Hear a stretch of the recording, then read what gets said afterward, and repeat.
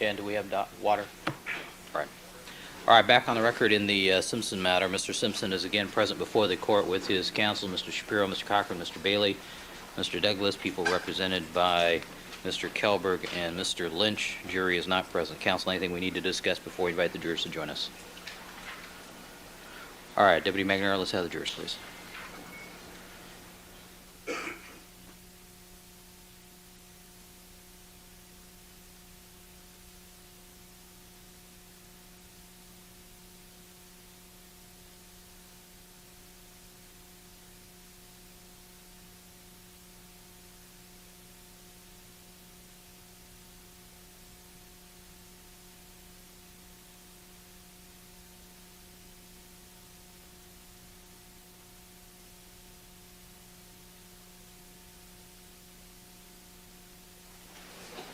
Did you see Judge Baskew's memo of June 13th regarding weapons screening on the 9th floor?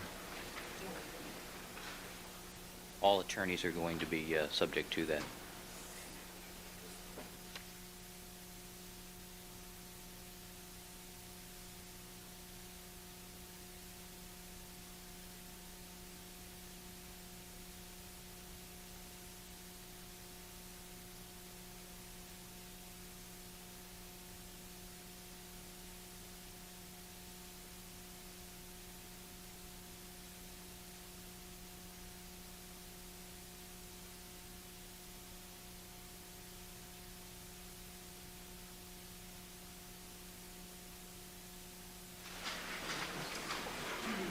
All right, let the record reflect that we've been rejoined by all the members of our jury panel. Good morning, ladies and gentlemen.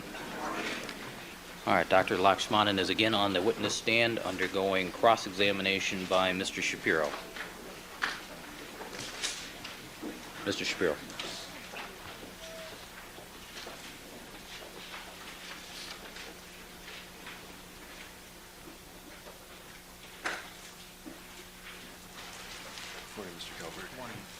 Good morning, Your Honor. Good morning, Mr. Shapiro. Good morning, ladies and gentlemen. Good morning once again, Dr. Lakshmanan. Good morning.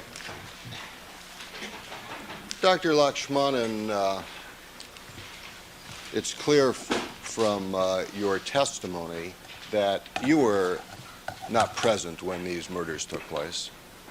That is correct. There were no eyewitnesses to these murders. That is my understanding. There has been no weapon that has been associated with these murders that's been recovered. That is my understanding. So clearly, what you are here to give us when you tell us that in response to hypotheticals from Mr. Kelberg as to how you are trying to reconstruct what might have happened, when you say it could have been or could be, you are speculating. I won't say it's speculation. Based on the hypothetical, I saw whether the medical findings, which I have had an opportunity to review, fits the hypothetical, because sometimes the hypotheticals which are given may not fit the medical findings I have, and then I'll say it's not consistent. So the hypotheticals which were presented during the direct examination fitted some of the medical findings, and that's why I said it's consistent. So it depends on what the hypothetical is. When you use the term could be, is that a term of medical certainty? Could be is not medical certainty, but it's based on education and the findings that it's a good possibility that's what could have happened. Could be is a possibility. That's correct. And when you say something could be, fair additional response would also be it could have been something else. No, because as I mentioned earlier, there are some wounds on both the bodies which are clearly a single-edged knife, and I opined that. There are other wounds on the bodies which could have been a single-edged or a double-edged knife. So there's a little difference. So when the question is posed, can all the wounds be by a single-edged knife? I'll say could have been, because there are some wounds on the bodies which could have been single-edged or a double-edged, but there are wounds which are only which could be caused by a single-edged knife from my review and the report. When you talk about the relative positions of the parties, let's get away for a minute from single versus double edge. I think we've covered that in a great amount of detail. When you give an answer as to the positions of the assailant or assailants and victim, and you answered could be, you were not giving us any medical certainty, were you? No, but the answer was pertaining to that hypothetical. The injuries on the body match the hypothetical. How many different scenarios do you think one could reasonably come up with as to the positions of the bodies at the time of death between Nicole Simpson and her assailant or assailants? You mean the, could you repeat the question? I didn't catch the earlier part, I'm sorry. How many different reasonable hypotheticals could you come up with regarding the relative positions of Nicole Brown Simpson and her assailant or assailants? For the final wound, there's only one possible position. I already opined that. But for the other wounds, there could be several other scenarios, but I would rather you give me a scenario and I can opine whether that scenario would fit the injuries I have reviewed. It's your testimony that you are medically certain the position of Nicole Brown Simpson and the position of the assailant at the time of death, or assailants. Not on all the wounds. On the fatal wound, are you medically certain as to the position of Nicole Brown Simpson at the time she received the fatal wound? Objection, Your Honor, that misstates the testimony as to the number of fatal wounds. Sustained. As You're to, referring to one specific one. yes, as to the last fatal wound, are you medically certain as to the position Nicole Brown Simpson was in at the time she received that? Yes. There are no other reasonable interpretations that other experts could give. I've given you my opinion. Are there other reasonable interpretations, other experts that you would hold in high regard could give? I would like to listen to them before I offer any opinion whether I agree or disagree. But I have clearly enunciated, I think, during the direct examination, what are the reasons why I felt that that particular wound took place in that particular position, and based on the crime scene photographs and the medical findings. So I do not know what other opinions are being offered, and when I hear them, I can then make a decision. Are you certain as to whether the assailant or as to whether there was one or more assailants regarding Nicole Brown Simpson? I'm not certain. Are you certain as to whether the assailant or assailants were right or left-handed? I already opined on that, I think. I'm asking you, are you certain? I am not certain. And again, that's because you weren't there and there are no eyewitnesses to this. Isn't that correct? That is correct, but what I gave was what are the possibilities, and based on the wound. For example, the last wound on Nicole Brown Simpson had to be a right-hand person because the wound traverses, in my opinion, from left to right. And it has to be done from the back based on the blood flow pattern. Isn't that equally consistent with, how many different ways can a right-handed person hold a knife? They could hold it in different ways. How many different ways, in your opinion as an expert, can a right-handed person hold a knife?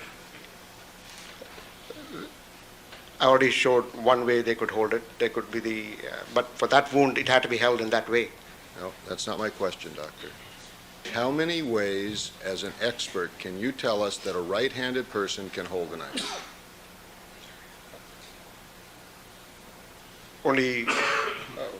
The only one way you can hold the knife, you hold it in the handle part. I mean, how else can you hold it? Your testimony as an expert witness is a right-handed person can only hold a knife in one position. Well, I mean, for the wound which was caused. I'm asking you, how many, this is a broad question. Okay. question is, and I think it's pretty simple. Objection, Your Honor, to counsel's statement. Sustained. How many ways can a right-handed person hold a knife? It's only one way I can see a person can hold a knife if you're going to hold it in the handle part. Only one way. And how many ways can a left hand? For the record, the doctor with his right hand, he reached out and appeared to twist his wrist as if holding an object. Yes. How many If you ways? give me a knife, I can show you what are the ways you can do it. That'd be Well, have better you- to do it because this way we can demonstrate it better because instead of going over a hypothetical in an abstract sense, if you give me a knife, let's go over it and I'll tell you how are the ways you can hold it. And we can look at it and make a decision on it. Your Honor, I would object to the witness asking questions. That was an answer. Ask your next question. Can you tell us how many ways a right-handed person can hold a knife as an expert? I think the best way is to demonstrate it. So the answer, would you give us an answer or you cannot tell us? I can tell you if you have the knife, if you can give it to me in a weapon, and I can show you what are the ways I think it can be held, but to make it useful as an object, you can hold it in certain ways, but in certain other positions, it won't be useful as to the function of that weapon. So I understand you, and I don't want to belabor this point. You can't articulate how many ways a right-handed person can hold a knife? I think for somebody to understand, it'll be difficult unless you give a demonstration. In certain types of situations, that's the best way to do it. Well, let's assume we have reasonably intelligent people listening. Can you verbalize how many ways a right-handed person can hold a knife? If you can't, just say you can't. I said I could, but I said it'll be better to demonstrate it. Okay, you can. What is the answer? How many ways can a You right-handed could person hold it with the a knife? blunt edge facing you, the sharp edge facing you, depending on where you hold the handle. There are only two parts to the knife. There's blade and that handle, and you're going to hold it in the handle portion. And either if it's a single edge knife, the one sharp edge is going to face you when you hold it in one manner. If you rotate the knife, the blunt edge is going to face you. And hopefully you won't hold it in the blade portion, so then it won't serve the function. And if it's a double-edged knife, it doesn't matter how you hold it because both edges are available for causing the function you want it to perform. So your answer is for a single-edged knife, you can hold it in two positions. Yes, And for a double-edged knife, you can hold it in one position. yes, For a right-handed person. yes, Would your answer be the same for a left-handed person? yes. Can people hold knives in different angles? They could. Would there be an infinite number of angles that somebody could hold a knife? Yes, For example, a right-handed person could hold a knife backhanded and make a thrust with the blunt edge out. Is that correct? yes, And a right-handed person could hold a knife with the blunt edge out and make a thrusting motion from the right side. Is that correct? you're using an example of a single-edged knife, I presume? Yes. Is that correct? Where's the blade portion in your hand right now? You made a fist, and I want to know which. Let's.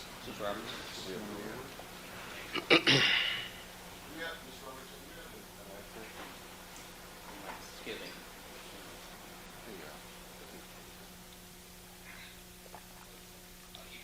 My evidence collection. Thank you, Judge. I knew you would always have some demonstrative evidence.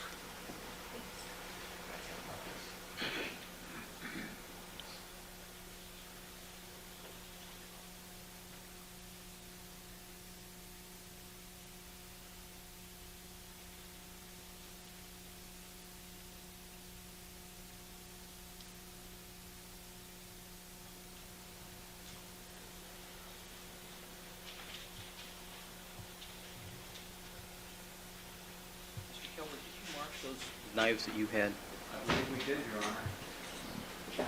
And we only needed them that first day, so they were kept downstairs, as I understand it. All right. Okay, at the moment, I think I can give you an exhibit number.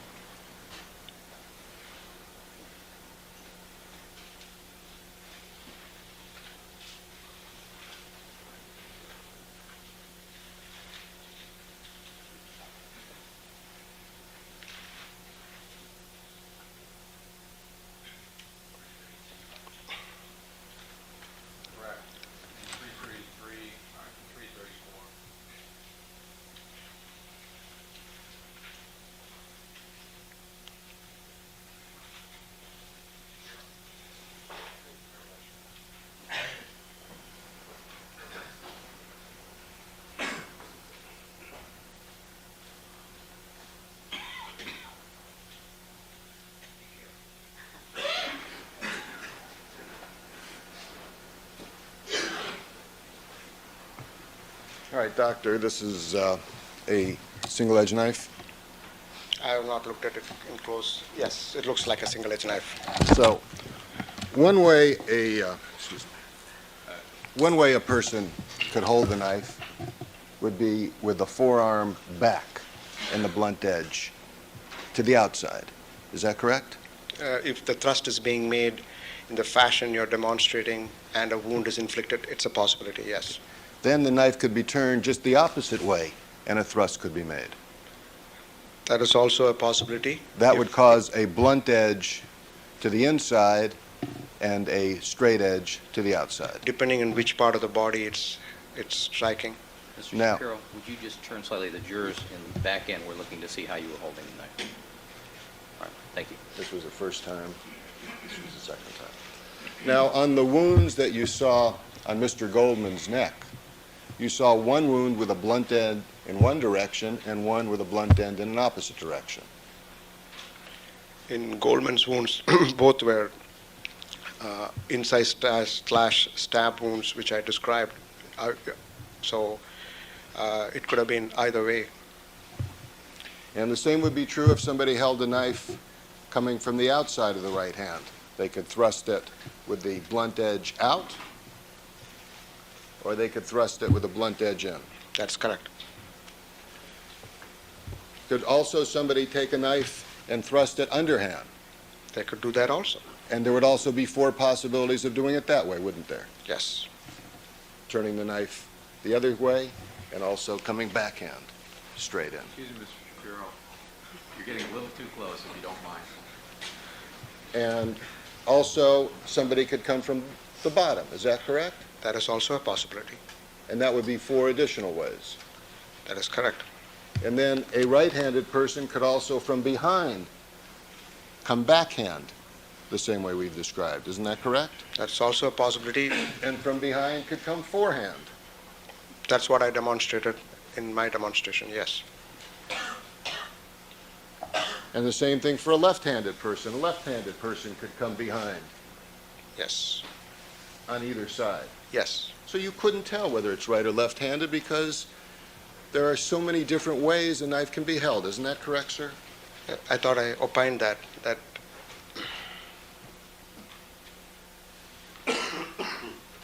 And you really can't tell positions of the body because there are so many different, there are an infinite number of ways a knife can be wielded. Isn't that correct? we have discussed that, yes.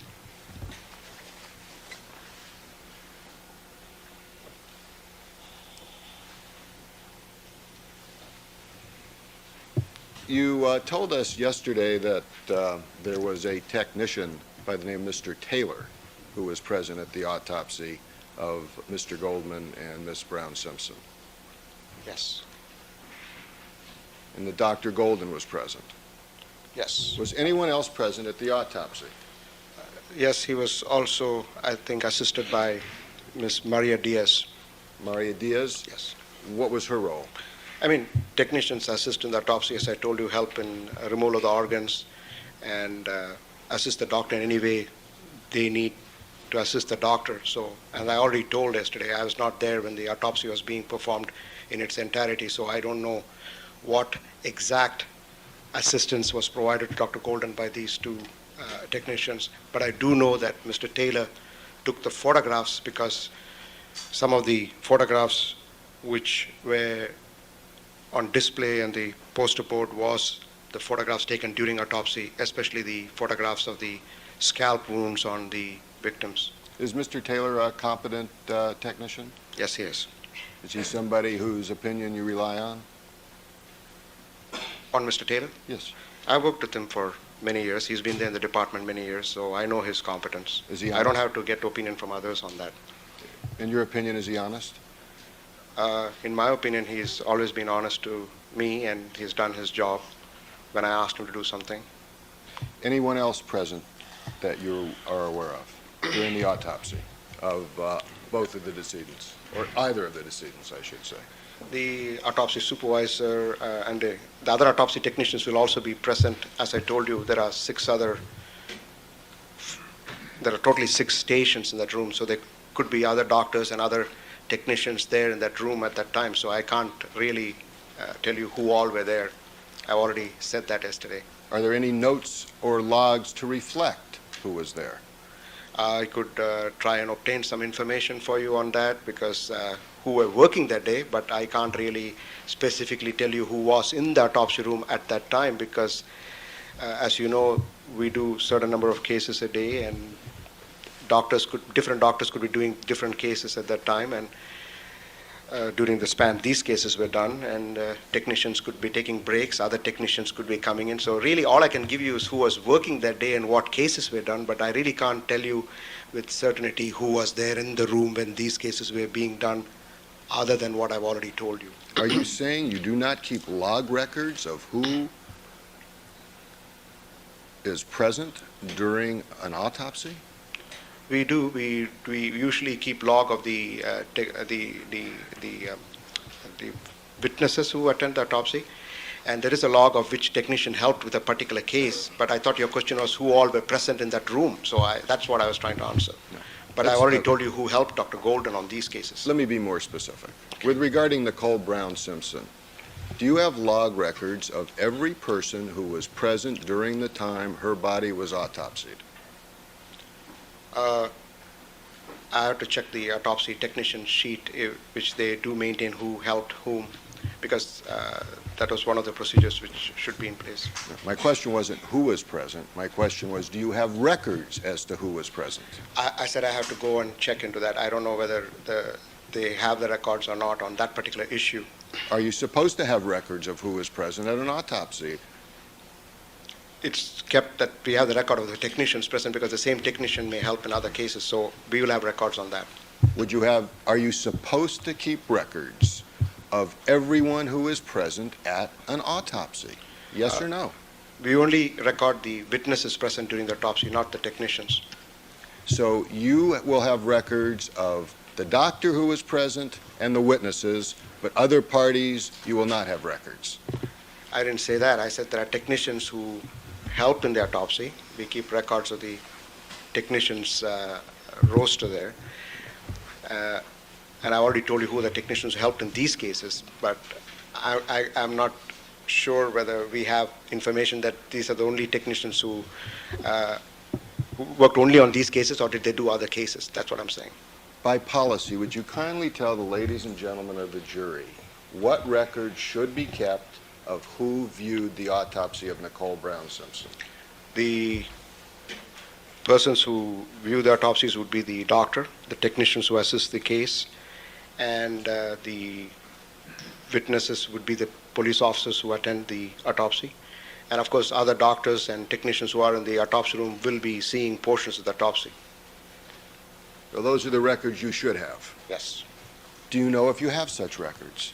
I said that I have to go and check in my department to see whether we got the log sheet for that, and I'll be happy to provide that, and I'm sure we do. So the question is, you expect that you do, but you don't know.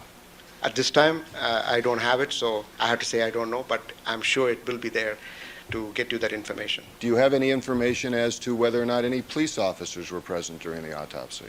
Yes, I already showed that on the Form 15. Dr. Golden has clearly recorded Detective Van Atter and Lang to be present during the autopsy on the Form 15.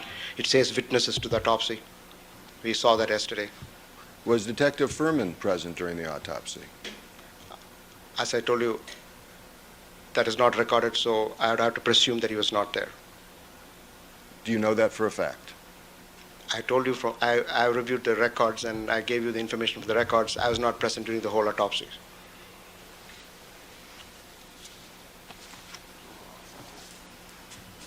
Is it important to maintain the security of the area where an autopsy is taking place?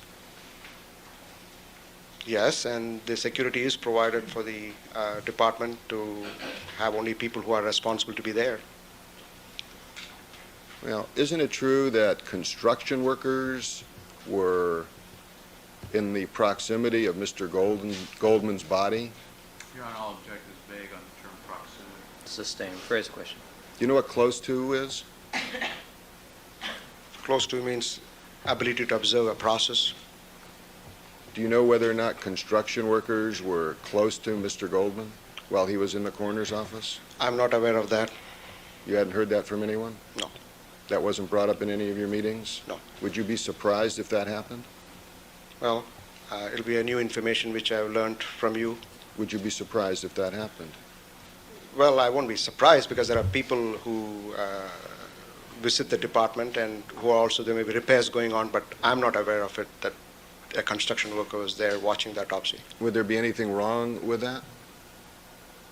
Well, I don't know whether it's wrong or right, but if he observed it because he was doing some construction work. So I can't say it's right or wrong, but I would prefer that it was not watched because it's a medical process and only the doctors and the technicians and the detectives who are supposed to be present should be present.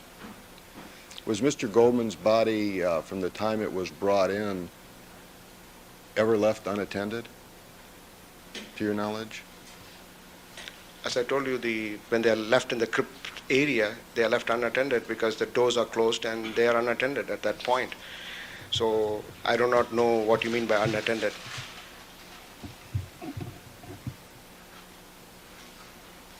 Left out in view of people other than medical professionals necessary to do the work of the coroner's office?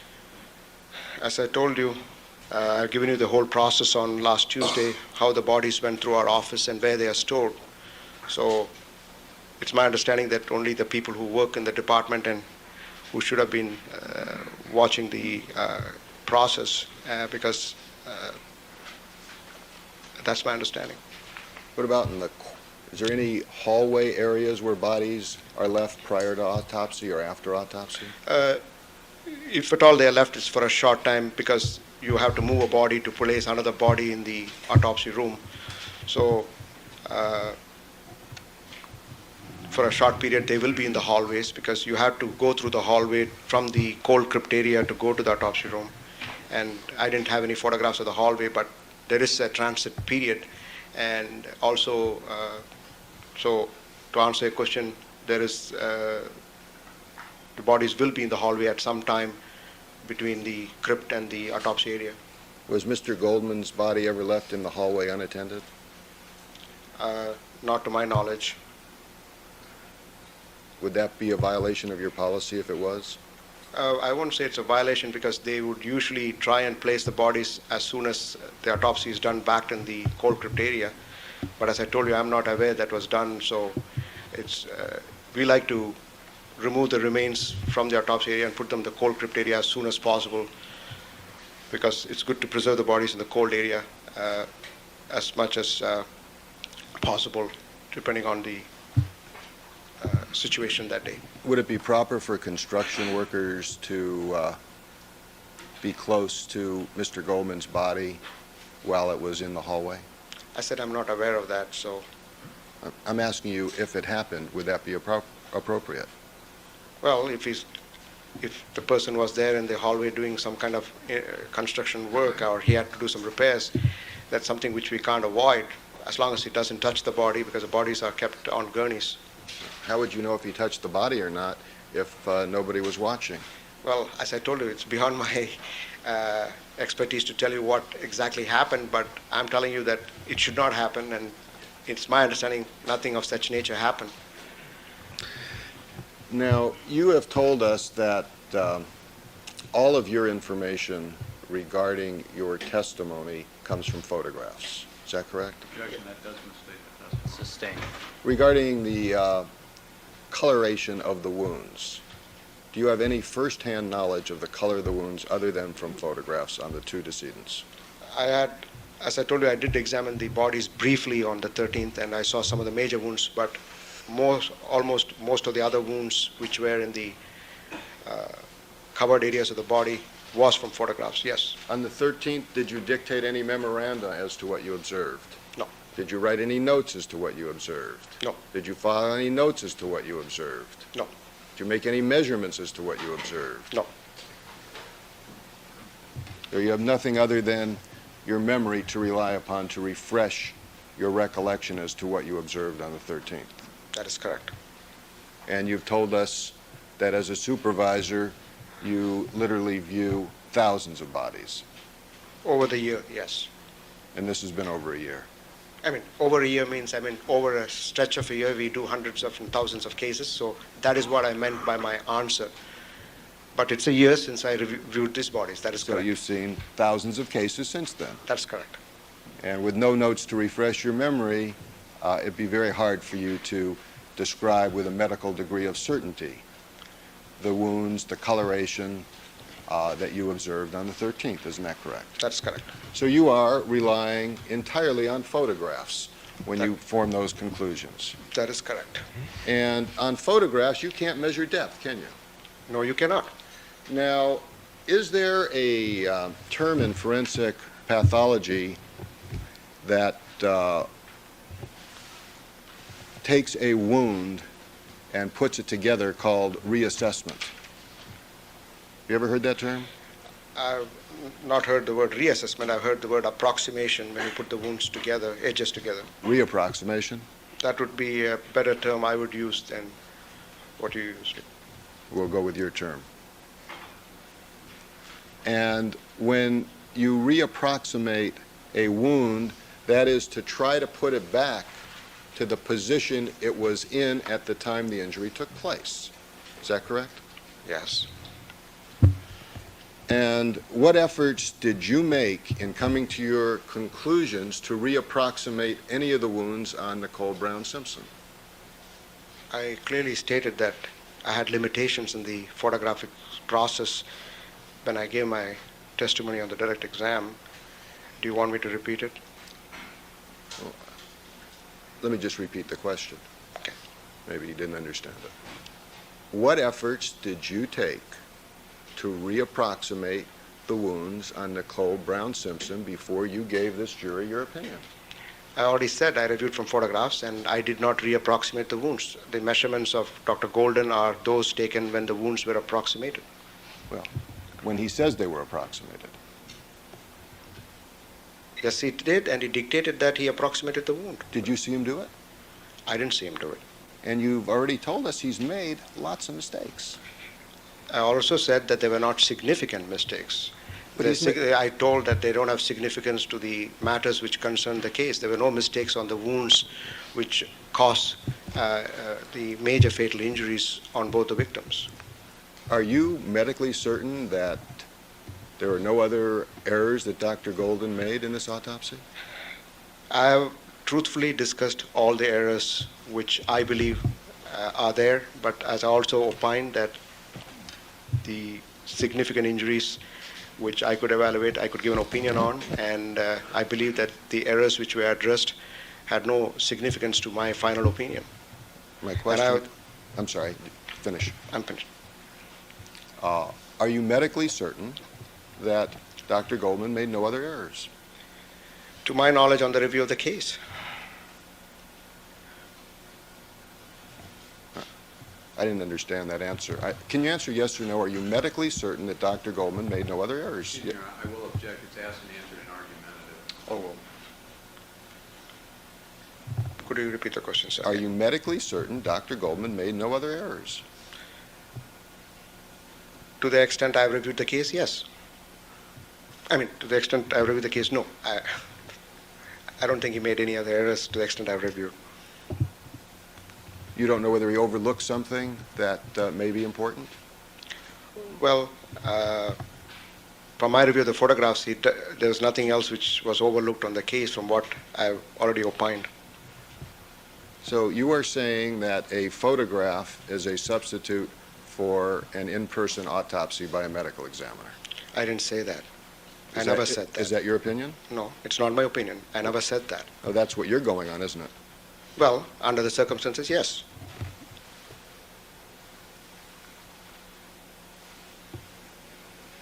Now, you were shown a picture in a standard text of a wound that was reapproximated. Is that correct? Yes. And did I understand your testimony that the purpose of that was only to demonstrate for photography, but that wasn't a method that was actually used?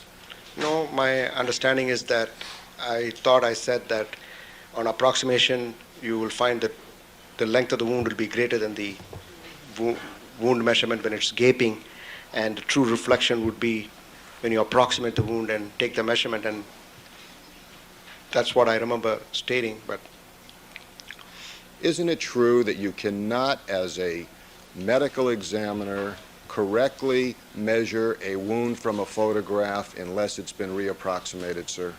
yes, And that wasn't done in this case, was it? not in my review, that's correct. About, put a lot of emphasis in your testimony on the color of the wounds. Is that correct? Yes, Are there different degrees of color in photographs? yes, And do they vary based on lighting? yes, Do they vary based on the type of equipment that is used? yes. And is there something that forensic pathologists use to measure color called a color slide or a color standard? Is there something like that? I'm not a photographer, and I do not know about this color standards, but the photographs which are developed clearly demonstrate the wounds, and I have already given my opinion on it. So you're not aware of anything called a color chart that is taken simultaneously with a photograph to compare colors? As I told you, I'm not a photographic expert, and that's not my area of expertise. But you are testifying from photographs. That is correct. And would you agree that colors in photographs may vary due to the printing process of those photographs? I've already said that I'm not a photographic expert, and I don't want to go into that.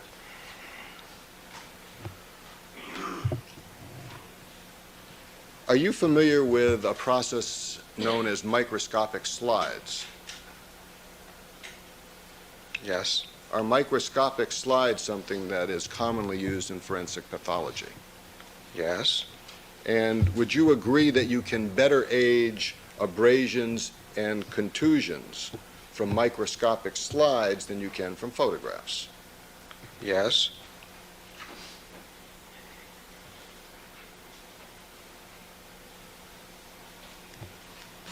What microscopic slides were taken of the skin areas of Nicole Brown Simpson? none were taken. What microscopic slides were taken of the skin area of Ronald Goldman? None were taken.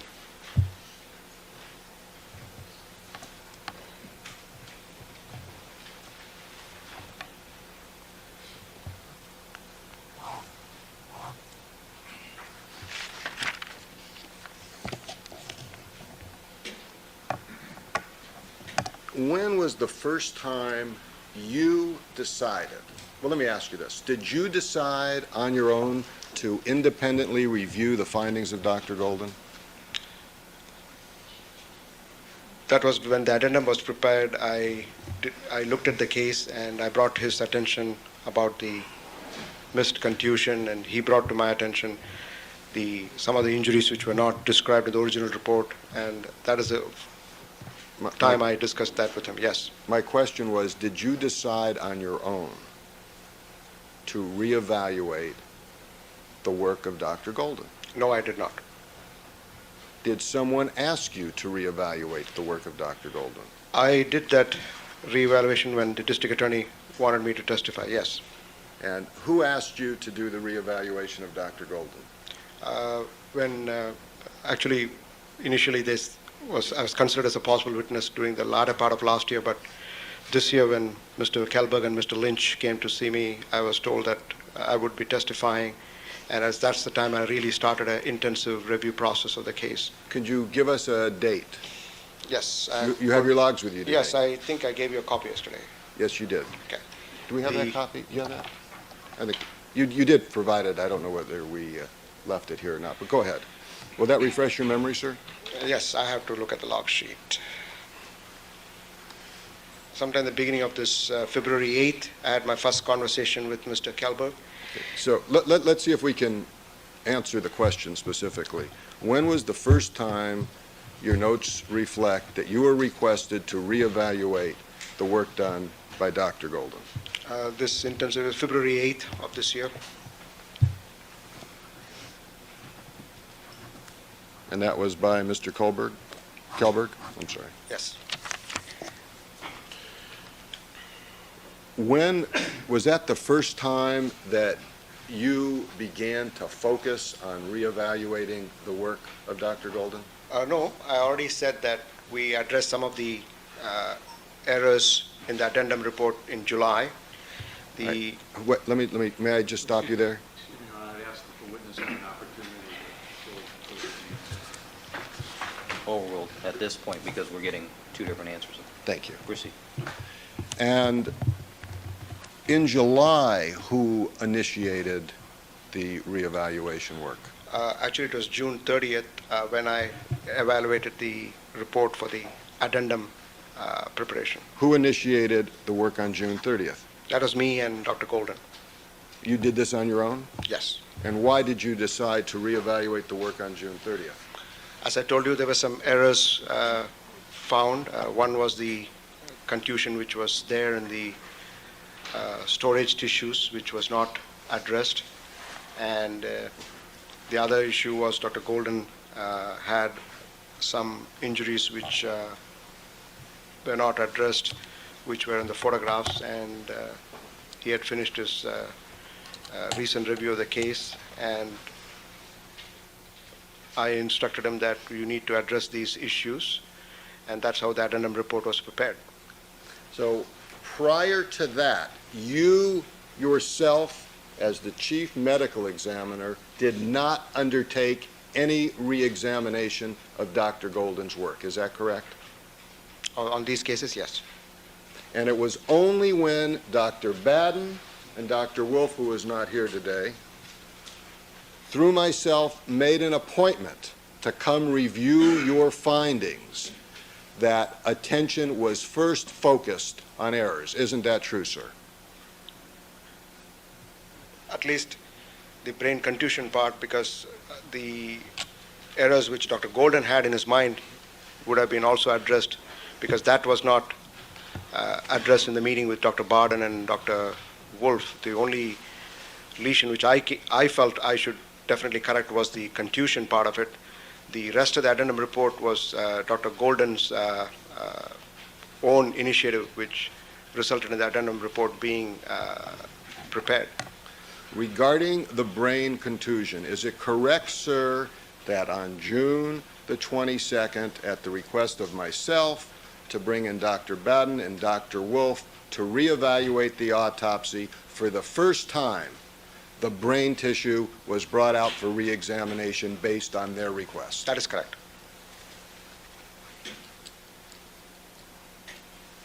And at that time, Dr. Baden was dictating notes to Dr. Wolf, was he not?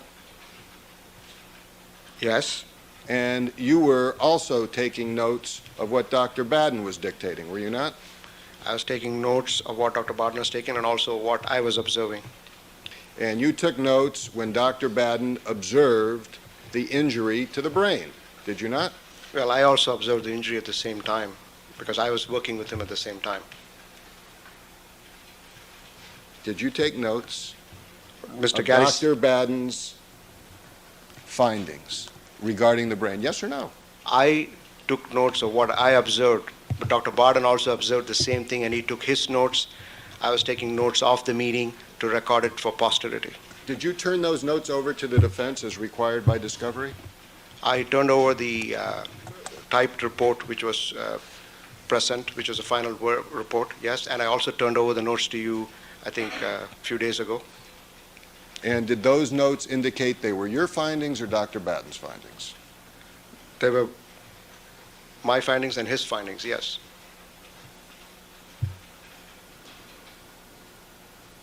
Actually, it was really obvious what the injury was, wasn't it? Yes. But it was at Dr. Baden's request that that sample jar be brought out. ask and answer, Your Honor. Overruled. Yes. Did Dr. Baden and Dr. Wolf ask to be able to take photographs of their findings? I don't recall that, because we did take photographs of the evidence, but during the histopathological process, I don't recall them requesting it. Do you recall denying them the right to take photographs, saying that they couldn't? That I said that as a general rule in our department, we don't allow outside people to take photographs. We take the photographs and provide them copies. But I don't recall that they wanted to take photographs during the tissue examination process. But we did take photographs during the other evidence examination process. You know Dr. Baden for a long time, don't you? Yes, I do. He takes a lot of photographs. I know that. And you trained under him, didn't you? Yes, I trained under him for 2 years on a part-time basis. Is there any reason why you would not allow him to take photographs in your laboratory? We have procedures in our department, and we can't break rules just because I know somebody and I am friendly with them. I have to follow the rules of the department because I established these rules so that we have control on the photographs being taken in the department. Did Dr. Bowden try to talk to you as a medical examiner about the findings while you were there? No. Didn't you tell him that you were instructed by the district attorney that you couldn't talk to him? I think I told you that also because I didn't tell you about the district attorney not asking me to talk to you. I told you that I won't be able to talk to you on the case because the case was in grand jury at that time, and Dr. Golden was not present because he was testifying in the grand jury. So if that is my understanding of our conversation, if I remember right. So you did instruct Dr. Golden, I'm sorry, that Dr. Bowden that you could not speak with him, About the case, yes. even about medical findings that would commonly be shared by forensic pathologists. At that time, yes. Because the case was in grand jury. Isn't it true that the only slides that your office made at your own direction was after Dr. Bowden asked for the brain tissue to be examined? That is correct.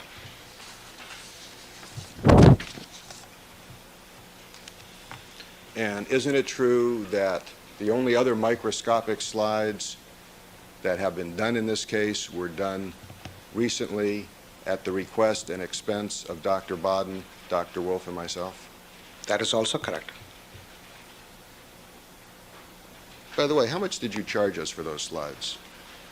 If I remember right, the department charged you, not me. The County of Los Angeles charged you $1,393.60, if I remember right. But I can pull out the invoice. And that was, I can verify that number, but that is my recollection of the number, $1,393.60. But I can correct it, subject to review of that and we were invoice. charged for your time? No, basically what has happened was that the county has some fixed rates when tissues and slides are made from tissue processing, and you were charged for 16 slides at the rate of $80+ per slide, and that is what the county charges, yes. And that includes my time also, or any doctor's time. And how much an hour were we billed for your time? You are not billed for my time. You are only billed for the slide cost. Are you sure of that? Positive. So if I have a bill for your time, we'll get a refund? Yes, because the time, the amount of money you were charged is, the doctor's time is built into it. The county has some procedures. And the $80 a slide... 80 plus, I said. 80 plus, Yeah. 80 plus. All right, let's say 80 for the sake of this discussion. Would you say that the going rate in forensic laboratories around the country for such a slide is $5? Objection, Your Honor. Calls for hearsay, lack of foundation. Overruled. I think you're confusing the picture here. Maybe I should explain this a little bit in detail. The cost which you're paying per slide includes the initial phone calls you make. The county takes a lot of things into consideration. My clerical person answering the phone call, our conversations, our being present.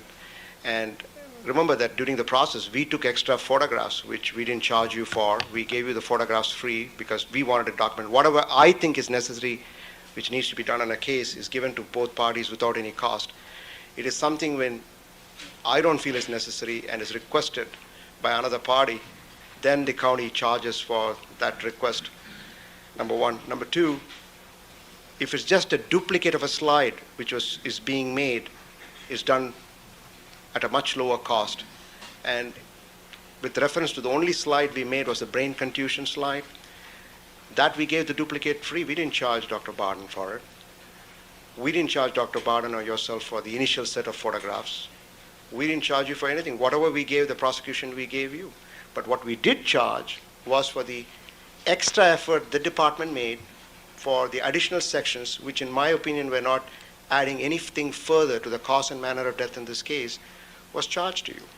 And I think the charge is what the county sets up based on from the clerical call to the histopathology technician going and retrieving the jars, his time, because he has to stop what he's doing, bring these jars from storage, and then we have to give it to the processor. When the processor processes slides, they have to come back. All these charges are built in.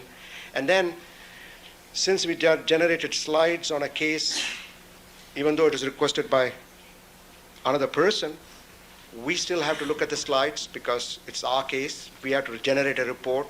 I mean, all these costs are built in, and then, and that's how those charges come. So it looks at large. This is similar to what the hospital charges when you get a Tylenol from the hospital.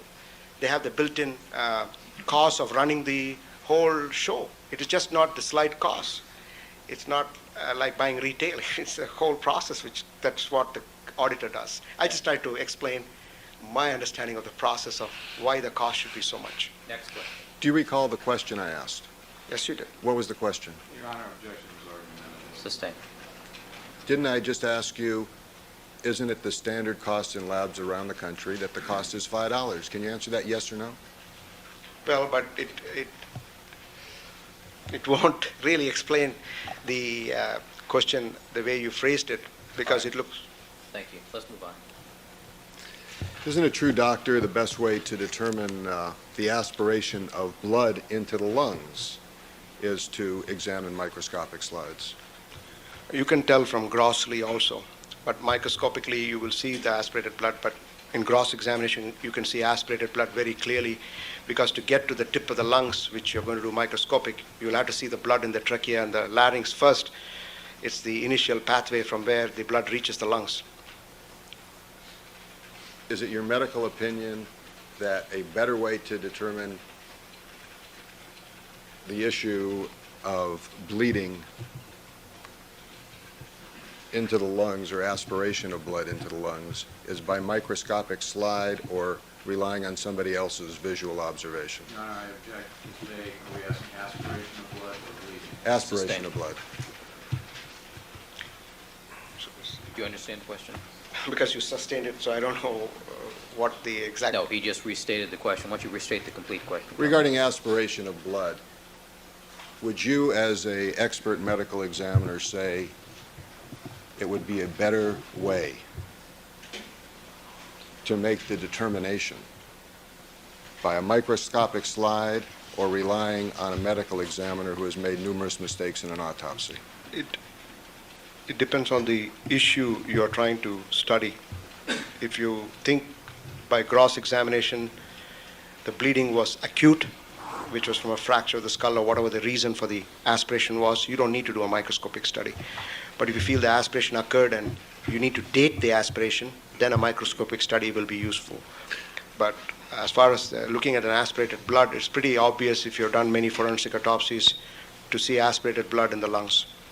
Wouldn't it have helped you in this case in reaching your conclusions regarding the injuries to the neck that caused bleeding in the area of the windpipe to have microscopic slides?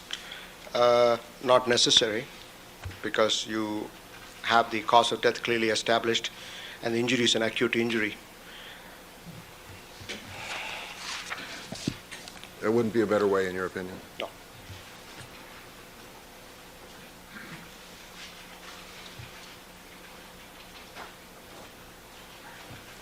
Would you say that a reasonable conclusion in a case involving stabbing is that the more stab wounds you find, the more likely there is that a struggle was put up?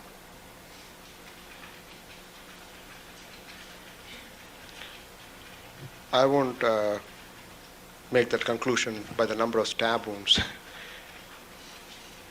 because there are other factors involved. You've indicated that not all the blunt wounds on the decedents are in the same direction. Is that correct? I don't know what you mean by blunt wounds, what direction, which wounds you're referring to. If you could specify. your area, maybe I'll be able to give a answer better. Are all the wounds that you observed on both of these decedents that have blunt ends to them in the same direction? No, they are in different, slightly different directions, depending on which wound you're referring to. The wounds on Goldman, they were in different directions. The Nicole's wounds, two of them were in the same direction. One of them was in a different direction on the left side of the neck. And that clearly indicates that there was movement between the decedent and the perpetrators, doesn't it? Yes, I thought I opined that the stabbing process is a dynamic process. It's not a static process. I already explained that.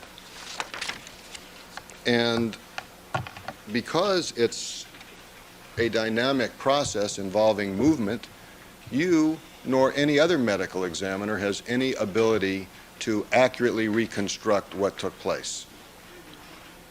Isn't that correct? Accurately reconstructed? No.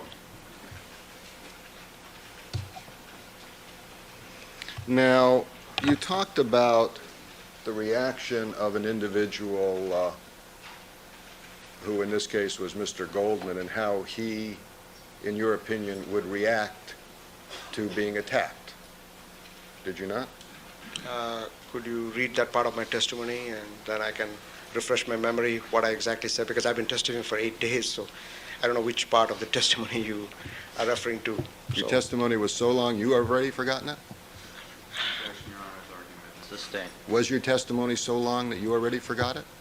Well, there were different scenarios posed, different questions asked, so if you can refresh my memory, I'll be happy to look at the statements I made and explain it again if you wish me to do. One of the areas you talked about were injuries to the fist. Yeah. Do you recall that? Excuse me, that misstates the testimony. Sustained. Rephrase the question. Hands. Did you testify about injuries to the hands? Yes, I did. Did you testify that you had read some literature in that regard? Yes, I did. Where was that article published that you read? I just read a chapter in a sports injury textbook. It was by Fu and Stone. It's a textbook by Fu and Stone on sports injuries. It is a chapter on boxing injuries by Timothy Ward. And when did you read that? The last few months. And Did anybody call that article to your attention? no, You just did research yourself? yes, And that article dealt with injuries to the hand that take place in a fist fight? well, boxing injuries. Boxing with or without gloves? That's correct. It dealt with both injuries that occur with gloves and without gloves? Yes. And there's something in there that you have relied upon as to what you would expect if one individual struck another individual with a closed fist? There was information there as to the injuries they have observed in their research material, but when I opined, my opinion was based on my experience and the information I gathered from there. So my experience on seeing blunt force injuries also is there when I gave my opinion. What information did you rely on in that article in coming to your opinion? Well, I was just seeing what type of fractures one would get in the boxing injuries, and those are the kind of information I was looking at. What information did you rely on in giving your opinion from reading that? The information which was provided in the chapter, plus my experience. And what information was that you relied on as to whether or not the victim or victims in this case struck the assailant or assailants? I looked at where the injury patterns would happen with reference to if it's a closed fist, if it's a properly laid blow or a glancing, improperly laid blow on the person, what type of injuries you would get, what type of fractures you would get. It just improved my understanding of the injury patterns observed by sports injury orthopedic physicians. Would you relate to the jury that section that you relied upon for that opinion? Objection is asked and answered. Basically, the area which I looked at was to see whether what type of fractures you can get. You can get fractures of the first metacarpal bone in a boxer who wears a gloves, but the thumb is not in the glove, and you can get a fracture of the base of the metacarpal bone. If you can get fractures of the fifth and fourth metacarpal bone, which is the outer little finger bones. If the blow was not improperly placed, you could get injuries to the ligaments on the back of the metacarpophalangeal joints, depending how the blow was applied, etc. So what you're saying is if one person hits another person, they could hurt their hand, Yes. and you needed to do research to find that out. Objection, Your Honor's argument that it's Sustained. How much research did you do to find that out? Well, read the chapter which just improves my knowledge base on it. But as I already told you, my opinion was based on also our own experience on different blunt force trauma you see in the hands of different individuals. How many bare hand fights have you actually witnessed? I have not witnessed bare hand fights, but I've seen people who have died from altercations, who have had fights and who have injuries to the face and hands. I've seen many cases. Is there a proper way to throw a punch? Well, there is an ideal punch when the whole force delivers its effect on the target, and there are blows which may not deliver the entire force on the target. What is the position of the fist in a proper punch?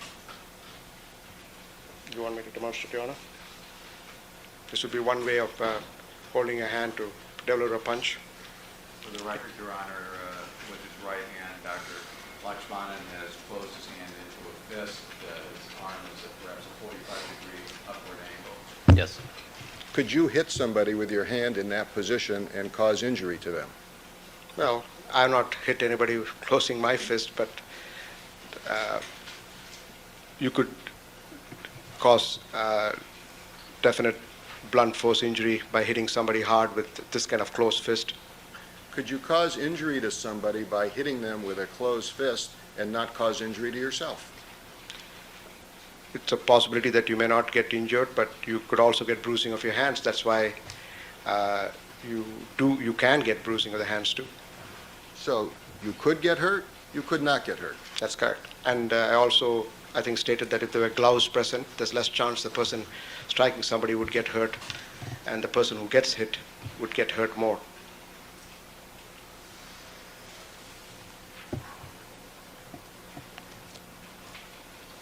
Is there something known as a glancing blow?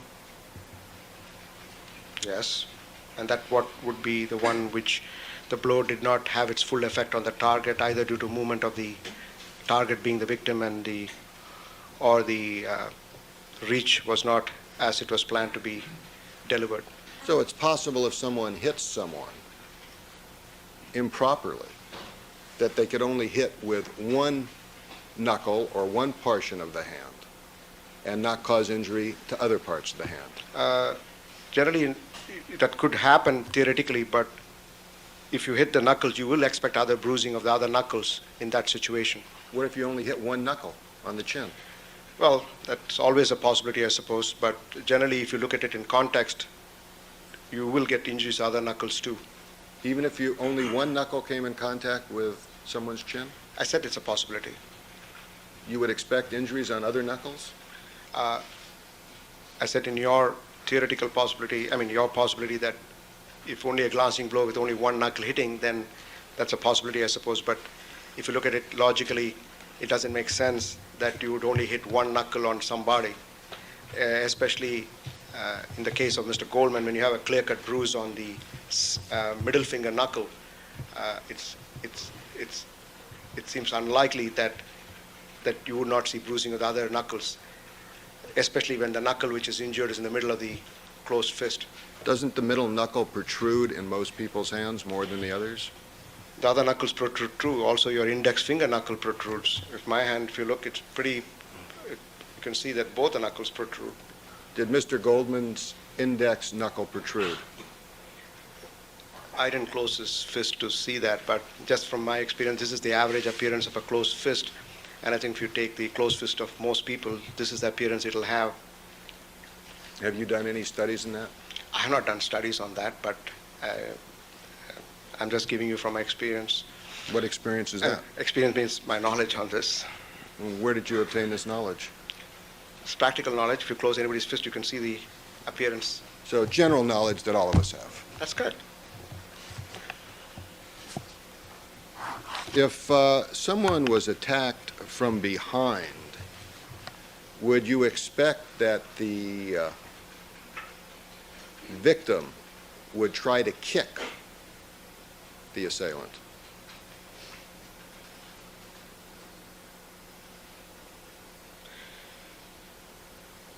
That would depend what kind of attack was from the behind. So could you expand on it a little better?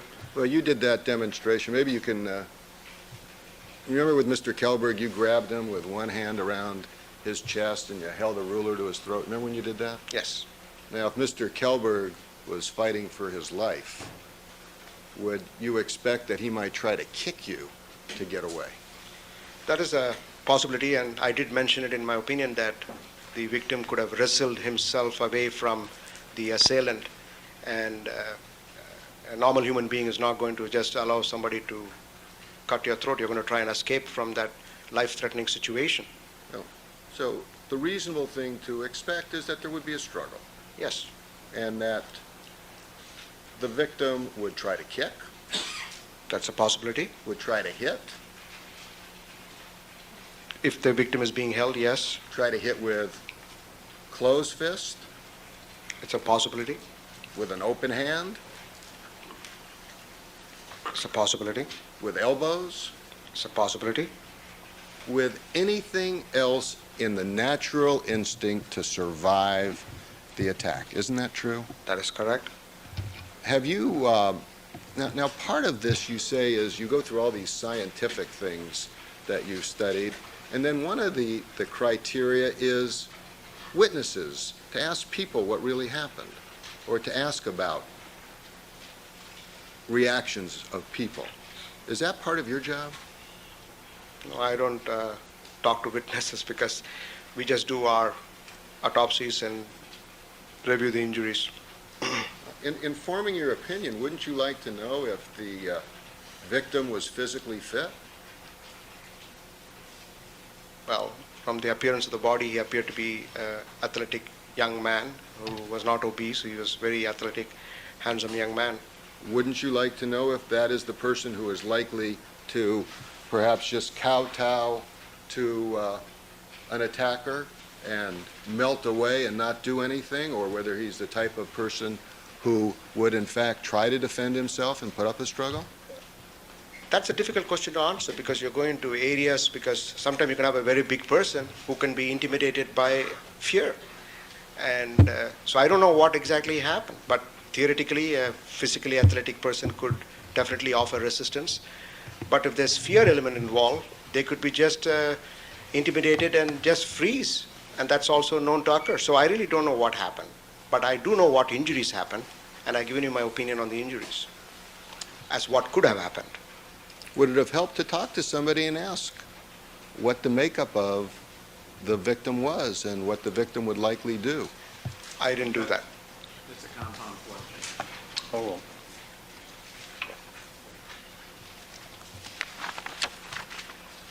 What about Nicole Brown Simpson? Was she physically fit?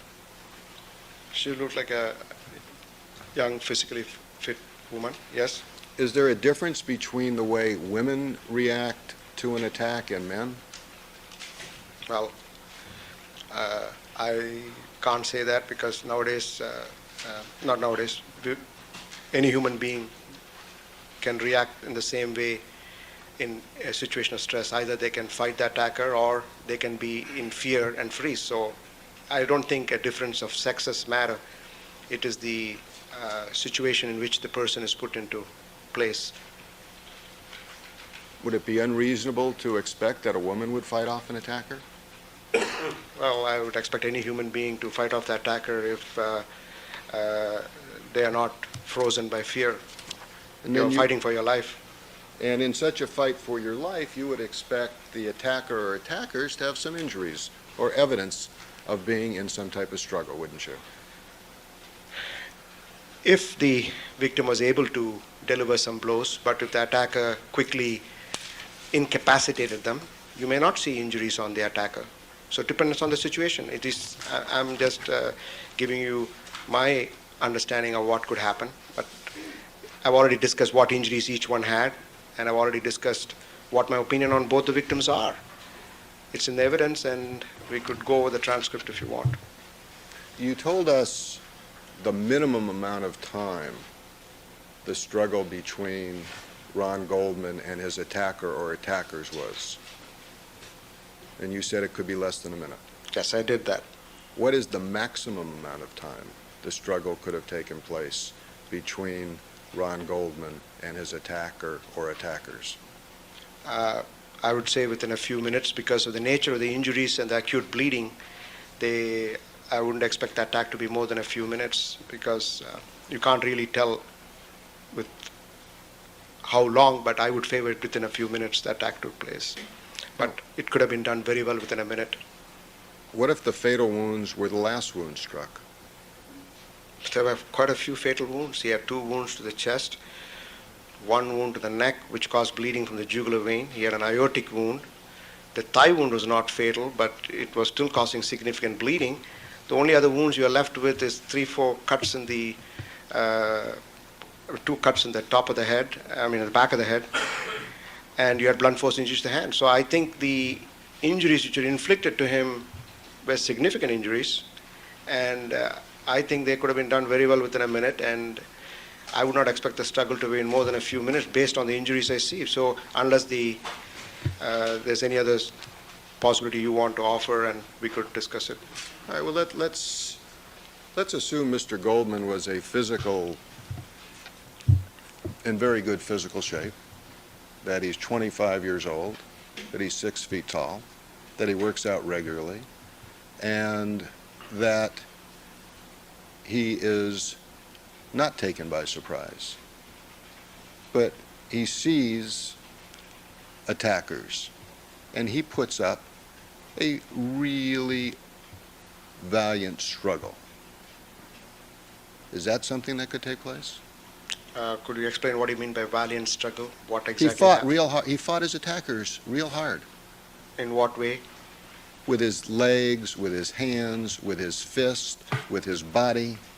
As I already told you, I don't think he fought the attacker in the manner you're portraying, because he was trying to avoid the wounds as I see it. I think Mr. Goldman was mainly ducking, turning, twisting, and backing when these injuries took place.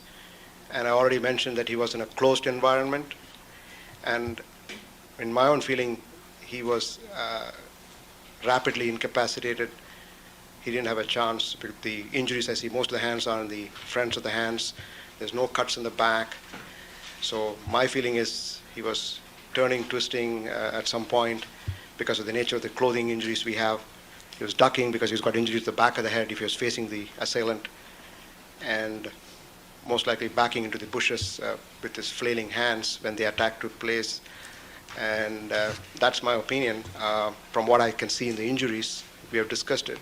So your opinion is that a person or persons with a knife came at Mr. Goldman, and rather than trying to cover his head and face, or trying to bend over to protect himself, or trying to get into some type of defensive stance, he just put his arms out and started hitting a tree and a fence. Is that your testimony, sir? Well, the point is he doesn't have any injuries in the back of the hands. In your demonstration, you just said if he did this, the man has got wielding cuts in the left side of the neck. He's got cuts in the left side of the neck, in the face from the wielding knife. So from your demonstration, he should have a lot of cuts in the back of the hands, which he doesn't have pathologically. You saw the photographs, I saw the photographs. There are no back, and there's no injuries to the back of the hand. Is it your testimony that he did not try to defend himself, but rather threw his arms out and hit a tree and hit the fence? Let me put Is it this that your way. testimony? No. My testimony is that the injuries I see do not support that hypothetical situation. It supports Roger's situation, which I already opined. He backed, he ducked, he turned, he twisted, and he didn't have a chance. And you based that solely on viewing photographs? Photographs show the injuries, and the description of the report is available for my review. and it's an independent review. And are there other experts whose opinion you trust who could give different scenarios? I'm not. Your Honor, that calls for speculation. Sustained. Based on your expertise, are there others who would disagree with that opinion? Objection, Your Honor, is calling for hearsay, speculation, and irrelevant. Sustained. You talked about the tip of a knife, and that there was no evidence that any tip of a knife was broken off. Is that correct? Yes. Was a correct examination done to look for a tip of a knife?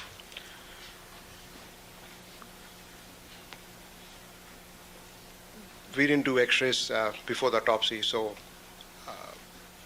but we did do X-rays after the autopsy, and on the only bony structure which was injured. So that way we did an examination for any foreign body.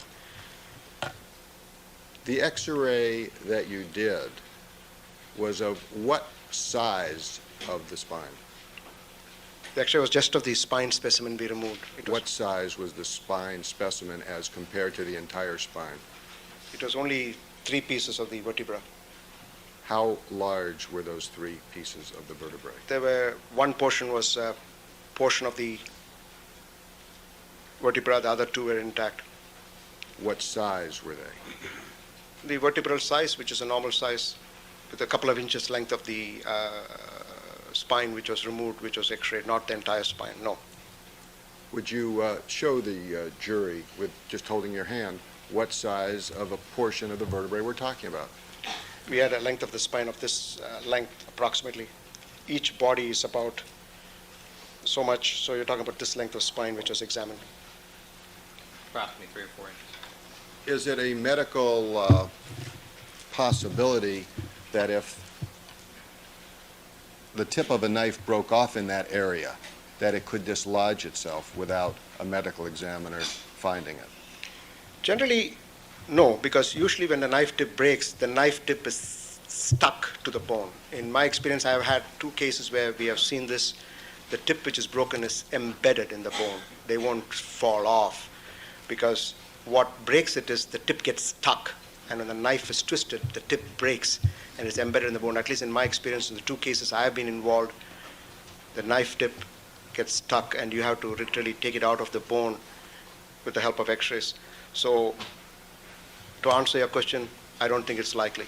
So based on those 2 times that you have seen a knife tip in a bone, you would opine that it is not reasonable that a knife tip could become dislodged and go to another part of the body? Generally not. That's my feeling on it from my experience, because as I told you, the tip is the one which gets broken. The tip is usually very small. It's not a big chunk which gets broken, and the tip gets stuck in the bone in my experience, but and I'm going with my experience. Is it possible that the tip of the knife or knives could have been broken in any other portion of the body other than that small fragment of spine that you saved? Generally not. Usually the knives break when they hit bony structures, because when you have a soft tissue structure and you have a sharp instrument, there is no resistance. You usually break an instrument when there is resistance, and the resistance is compounded by the tip getting stuck somewhere. So in my experience and my reading of the subject, it would be most likely if the knife stuck a hard bony structure and not a soft tissue structure. Now, to ask the question the way they were asked on direct examination, could someone be cut with a knife, have the tip broken off, and have it not lodged in the only small area of the spine that you recovered? As I told you, from my experience, I don't think that's very likely, but unless you have some information which you can provide me which shows that has happened in other cases. My question isn't it likely? My question is, could it happen? Theoretically, it's possible, but from what I just opined, medically, it doesn't seem possible. And wouldn't the best way to determine that be by taking an X-ray? Yes, And X-rays were not taken in this case. I've already said that. And they were not taken because the X-ray machine was broken? I don't have an exact answer for that. I don't think the doctor felt it was necessary to do it at that time. But when I got involved in the case later, I ordered the x-rays to be done on the spine which we have. And How much? most importantly, during the examination, Dr. Golden saved the only bony injury he observed, which was the spine. He saved it for storage. How much later did you take the x-ray, order the x-ray to be taken? I have to refer to the report, but I think it's sometime in September of last year when the x-rays were done, and I asked our radiologist to look at it. Well, what happened over 3 or 4 months to cause you to feel that x-rays that weren't taken on the 13th were proper to take? Well, I just felt to complete the process, just to make sure that we didn't miss anything. I just wanted to make sure, because the wound patterns didn't suggest the knife was broken. The wound patterns didn't suggest, but I felt to complete the process, we need to do that to make sure we didn't miss anything which may be of importance in the case. And I just completed an investigation, just like I ordered the C-screen. I ordered this also to complete the process to make sure that we didn't miss anything. Because you felt those were the proper things to do. Well, you can put it that way, yes. And if they were proper to do in September, they were certainly proper to do in June, weren't they? Yes, but I also said that we saved what was essential. What Dr. Golden saved the only major bony injury he observed on both the cases in storage. We had the specimen. But you're relying on somebody's observations who you've already told us makes lots of mistakes. Excuse me, Your Honor, that misstates the testimony. Makes mistakes. Are we eliminating? It's an argumentative question. Rephrase the question, please. You're relying on the opinion of someone else who you have already told us has made several mistakes in this autopsy. Isn't that correct? Yes, but I also said they were not significant as to the outcome of the case. There were some mistakes, but they were all of the non-lethal injuries. As you testify today here as an expert, would you say that a certified medical examiner should know the difference between an entrance and an exit wound caused by a bullet? Yes, but there are difficulties even for the most experienced pathologists sometimes to differentiate an entrance and an exit when you have what's called a short exit. So, but I agree that a pathologist should be able to tell, but sometimes it's difficult Okay. in certain situations. And you told the jury here yesterday that Dr. Golden made such an error. I did say that, and it is the truth. He did make an error on that case. And would you also opine that a board-certified medical examiner should know the difference between a gunshot wound that is fired at a distance and one that is fired at close range? Yes, and I opined on that also yesterday. And Dr. Golden, you told us, made that mistake. Yes, he did. And do you think an expert board-certified medical examiner should be able to tell whether or not a thyroid is present during an autopsy? Yes, And you told us that mistake was made by Dr. Golden. yes, but that mistake is something on somebody who's on thyroid therapy. And anyway, that is a mistake, yes. And you still rely upon what Dr. Golden did as being correct in forming the basis for your opinions in this case, don't you? Yes, I do. And the reason is he has done 5,000 plus cases. I know him personally as a pathologist. And I know he's a capable doctor, and I've seen his work on other cases. These are mistakes which have been acknowledged, and I have no hesitation why I can't rely on this report. You know, in the case where there were 2 people who were victims with the gunshot wounds that we talked about yesterday, Mr. Kelberg brought that up, that you said addendums were filed in those cases to correct the mistakes. One addendum had been filed. When I reviewed the cases, the second addendum was filed on the addendum on the second case was filed, and I also had to make a correction on the first case at that time. This was an autopsy that took place in 1990, That's correct. and a case that was prosecuted as a capital murder case. Objection, Your Honor, and counsel indicated. Sustained. In this case, one correction was made in 1993. Is that correct? I have to look at the papers, but that sounds about right.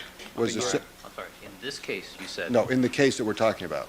All right. In the case we're talking about where the errors That- were made regarding the gunshot wounds. That sounds about right, but I would like to refresh my memory Were on the both date. errors corrected at about the same time? No, the second error, correction, the error on the other case, the close-range gunshot wound versus the distant wound, that was done last year, in '94, when I found that addendum had not been done. I directed Dr. Golden to do that addendum.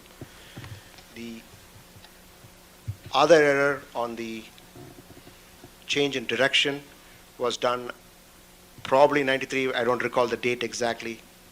And so the addendums on the two mistakes were done at two different times, one at my direction, since it had not been done, and one which was done by Dr. Golden himself earlier.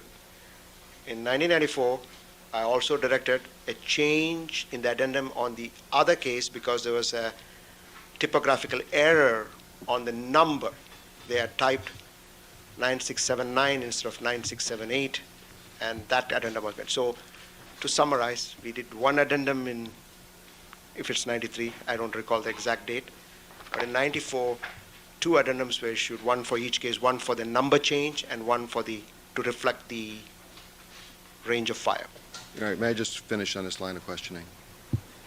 Now, to get the sequence of events, two people were killed relatively in the same crime scene in 1990, and autopsies were done by Dr. Golden. Yes, sir. In one case, he said that he missed whether or not it was a point-blank injury from a distance injury. Is that correct? Yes, sir. And in the other, he made a mistake as to whether it was an entrance or exit wound. That is correct.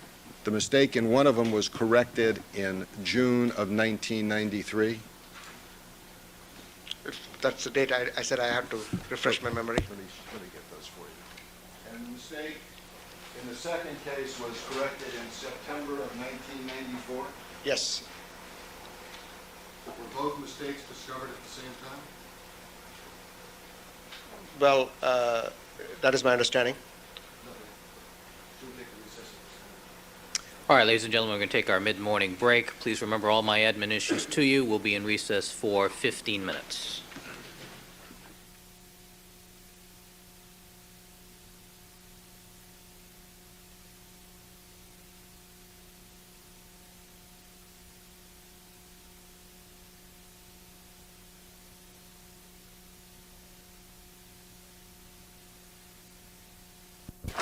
Back on the record in the Simpson matter, all the parties are again present. Jury is not present. Counsel, anything we need to take up before we invite the jurors to join us?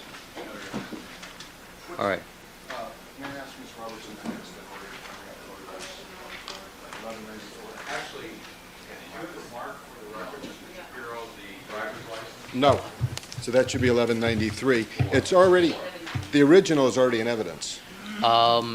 I had Mrs. Robertson bring that up because I thought the original Ronald Goldman driver's license was in evidence, but what we have is a Elmo picture of it, I see. and it is not readable from the Elmo. So what designation does that have? That is People's 85. That's People's 85. Do you want to just, I don't know if Mr. Shapiro has some, need to have it as a defense exhibit designation, or do you want to just make it 85A? Let's make that. Mr. Shapiro? Yes, I would prefer to have that as 85A, so we have all the Ronald Goldman driver's license that's fine. That's fine. in the same genre, so to speak. Okay, let's have the jurors.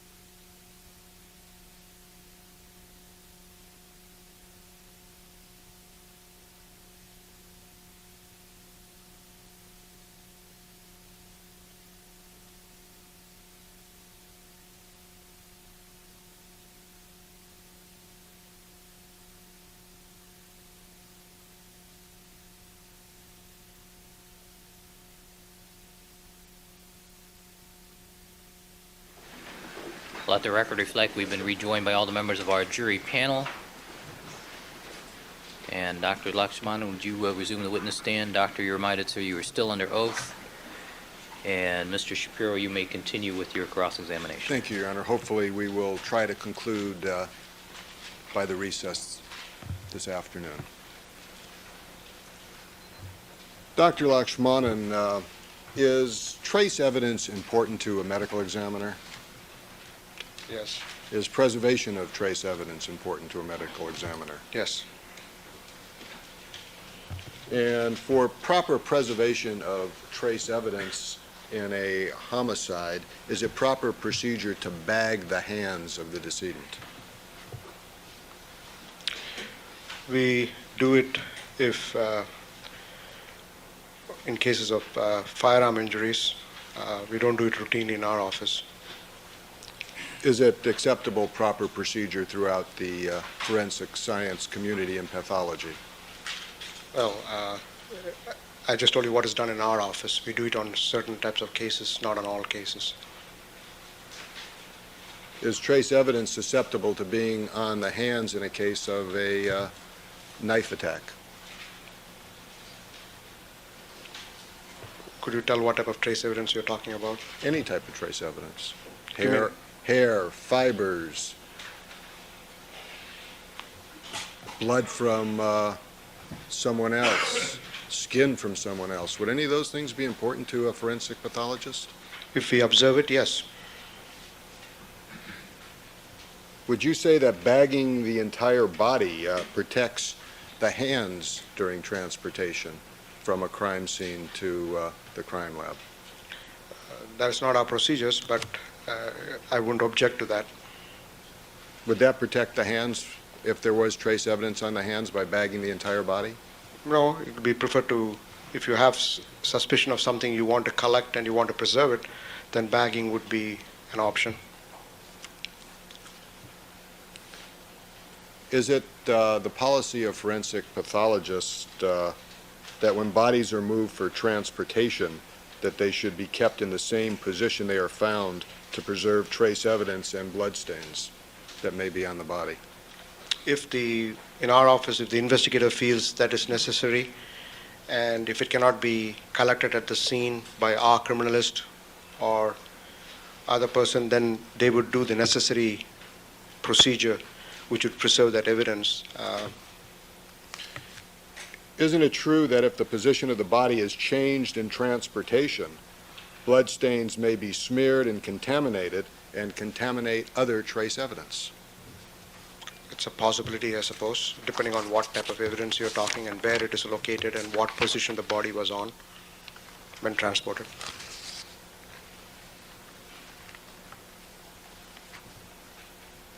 Do you know if Dr. Golden examined the bodies of the decedents in this case prior to them being cleansed and washed?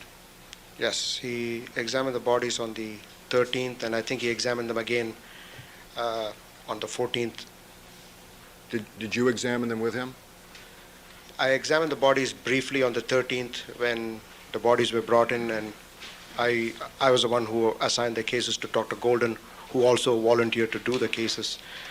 And then after that, I don't know how many times he saw the bodies on the 13th or the 14th, but on the 14th he did see the bodies during the photographic process.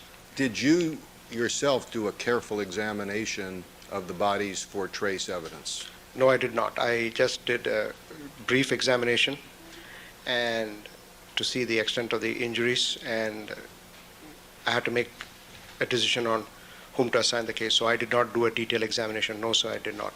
Did you observe Dr. Golden do a detailed examination for trace evidence before the bodies were washed and cleansed? I didn't observe him on the 14th. I already said that. Does the coroner's office have video equipment? Yes, we do. Were videotapes taken of the post-mortem examinations of Nicole Brown Simpson and Ronald Goldman? No. In conducting your work, do your personnel use head coverings and shoe coverings? Yes, we do. And is that because you're concerned about contamination? No, the clothing we wear is for our protection. We have universal body and blood fluid precautions in our department, and all our employees who enter the high-risk areas, which is our autopsy room, are provided with all the apparel necessary to conduct such a high-risk procedure, which is an autopsy. Are gloves always changed by pathologists and assistants between bodies? Yes. Should personnel handling the bodies at the scene wear proper covering, shoe covering, and gloves? Yes. Was that done in this case? Yes. Are you sure of that? Yes. You told us an sexual assault kit was not performed on Nicole Brown Simpson. Yes. Isn't it true that you could have done a sexual assault kit test quicker than the time you took to explain why you didn't do it in this case? I already discussed this. We didn't take it. I was asked why we didn't take it. I gave an explanation. So I don't know what more to say. We didn't take it, and I've already said that, and I gave you the reasons why the criminalist didn't take it, and I also felt we need not take it when I looked at the case. How long does it take to do a sexual assault kit? It's a procedure which takes some time because the criminalist has to have a space available. Photographs are taken during the process as the case may be necessary, because you have to remove the clothing. So you're talking anywhere up to an hour of time involved of different personnel. 1 hour it takes? Within an hour, approximately less than an hour, depending on what needs to be done. Less than an hour? Yes. How much less than an hour? Well, it depends on the criminalist who's doing the procedure. Now let's talk about a board-certified senior criminalist. How long would it take that person to I do? think we're mixing up our terminology here. I probably am. Criminalist, not pathologist. Yes, pathologist. Thank you very much, Your Honor. A board-certified pathologist. In our department, the pathologists don't do the collection. We get the criminalists to do it because they are better trained to do it than us, and we have the luxury of having them in our staff. So they do it for us. How long does it take them to do? I said within an hour. I guess it could be done within half an hour, depending on the skills of the criminalist. How much does that kit cost? I don't know the cost, sir. Is it expensive? It's not expensive.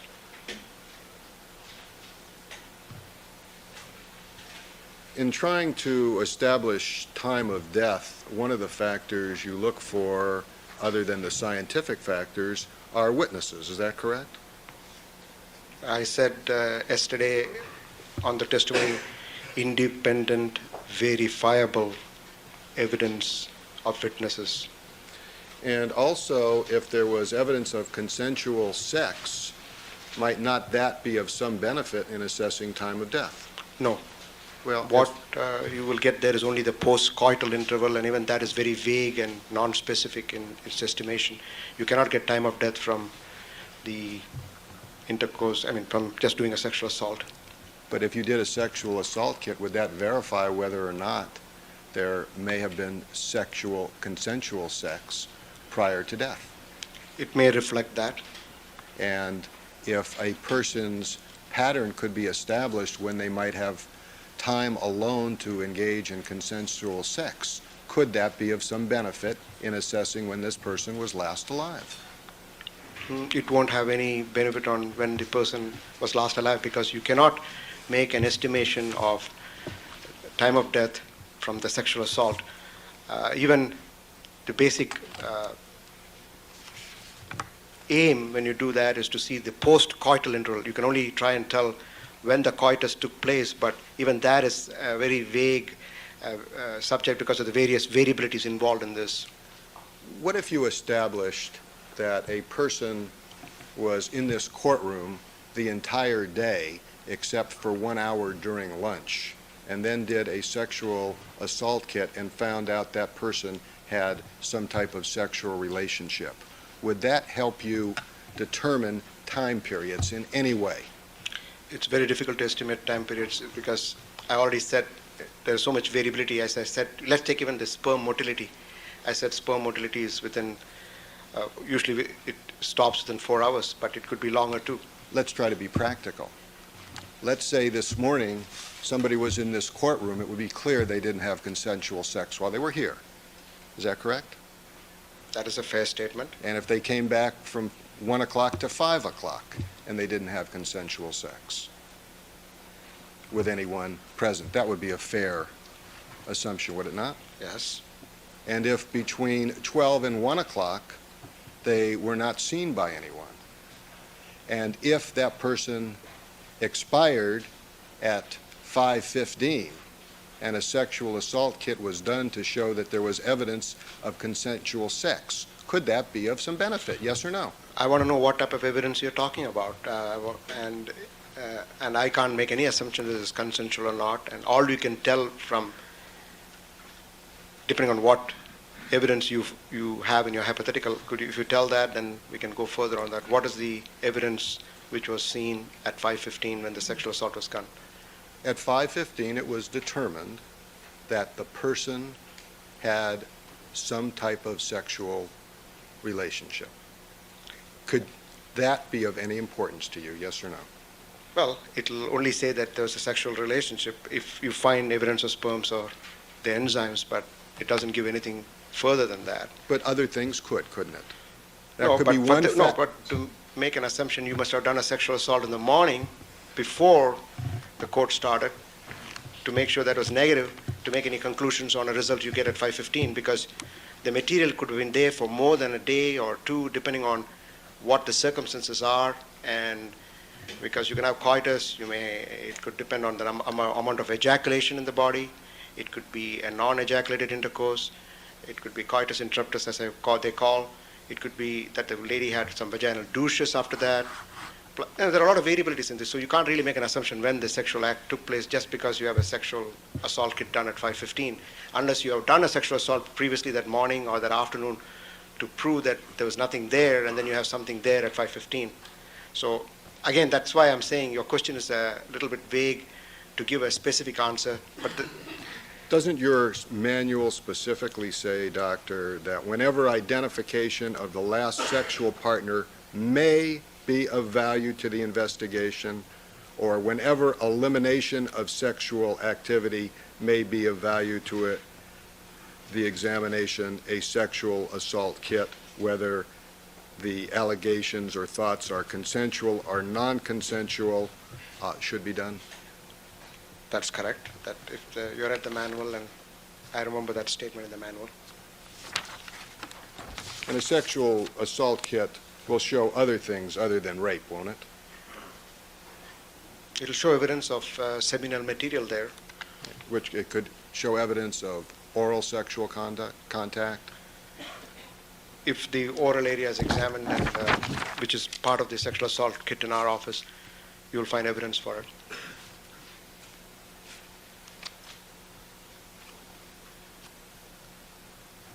I want to direct your attention to the marks on the back of Nicole Brown Simpson that you described as bruises. Do you know what I'm referring to? Yes, the right lower back, I remember it very well. And to a similar area on the back of the decedent Ronald Goldman that you referred to as lividity. On the right side of the back, yes.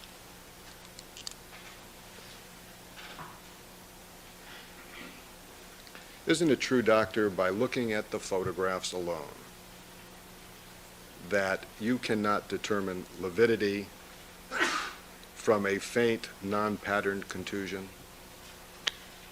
You can. In this case, you can, because it's very localized. Usually, lividity will take place in the whole area of the body, and that area of the body is actually more of an area.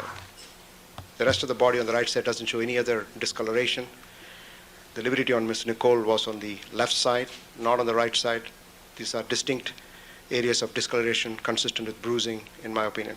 That's your opinion? Yes. Okay. Would you agree that as a medical examiner and expert in forensic pathology, that the only true way to distinguish the difference in such a case would have been to incise the area of the skin to see if a hemorrhage was present. That is correct. If I was doing the autopsy, that should have been done. But this is an injury, as you recall, was not observed by Dr. Golden when he did the autopsy, and this was reviewed by me on the photographs. And also our dental consultant had seen the same injury when he reviewed the photographs. He even considered us for evaluation of his bite mark. And in my opinion, based on the distribution, the localization, the patchiness, and the presence of lividity to the other side, and the lack of any other discoloration on the rest of the body on the right side, I have no doubt in my mind that is an area of non-specific blunt force injury with patterned, mottled contusion ecchymosis. It's not lividity, that is contusion on the right back. But you would agree that to correctly make this evaluation from a forensic pathology point of view, that you would have to do an incision? If- Not asked and answered. Well, It was asked but not answered. Objection to counsel. sustain, rephrase the question.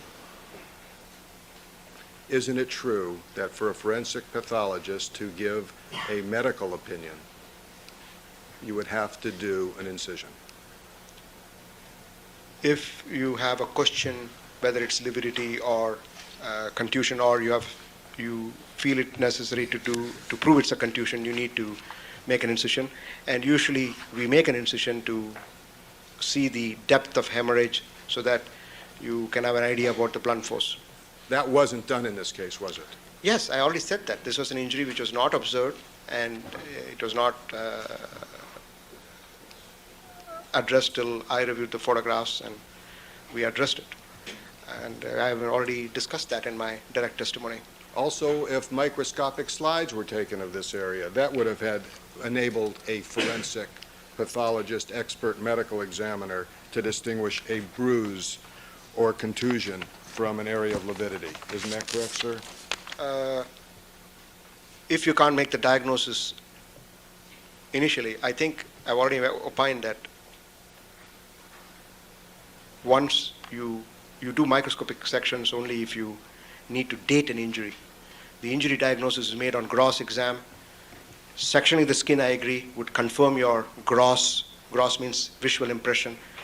And microscopic exam is done only to date the injury. Is it true, sir, that trace evidence should be removed and thoroughly looked for on the hands before the hands are fingerprinted? Yes, Was that done in this case? yes. How do you know? Because Ms. Claudine Ratcliffe and I discussed it. I asked her what was exactly done, and she told me that. And that's our normal procedure. You take all the evidence before you do fingerprinting. Have you seen photographs of the hand with fingerprint powder on them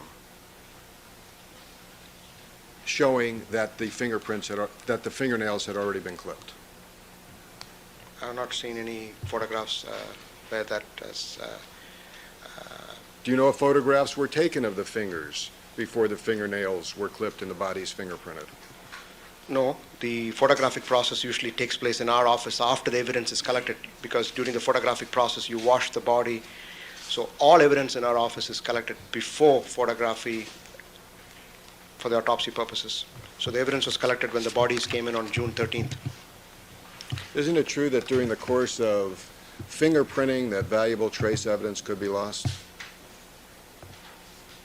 But I told you the evidence is collected before the fingerprints. But in your hypothetical situation, if fingerprints are done before the evidence is collected, then there's a possibility that you will contaminate the trace evidence. You testified that it's the province of the coroner's office to notify the next of kin. Is that correct? Yes. That wasn't done by the coroner's office in this case, was it? On one of the victims, we notified the next of kin, I think, and the other person, I think Detective Lang, notified the next of kin. I'm a little confused on which one we did, but one was informed by the police. So the police agency can notify the next of kin on our behalf. but You- it is a function of our office. You have testified that there was a lot of blood lost by both victims in this case, I said significant blood loss, yes. and that the carotid artery, when severed, results in blood actually pumping out. Yes.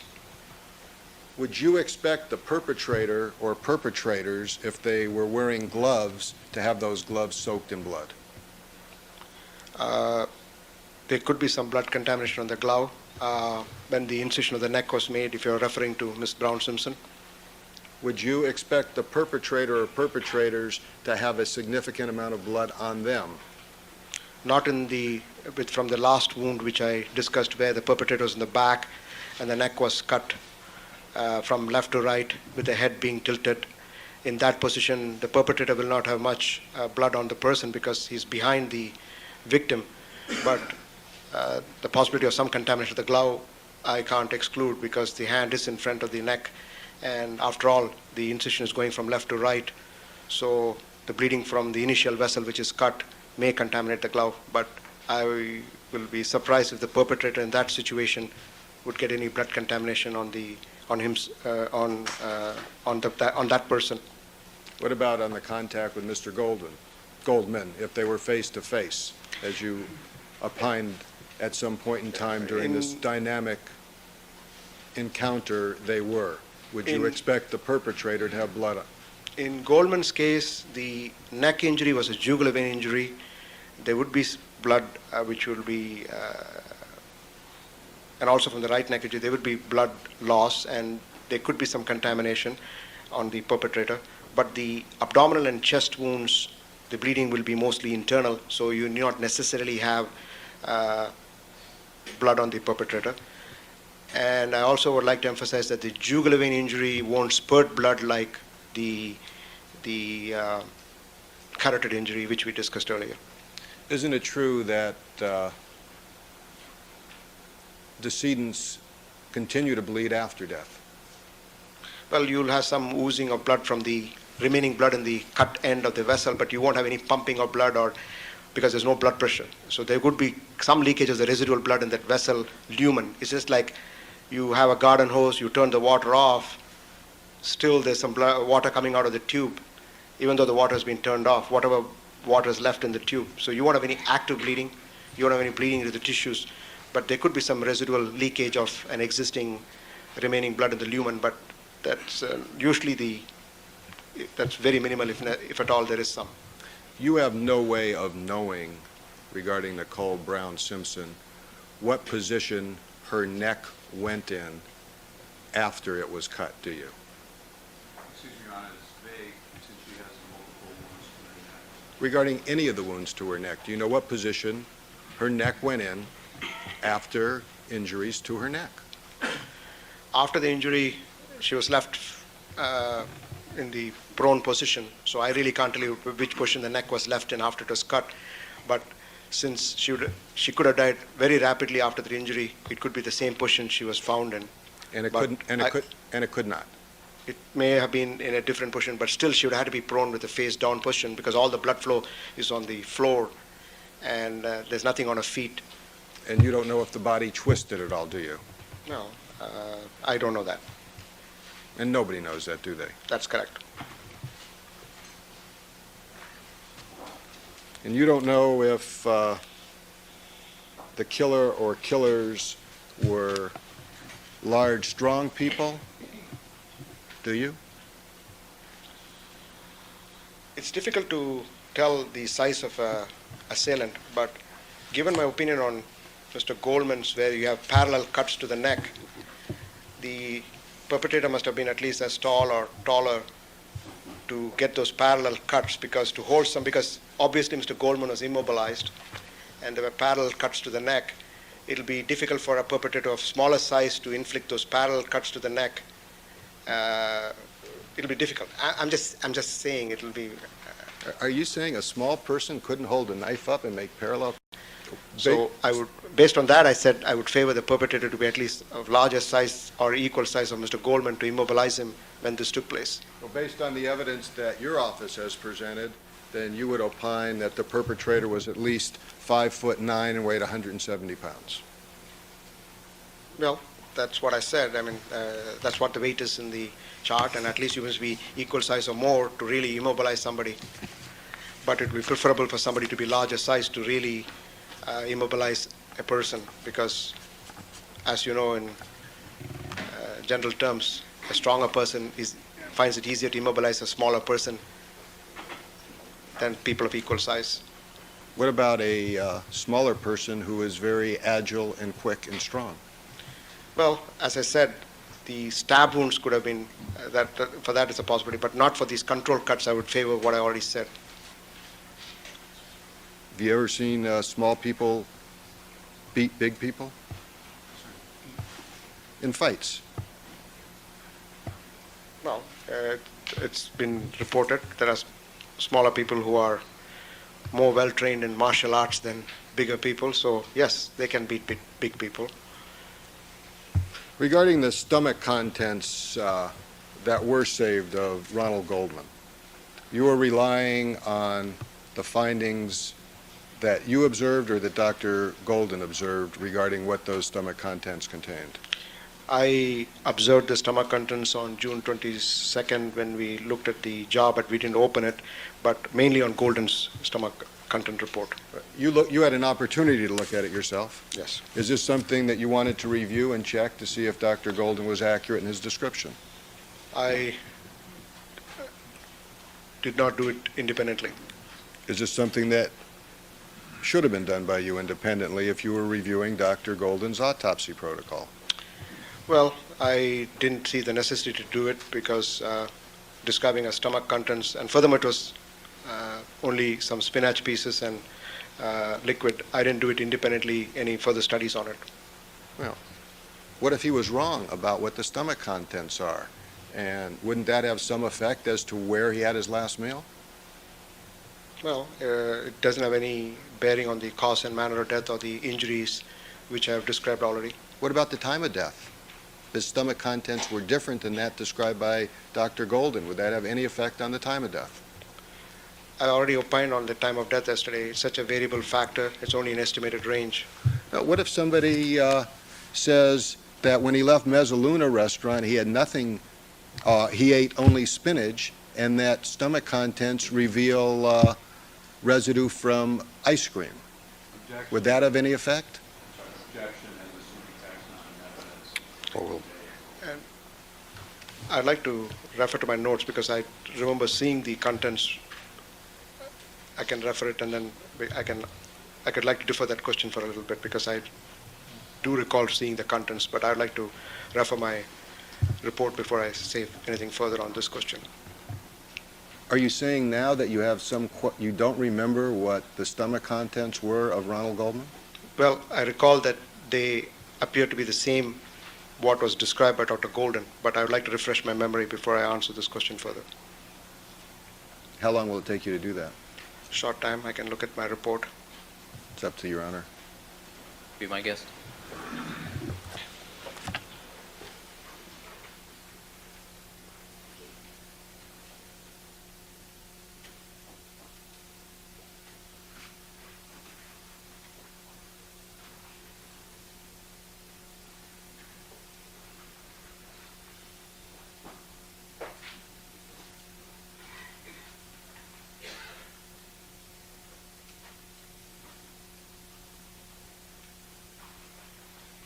And may I see Mr. Shapiro and Mr.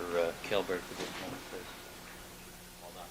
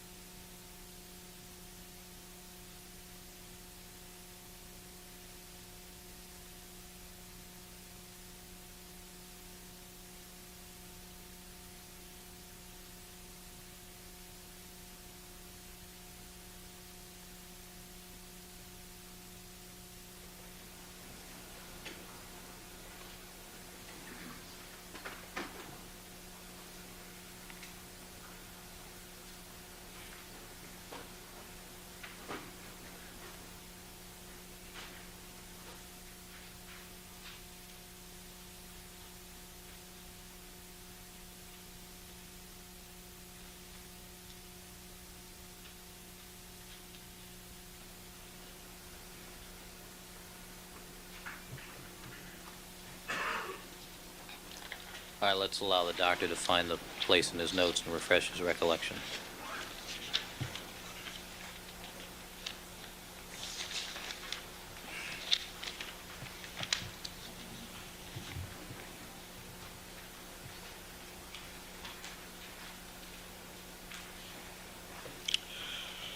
Okay.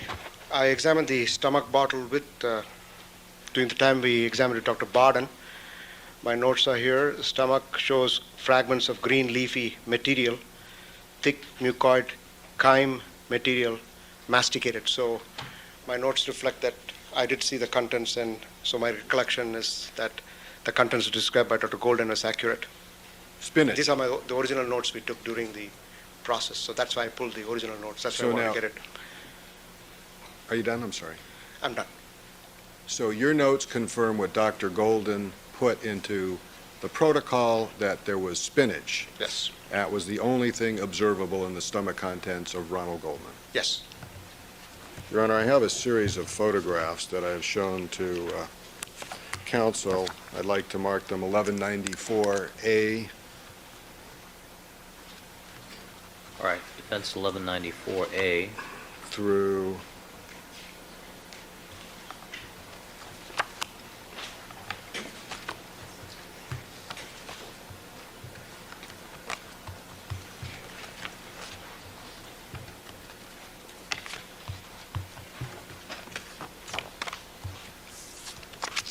J. A through J. May I approach the witness, Your Honor? You may.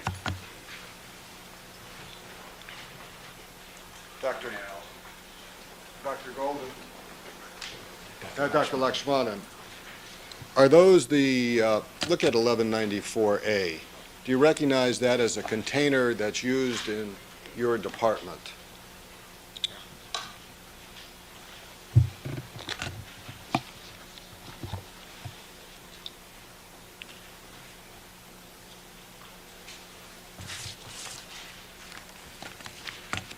Yes, this is a container from our department.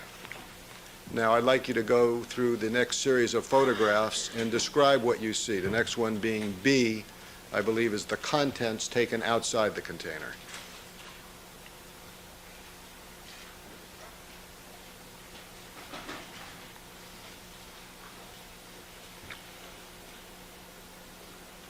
Would you describe what 1194B is?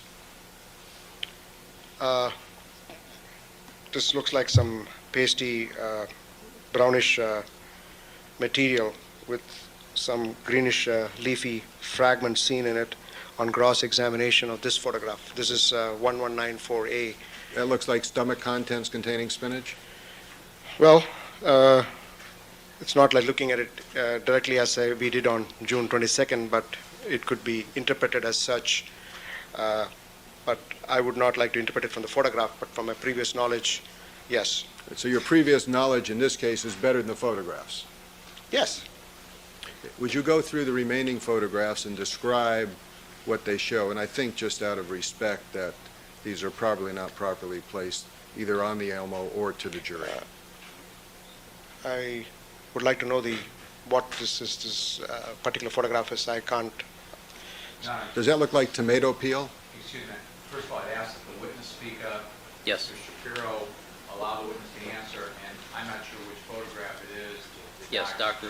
Yes, I agree, Ms. Gilbert. Doctor, would you tell us which photograph you're looking at? I'm looking at now D, which shows a close-up of the same contents. And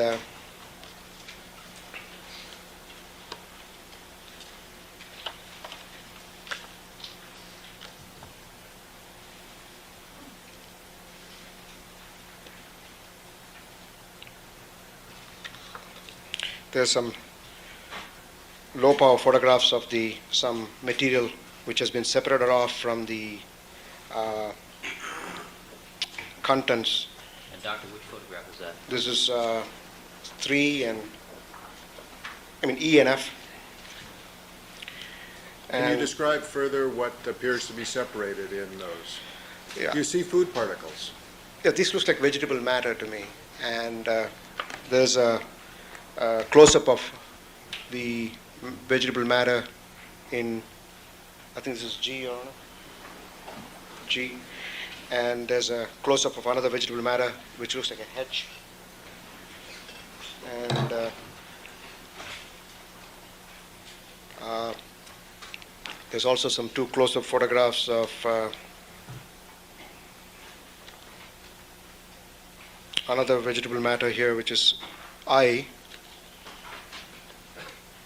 And this one is Boy, you got me. C. Probably C. Okay, C. These two, I can't really understand as well as these fragments here. So I'll Right, comment on Doctor. these first.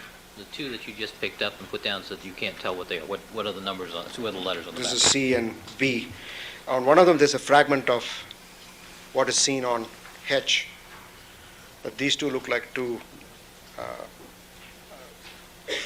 non-distinct brownish material, which I'm having difficulty understanding what it is. But these close-up photographs of I, C, and H, I can try and comment on. All right, would you say that these are a series of photographs that would show the process that a forensic pathologist would undertake to determine stomach contents? Yes. First, you would see it in a container, then you would empty the container out, then you would spread the material out, Yes. then upon spreading the material out, you would try to separate from there any undigested or partially digested material. That is correct. Then you would take close-ups of those materials and try to compare them to other samples you've seen in the past. Yes. And now, by doing that process, would you say that you would be able to see if, did you do that? No, I didn't do that. I told you my only visualization of the stomach contents was on June 22nd, and I already described what we saw then. I didn't do this detailed study which has been done here. Is that a proper way to do it? That is correct. And in doing it the proper way, do you see any evidence of raisins? The three photographs where I can clearly identify, because the other photographs have a distant type of, it's not a close-up, so it's difficult to really define what it is. But these three close-ups show what is being photographed very clearly, and I can comment on these if you want. Do you see any evidence of raisins, yes or no? Not in the photographs I see here, the ones which I said I could. It's fine. Do you see any evidence of tomato skin? Yes. Do you see any evidence of green pepper? I don't know whether I can call it green pepper from a photograph, but there's a fragment which could represent green pepper fragment, but I can't tell whether it's a green pepper or not. Do you see any evidence of onion fragment? Not from the distant photograph, I'm not able to tell whether it's there or not. Are you familiar with a vegetable named kale? No. Do you see any evidence of spinach? There is a leafy fragment here which could be spinach. And gross examination did show there was spinach. By those photographs, are you testifying to a reasonable degree of medical certainty that that vegetable you see is spinach? It could be spinach, and from my gross examination, it would favor being spinach, but it's difficult to say more than that at this point. Are you medically certain it's spinach? It looks like spinach, I said. Well, don't you have a term that you use within a reasonable degree of medical certainty? Yes, And that's what an expert would say, right? yes. A layperson would say it looks like. Well, when you see a photograph of a vegetable fragment, and especially it's only a portion of a leafy fragment, there could be other leafy vegetables which can look the same appearance, so we won't be able to pinpoint exactly just from a cut fragment here. So I said it looks like. Can you tell us within a reasonable degree of medical certainty, yes or no? As I told you, from the initial examination of the stomach contents, it looked like spinach, and this photograph would be consistent with that diagnosis.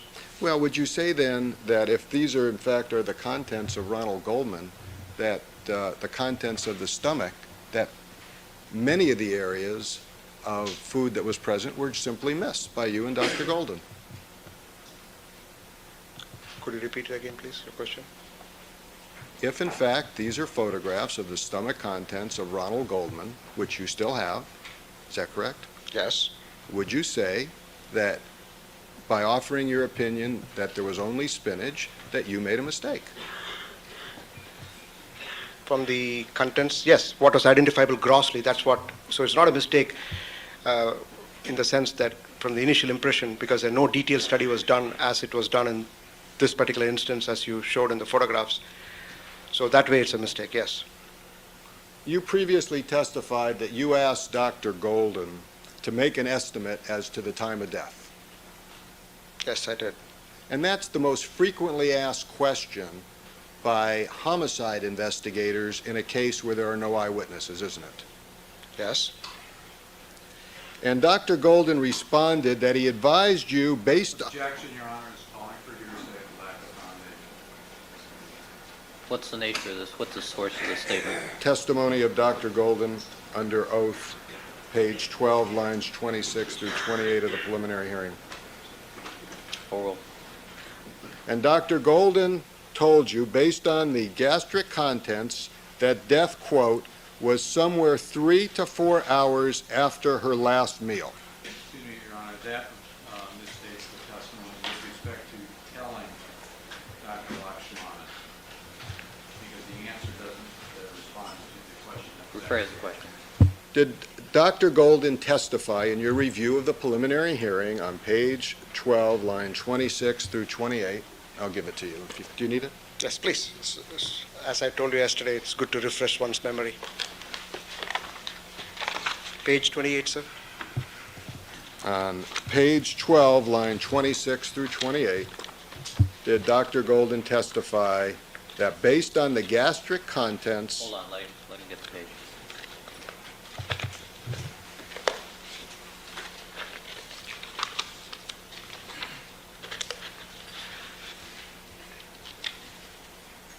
Yes, I got the page and the line. Go ahead. 26. Yes, I got it, sir. Did he testify as follows, quote, based on the gastric contents of death, quote, was somewhere 3 to 4 hours after her last meal, end quote. Was that his testimony? Yes. And you gave testimony that her last meal on direct examination was between 8 and 8:15. Is that correct? Well, that is my understanding based on the opening and closing of the bill which was presented to me. Based on that, Dr. Goldman would place the time of death of Nicole Simpson between 11 o'clock and 12:30. Excuse me, Your Honor, Or I'm going to object as taking out of context. Counsel can look at page 16, a specific question asked by Mr. Shapiro as to an opinion as to the time of her death. Sustain. Well, Your Honor, I can't ask this question based on, he went through for 2 days. I understand. Both of you. Sustain the objection, rephrase the question. Thank you very much, Your Honor. Assuming, based on Dr. Golden's expertise, that she died 3 to 4 hours after her last meal, and her last meal was between 8 and 8:30, what would the time of death of Nicole Simpson be? Based on his testimony, it would reflect 11 to 12:30 based on his testimony and his opinion. Didn't Dr. Golden further testify on page 13, line 16, that on the basis of rigor mortis, the time of death was between 9 and 12 hours prior to 10:50 a.m. when it was measured? I'm sorry, can I get the question of the record? 13.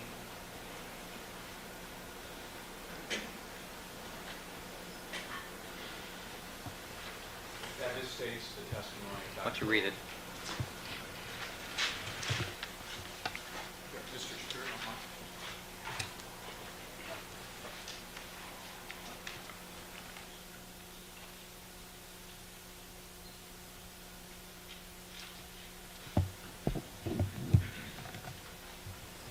I'm going to refer you to page 13, line 16.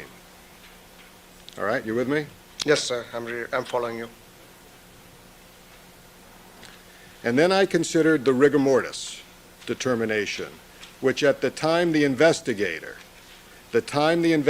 performed her determination, the body was in full rigor.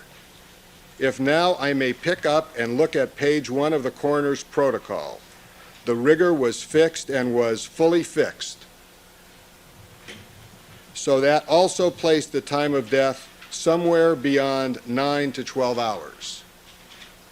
And assume that the investigator concluded that rigor was fully fixed at 10:50. What would the estimate be as to the time of death of Nicole Simpson? Based on his testimony and based on the information he's used, the calculation for that would be that death occurred before 10:50 p.m. It says beyond 9 to 12 hours. If you take 9 hours, it occurred before 1:50 a.m. If you take 12 hours, it occurred before 10:50 p.m. of June 13th. Doctor, doesn't that conclude that if it's between 9 and 12 hours prior to 10:50, it would be between 10:50 p.m.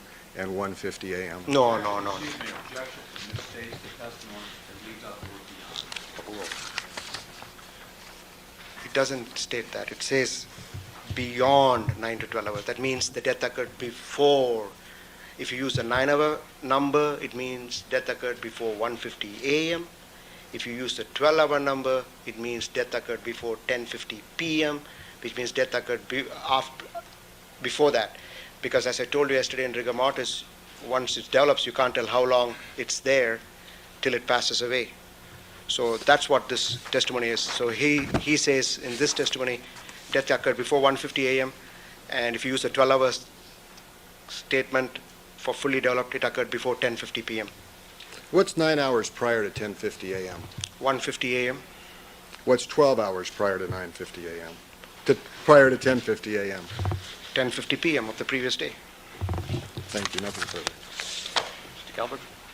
Doctor, let me read you the testimony if I could and then do some very quick calculations.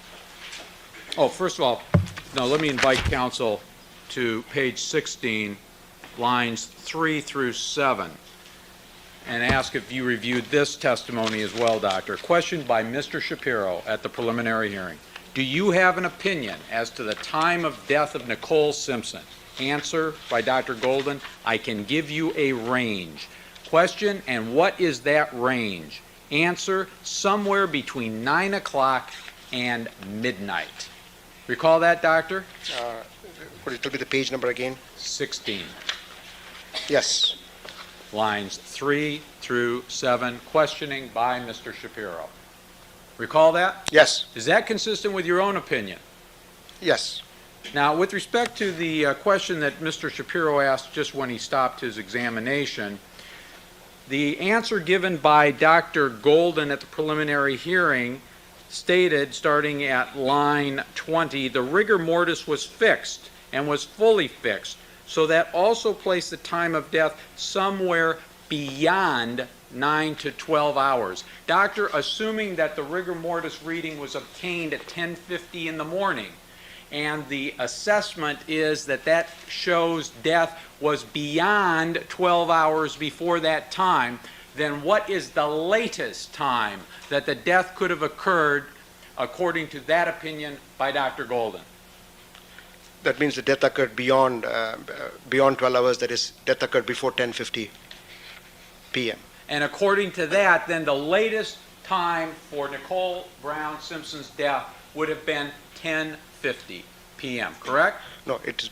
The latest time. That's correct. And she could have died, according to that opinion of Dr. Golden, earlier than 10:50, including 10:15, correct? That's correct. That's what I testified to. And, Doctor, going back to the gastric contents question asked by Mr. Shapiro, where Dr. Golden said, my estimate was based on the state of the gastric contents and the character of the gastric contents. It was somewhere 3 to 4 hours after her last meal. If Dr. Golden misspoke and left out the word within, so that his answer that he intended was actually it was somewhere within 3 to 4 hours after her last meal.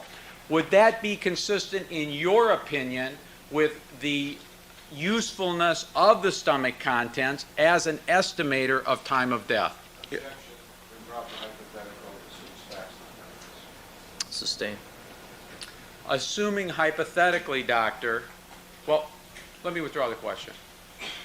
Doctor, number one, in your opinion, would it make medical sense, based upon the observation of the stomach contents, to place the time of death at 3 to 4 hours after her last meal? As I testified yesterday, you need to see grossly identifiable fragments, and that would suggest the meal was taken 2 hours prior to death. But as I said, because of the various variabilities, it's difficult to give an exact estimate. And one of the studies you relied upon, the Bolandi study, which used pasta like rigatoni as the meal that was being followed in the stomach and through into the intestines, indicated that in normal, average, healthy people, the passage time was 4 hours for the entire contents to pass the stomach, plus or minus 30 minutes, right? Yes. And in the observation of Dr. Golden, there is still 500 cc's, 3 ladles of 6 ounces each, of identifiable rigatoni in Nicole Brown Simpson's stomach. Is that correct? Yes. And if that is the case, doctor, that it takes 4 hours for the stomach to empty, and on the other hand, you find 500 cc's of rigatoni-based contents in the stomach, does it make medical sense to say that the person died 3 to 4 hours after having eaten that meal? No, because they could have died within 3 to 4 hours, because as you know from that, if you're using that study as in your hypothetical, stomach could have emptied in 4 hours, and you still have a lot of residual material in the stomach, so it would be within 4 hours rather than 3 to 4 hours. And doctor, if Dr. Golden's opinion regarding the actual time of death, as he told Mr. Shapiro in response to his question, was somewhere between 9 o'clock and midnight, would an opinion saying that death was 3 to 4 hours after the meal, and the meal was ended somewhere between 8 and 8:30, be consistent with what Dr. Golden has said is his opinion, 9 o'clock to midnight? Yes. Now, doctor, let me ask you briefly, and let's see if maybe we can get you out of here by noon. Just a few questions. First of all, if Mr. Shapiro feels that there's any value to Dr. Golden's testimony beyond what you've already said, is Dr. Golden available at your office at any time to be called by Mr. Shapiro to this courtroom and examined as a witness by Mr. Shapiro? Overruled. You may answer the question, doctor. To my knowledge, he's available. And if I ask you to make sure he's available, will you do your utmost so that if Mr. Shapiro wants him here, all Mr. Shapiro has to do is let me know, I'll let you know, and Dr. Golden will be here? I'll do my best to make that happen. Now, a couple other points, doctor. You were talking about why you believe the killer would have been at least the size of, if not bigger than, Mr. Goldman. You recall that series of questions that Mr. Shapiro was asking? Yes. Doctor, did you have provided to you some information concerning shoe sizes and human stature, that is, heights and weights of people? Overruled. I- Overruled. You I- can answer the question. I briefly reviewed that material. Doctor, I want you to assume that there were bloody shoe prints found along the walkway leading from the bodies to the back of the Bundy location, and that I want you to assume, hypothetically, that there will be testimony that those bloody shoe prints are consistent with a person who has a size 12 shoe. And I want you to further assume, hypothetically, that people who wear size 12 shoes tend to be 6 feet to 6'4", based upon studies conducted by the Royal Canadian Mounted Police and the FBI. Doctor, would that type of evidence, assuming it is true, serve to confirm your opinion that a single killer of a height greater than Mr. Goldman in a swift and violent assault on both of these human beings is the perpetrator? Objection to reapproach. No. Overruled. I already said it could be such a kind of perpetrator. And Mr. Shapiro asked you, would you stake your reputation to a reasonable medical certainty? Remember that question? Yes. Doctor, would you stake your reputation that based upon the forensic pathology evidence you reviewed, that all of that evidence is in fact consistent with one killer, 6'2", 210 pounds, athletically built, with the element of surprise, with a 6-inch long, single-edged knife, killing Nicole Brown Simpson and Ronald Goldman? Would you risk your reputation, stake your reputation on that? I said one person could have done all the injuries. Yes, I did say that. And will you stake your reputation that all of the evidence is consistent with that? Yes.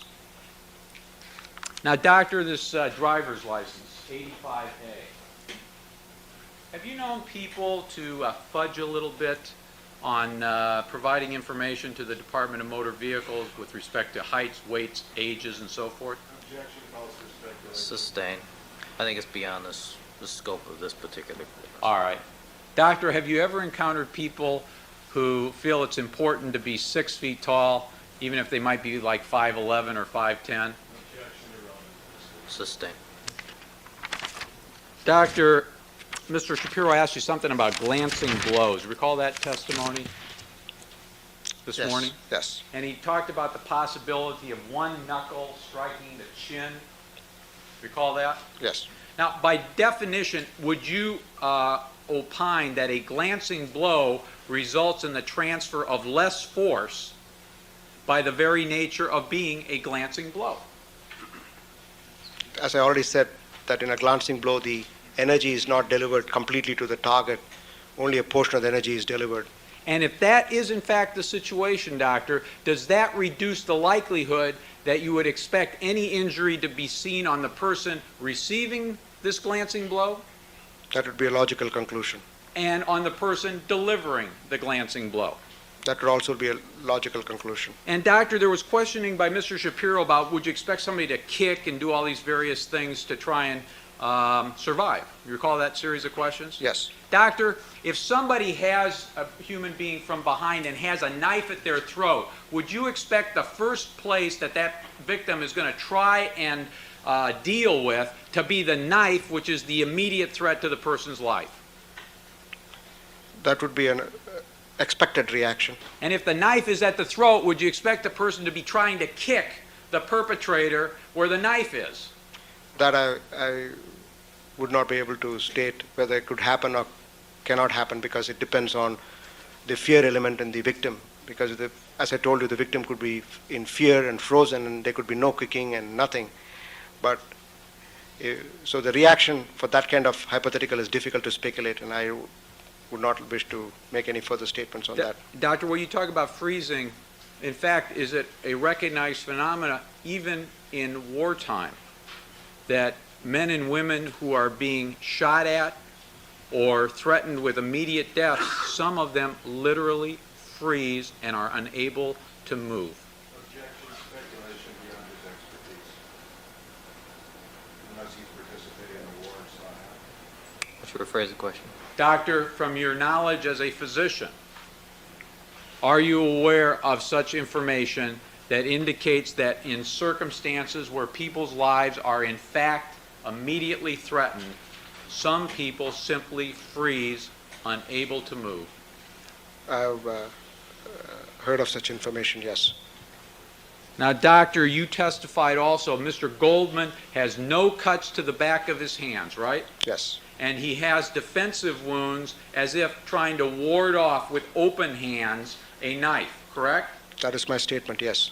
And all of that, doctor, is inconsistent with the fist of Mr. Goldman being created, that is, by the hand closing. That was my opinion also. It's unlikely, I said. Just a few more questions, if I might, Your Honor. Mr. Shapiro asked you something about the aging of contusions and abrasions. Recall that? Yes, And wouldn't microscopic slides be helpful? yes. Are we talking about aging in the sense of, is it antemortem, perimortem, or postmortem, or are we talking about aging in determining time of death? Aging is for the age of the injury. You cannot estimate the time of death from the injury itself. And doctor, since Mr. Shapiro asked about contusions versus lividity, remember that photograph B9? Yes, The area where you said there was a nonspecific blunt force trauma, if that had been an area of lividity, can you explain how it would exist in that area given the position of the body which had the dependent portion of the body, that is the body that is below, being the left side, not the right side? it was on the right side and Nicole's lividity was on the left side. And can you then explain how, being on the right side, that bruised area, how that could be lividity? Scientifically, is that possible? That's why I said it's not lividity and there was no other discoloration on the right side of the body. Do you have to make any kind of incision, given the evidence that you had, to understand that situation? No, but during the autopsy, if a doctor has a doubt, there is always an available option to make an incision to confirm your initial impression. Now, doctor, just a couple more questions. Who sets the cost for these slides? Our department accountant, in consultation with the auditor, they figure out what are the processes involved, salaries involved, time element involved, and they come up with some mathematical calculations, and the county has its way of getting the numbers which involves in the cost recovery. Are you involved in that calculation process at all? No, sir. Lastly, doctor, were you graded by Mr. Tuno on his suggestion that you learn to talk louder in court? He didn't tell me to talk louder, but he gave that as a general advice to everybody, that to speak up and express yourself. That was general advice given during the talk. And if you see him again, I suggest he might ask you to speak louder, like if you're another witness in another case. With that, Your Honor, I have none. Mr. Shapiro? Certainly.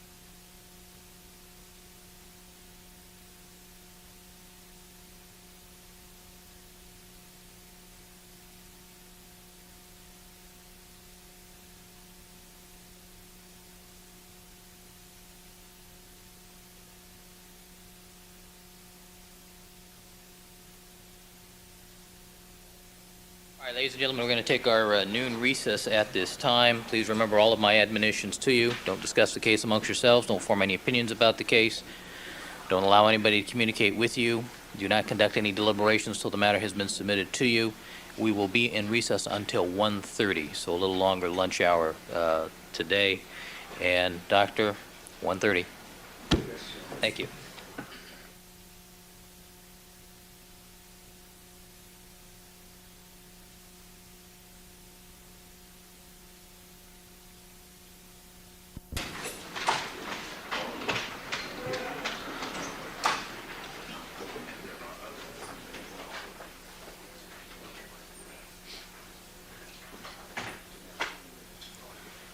All right, back on the record in the Simpson matter. The defendant's again present before the court with his counsel. People are represented. Jury is not present.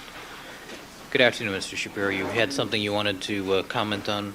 Your Honor, yes, we Bring to would the like court's attention. to address the court regarding evidence that we would like to present before the jury regarding findings of Judge Pounders in 2 homicide cases that were autopsied by Dr. Golden, and where the cause of death in both cases had been changed after the defense brought in their expert witnesses. The cause of death was changed? Not the cause, I'm sorry.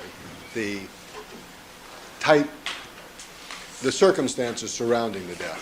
One, there was an exit wound versus an entrance wound that was later changed, and one was also the distance at which a weapon was fired. Both of those cases were capital murder cases against one defendant.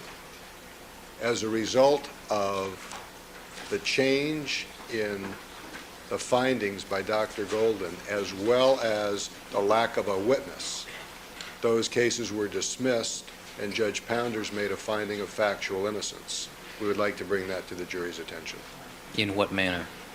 By simply asking this witness, are you aware, by simply asking Dr. Lakshmanan, are you aware that as a result of the mistakes that were made by Dr. Golden in these 2 autopsies, that these cases resulted in somebody who was being prosecuted for capital murder having the charges dismissed on the motion of the district attorney?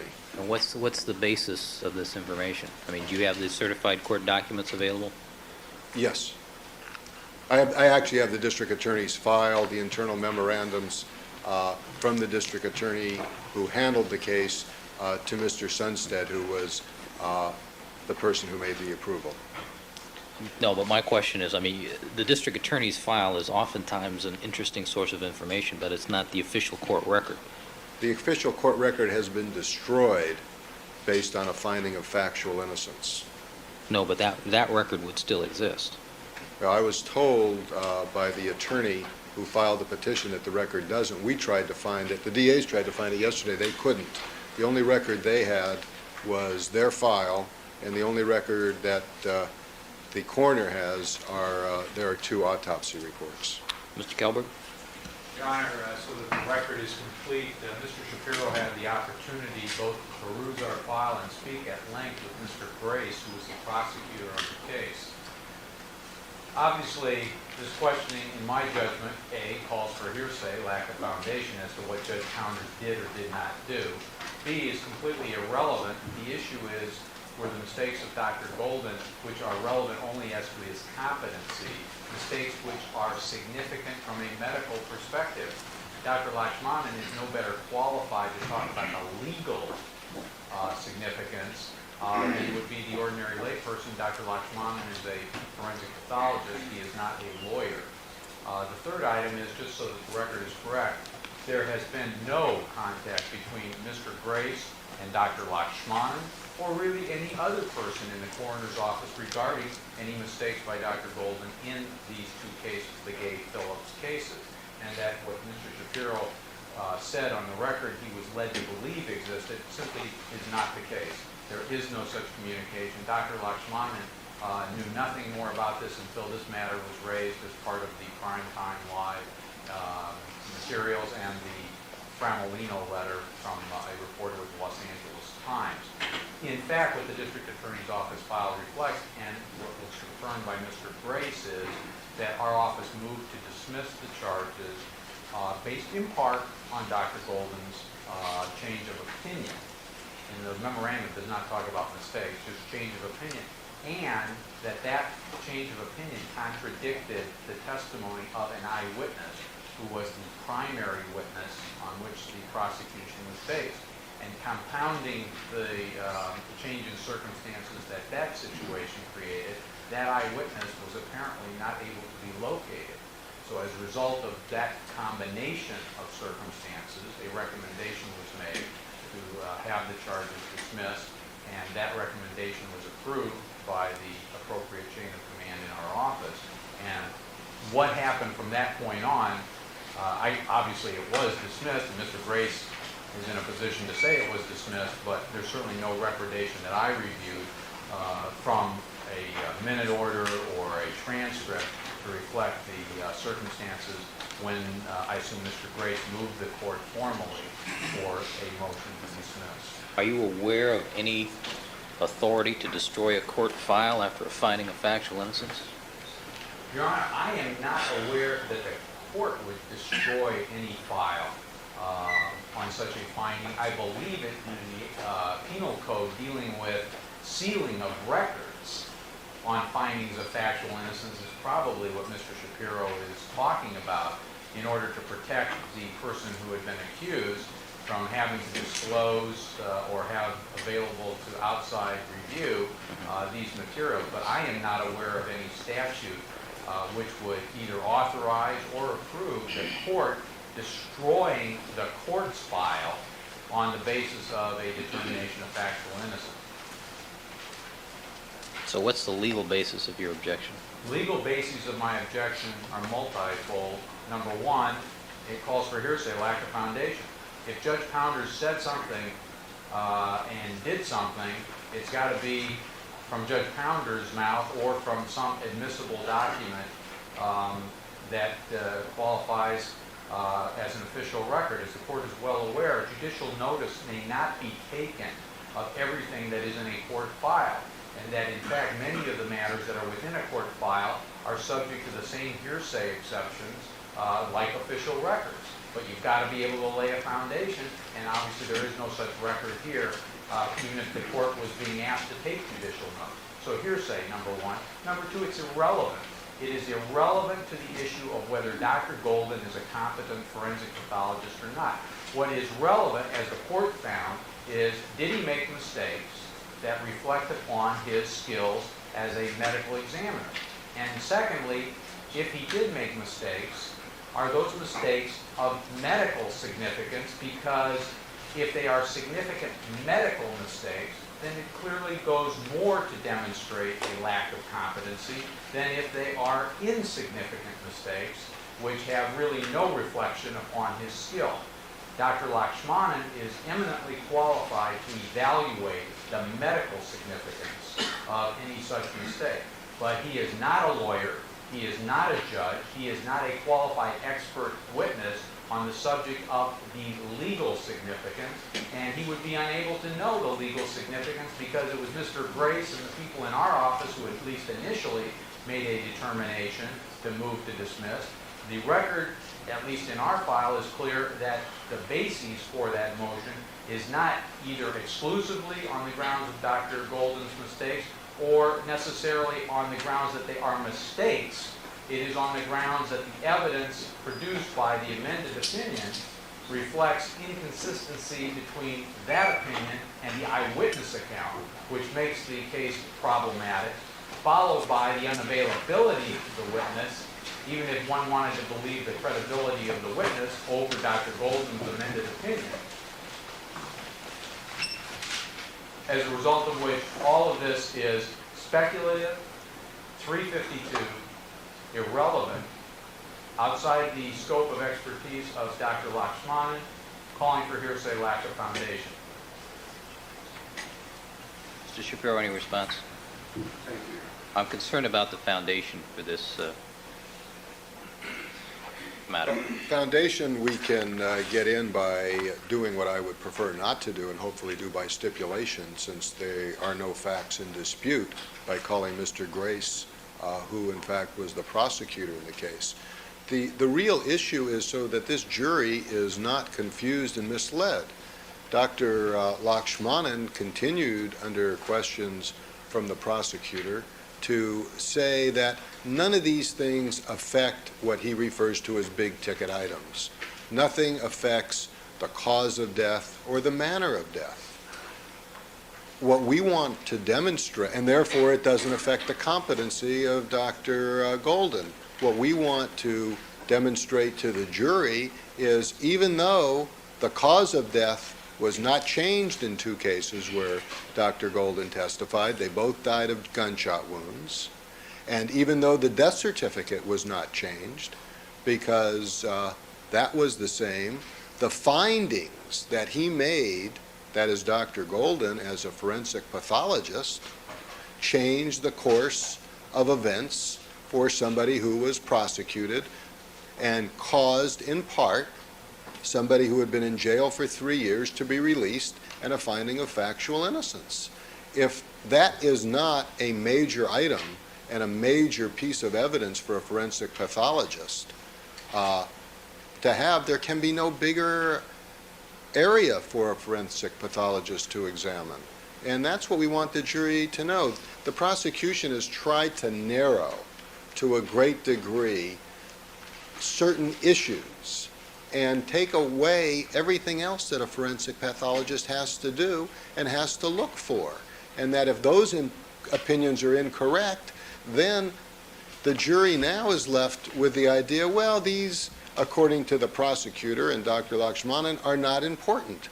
Well, an exit wound and an entrance wound not only is important in making a correct analysis from the point of view of a medical examiner, it is essential when it comes to guilt or innocence. And he is making several similar opinions in this case, and he's relying in part on his opinions based on the work of Dr. Golden. And I think it's important for the jury to know how significant these errors really were. All right.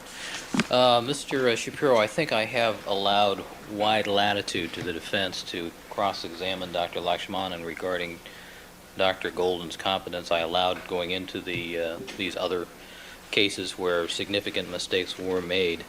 I think, though, to ask these questions of Dr. Lakshmanan would be, one, asking him to come to a legal conclusion, which I don't believe he is competent to make. I think that we have a lack of foundation here for the legal conclusions. We don't have a court file. There's nothing I can take judicial notice of.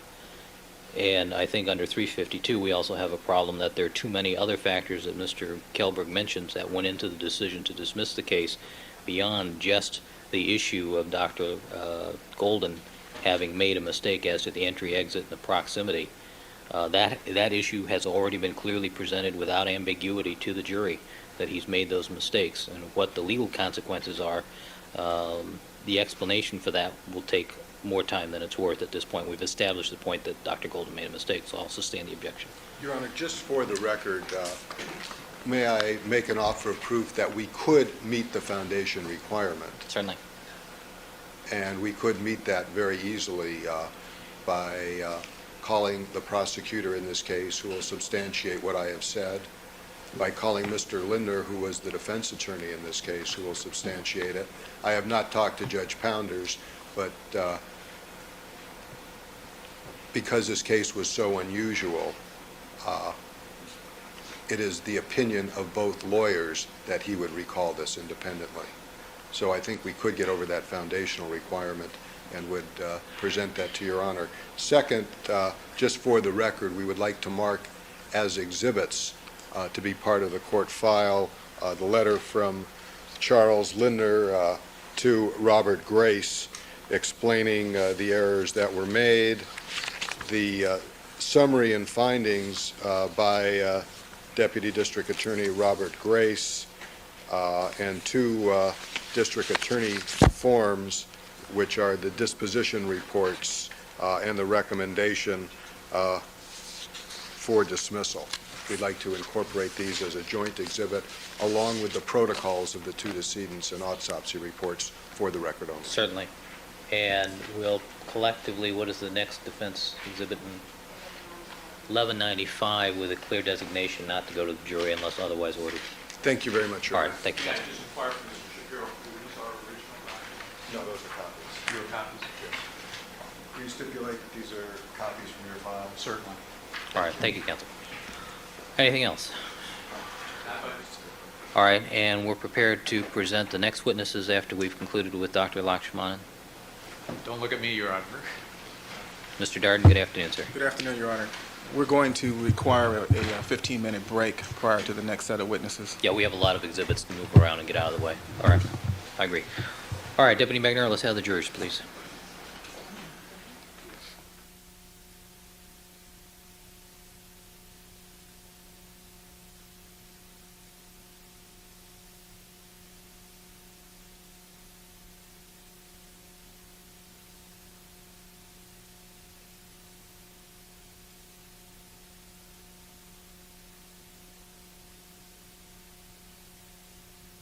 Department 110 needs your presence.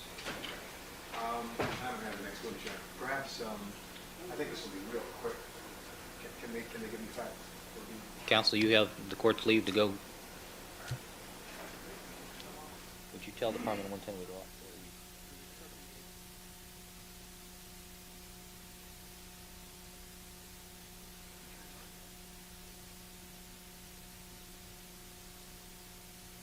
Only 12 minutes of redirect.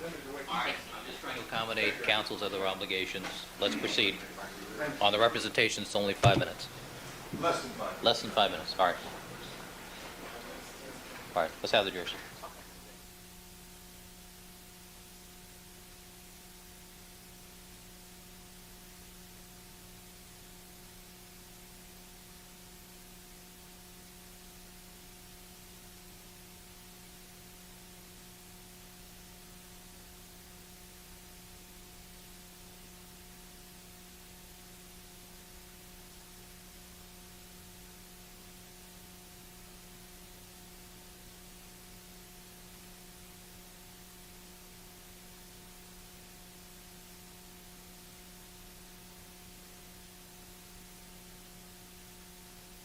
Got other cases. I've got other cases. You've got other cases.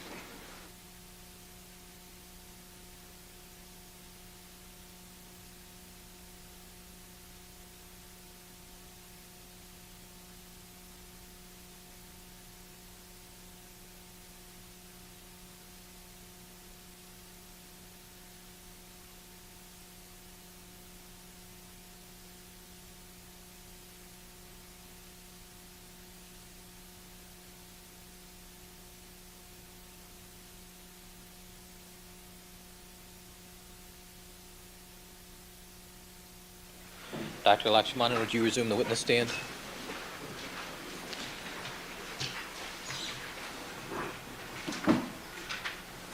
And Mr. Shapiro, you may continue with your cross-examination. Thank you. Good afternoon, ladies and gentlemen. Good afternoon again, Dr. Lakshmanan. Thank you, Your Honor. Dr. Lakshmanan, I'd like to show you something on the Elmo, please. Will we put that up, Mr. Harris? I'd like to mark this defense next in order. What I'm going to show you is something referred to as the golden rule of homicide investigation. And I'd like to ask you the following question regarding the golden rule, which states, never touch, change, or alter anything until identified, measured, and photographed. Remember that when a body or an article has been moved, it can never be restored to its original position. Do you agree with that rule, sir? Yes.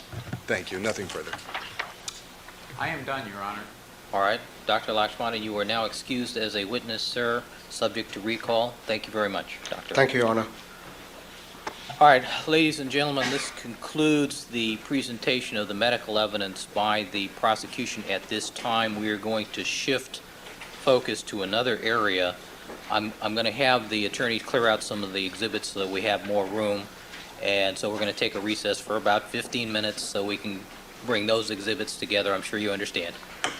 All right, so we'll see you back here in about, 15, 20 minutes.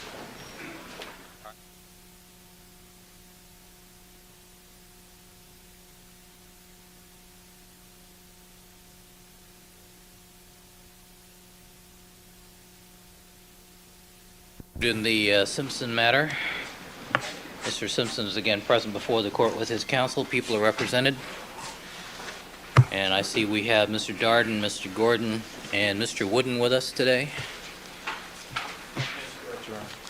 All right, good afternoon, gentlemen. All right, Mr. Darden, are you going to present the next witness? Yes, Your Honor. Are you prepared to proceed? Yes. All right, Deputy McNair, may we have the jurors, please?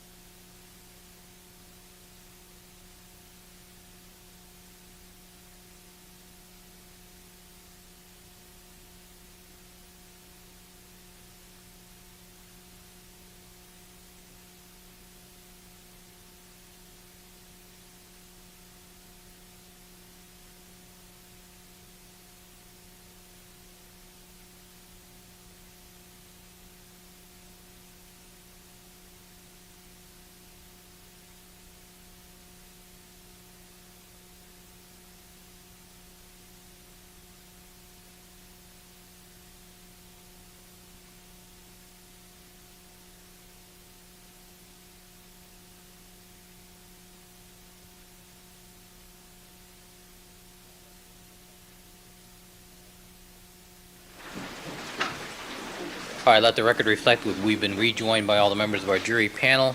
Mr. Darden, you may call the people's next witness. Thank you, Your Honor. Good afternoon. Good afternoon. The people call Brenda Vimich to the stand, Your Honor. All right, Ms. Bemich, would you come forward, please? Stand right next to the court reporter, please. Raise your right hand, face the clerk. You do solemnly swear that the testimony you may give in the cause now pending before this court shall be the truth, the whole truth, and nothing but the truth, so help you God? Please have a seat and the witness stand and state and swear your first and last names for the record.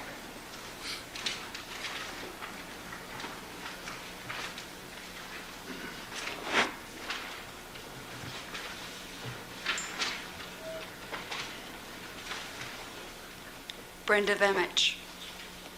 Can we have the spelling, please? V as in Victor, E-M-I-C-H. Thank you. Mr. Darden. Thank you, Your Honor. Good afternoon, Ms. Vimich. Ms. Vimich, who are you employed by? Bloomingdale's. And what is your position with Bloomingdale's? I'm a buyer for men's dress shirts. Men's dress shirts? Yes. And were you employed by Bloomingdale's on December 18, 1990? Yes. And what was your position then?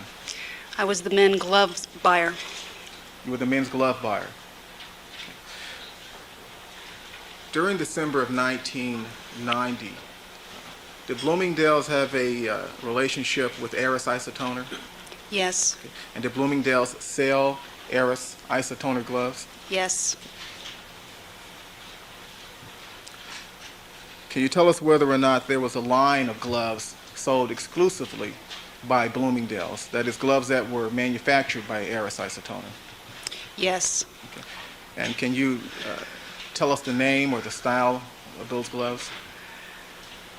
Well, we bought many gloves from Eris, but there was one particularly important glove, and it was called an Eris leather. Sustained. Rephrase the question, please. Okay. Did Bloomingdale's sell more than one type of glove, that is, more than one exclusive type of Eris Isotoner glove? Yes. Okay. Are you familiar with the glove called Eris Isotoner Thin? I don't understand the question. Okay. Are you familiar with the glove that goes by the style number of 70263? Yes, that is an Eris leather light glove that was an exclusive glove for Bloomingdale's. Okay.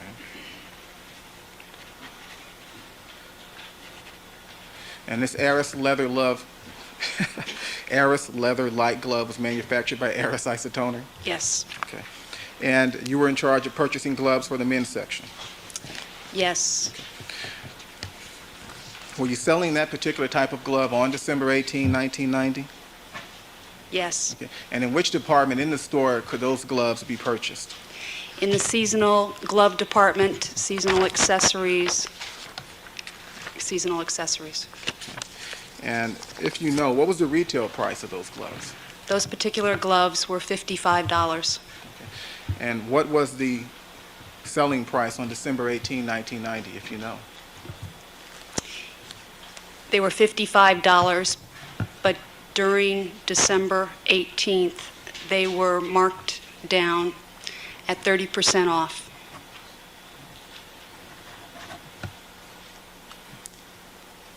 Could you describe style number 70263, the Eris Isotoner leather light glove? Yes, this particular glove has many characteristics that are very distinctive to this type of glove. One of the first characteristics is the leather. The leather is extremely lightweight, almost paper thin, and that was one characteristic. The second was the stitching. The stitching of this glove was called a brosser stitch, which is a very refined whip stitch. How do you spell that? Rosser. I believe it's B-R-O-S-S-I-E-R. Thank you. Go ahead. So the stitching was very unique Okay. as well. Okay. Any other unique characteristics? Yes, the vent palm was on the palm side of the glove. The V that is in the glove is in the palm side. So that was another characteristic. Okay. Now, was there a lining to these gloves? Yes, they were cashmere lined. So all four of these characteristics combined together made this glove a very unique and special glove.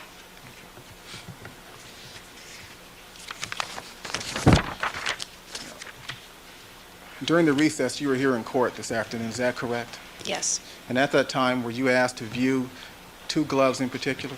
yes. By the way, have you ever visited any factories where gloves are manufactured? Yes, many times throughout my career in accessories. And have you tried several pairs of gloves on? Yes, many, many, many pair. Okay, in your professional capacity? And that was in your professional capacity? Yes.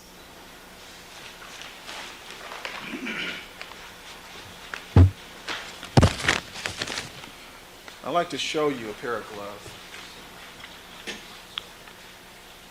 that have already been marked.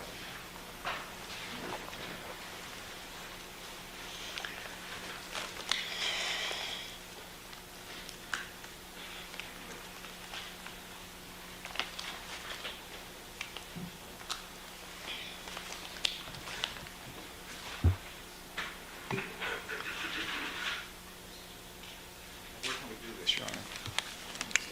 Where would you like to do it, Mr. Darden? You want to do it here on the shelf in front of the witness? Okay. Mr. Wooden, do you want to just pull off a sheet of paper and fold it up to that size, please? Ms. Vimich, given the description you provided us of the Eris Isotoner leather light already, are you able to identify that glove when you see it? Yes.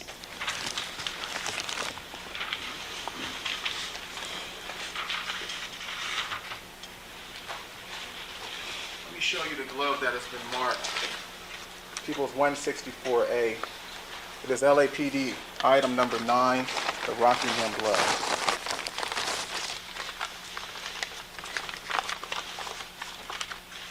Showing you People's 164A. Looking at that glove, can you tell us whether or not that glove is an Eris Isotoner leather light glove? Can you turn it over? Yes, this is an Eris leather light glove. Does this glove have the the V indentation in the palm area that you described earlier? Yes, the vent palm. Okay, how about the stitching? The stitching is the Brosser stitching. The lining is cashmere. And does the leather appear to be particularly light as you described earlier? Very thin for a glove, yes. And this glove, the glove exclusive to Bloomingdale's? Yes.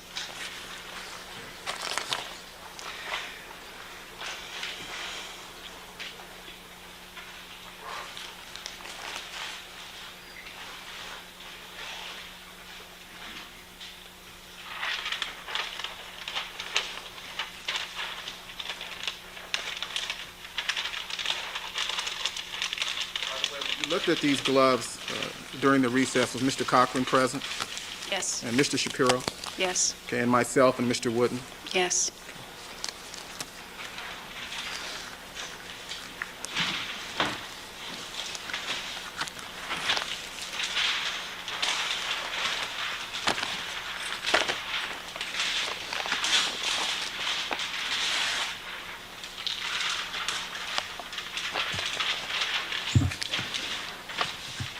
What was it, seven?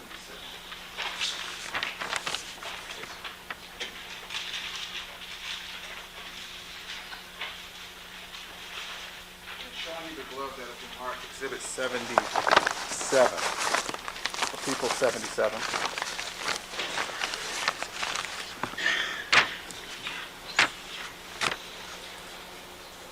Can you turn off? Yes, this is an Eris leather-like glove.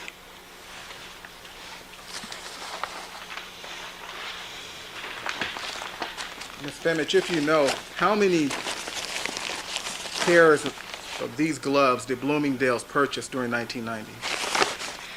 Bloomingdale's purchased approximately 1,000 dozen, which would be about 12,000 pair. And what is the color of the two gloves you just saw? The color's brown. And what is the size? Size is extra large. During 1990, how many pairs of Eris isotoner leather-like gloves, brown in color, size extra large, did Bloomingdale's purchase? Approximately 300. 300 pair? Yes.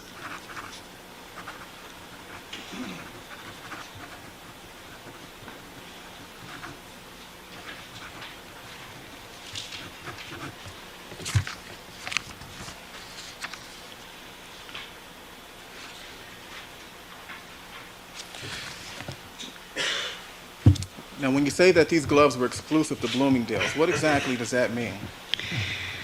That means that these gloves were designed and developed for only Bloomingdale's, and were sold nowhere else. Okay. Have you ever seen these gloves sold anywhere else in the United States? No, I have not. Not these gloves. Okay. And have you traveled abroad to Europe and to Asia? Yes. Have you ever seen these gloves in Europe or Asia? No, I have not.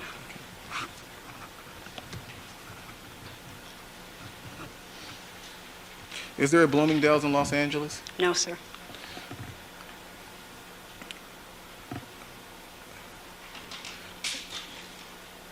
Where is the Bloomingdale's that is the one closest to Los Angeles? The closest one, I believe, is in the North Michigan area, in the Chicago store. It's the closest. The Chicago store is the closest? Yes.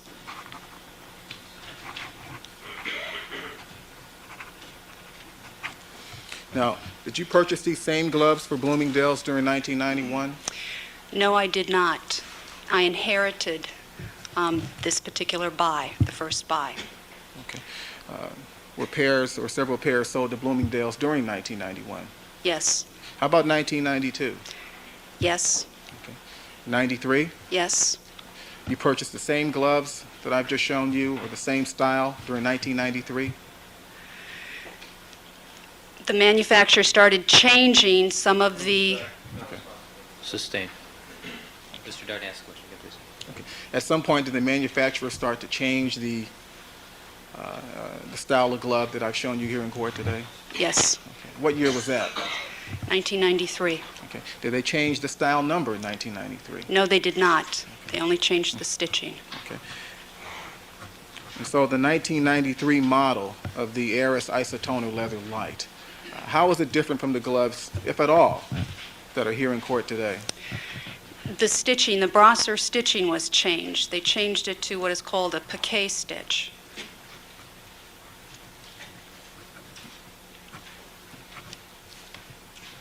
And the gloves I've shown you here in court today are not gloves having a K stitch. No, that is a Brosser stitch.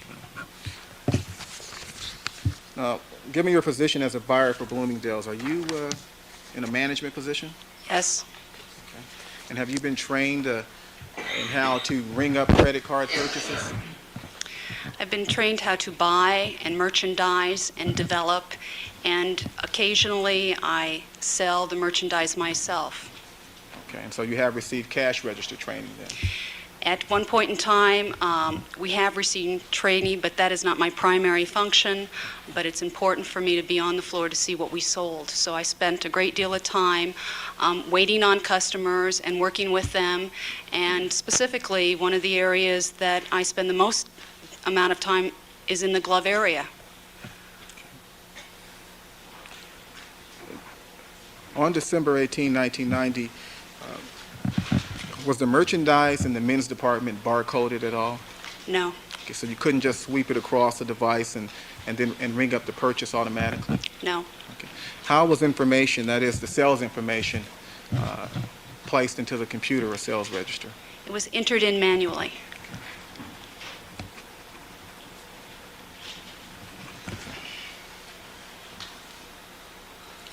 You know, the next in order is People's 372.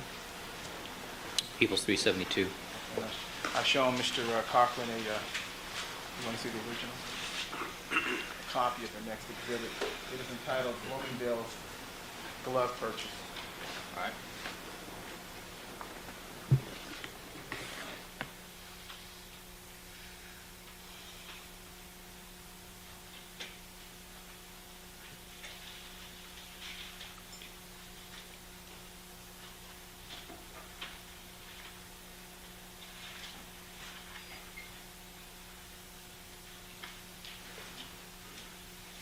Oniyama.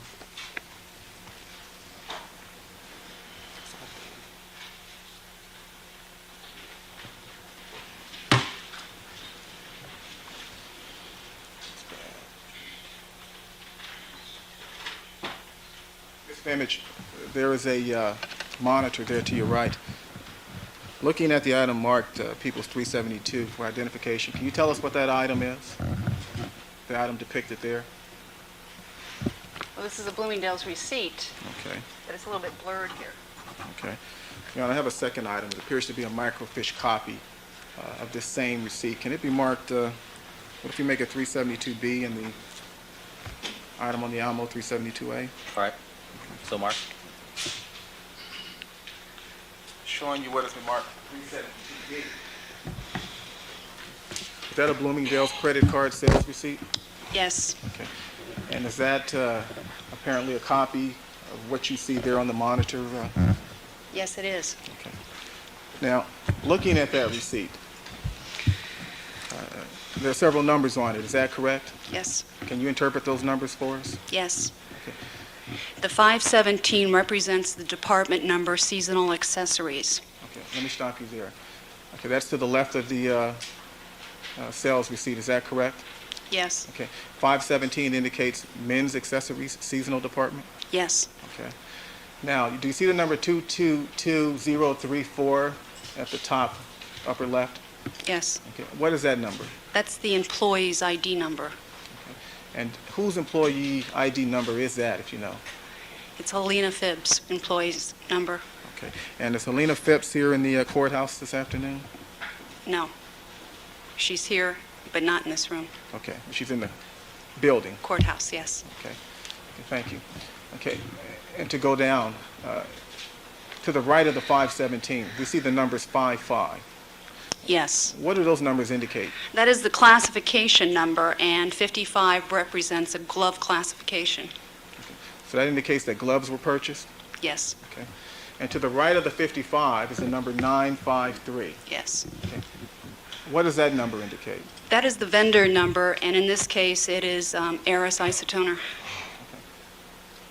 And so based on those three numbers, then, you can tell us that there was a purchase in the men's accessories department? Seasonal. Gloves were purchased, Yes. and that they were Eris gloves? Yes. And to the right of the 953, we see the number 70268. What is that number? That is the style number of the glove. And we'll come back to that. And to the right of the 70268, we see the number 2. What does that indicate? The quantity that were purchased is two gloves. 2 pairs of Eris gloves? Yes. And to the right of the 2, we see the number $77. Yes, that's the retail for the 2 pair of gloves. Okay. And to the right of the $77, we see the number 30. Is that correct? Yes, and that is 30% off. So that means then the 2 pairs of gloves were purchased for 30% off at $77? Yes. Can you tell us what the regular price of the gloves The was? regular price of gloves of this style is $55. How many pairs of gloves or types of gloves did you sell at $55 during December 1990? From this vendor, Eris, there, Go ahead. She's holding the exhibit. She's holding the exhibit.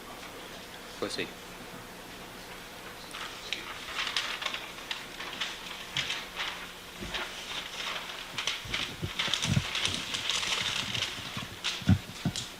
Mr. Beck. How many different types of Eris gloves did you sell at $55 during there was December only 90? one Eris glove that I sold at $55. And what style number was that? 70263. And which glove is style number 70263? Eris Leather Light glove. So the gloves I showed you in court today then fit the description given on this sales receipt? Yes. Now, the style number on the sales receipt indicates 70268, is that correct? Yes. Did Bloomingdale's ever sell an Eris glove style number 70268? No, they did not. To borrow a phrase, is that a mistake? Yes. Does that mistake, we'll strike that. The mistake is that the 8 should have been a 3, is that right? Yes, it is. Sustained. Okay, what is, Stricken. okay. Thank you, Your Honor. What is the mistake? The last digit should be a 3, not an 8. Has Bloomingdale's ever purchased Eris glove style number 70268? No. Do you know whether or not Eris style number 70268 has ever been sold in the United States? Not that I don't know. Can I have one moment, Your Honor? Certainly.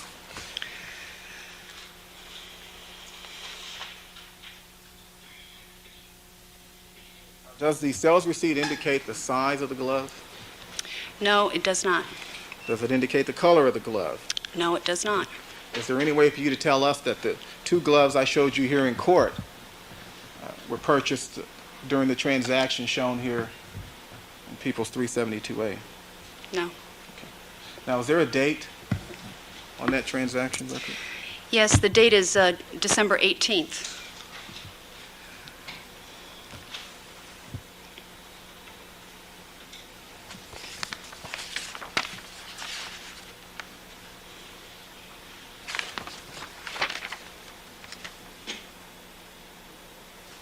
If we could go down to the bottom of the document.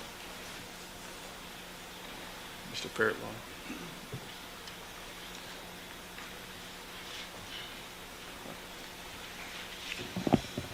Now, at the bottom and to the right of the document, do you see some numbers beginning with 3713? Yes. And what are those numbers? It appears to be an American Express number. And is there a signature on the credit card receipt? Yes. Can you read that signature to us? Nicole Brown.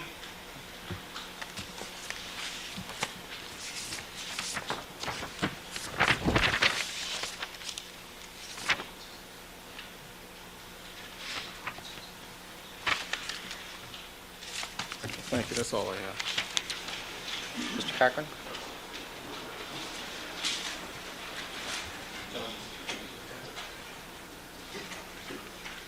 Thank you for coming.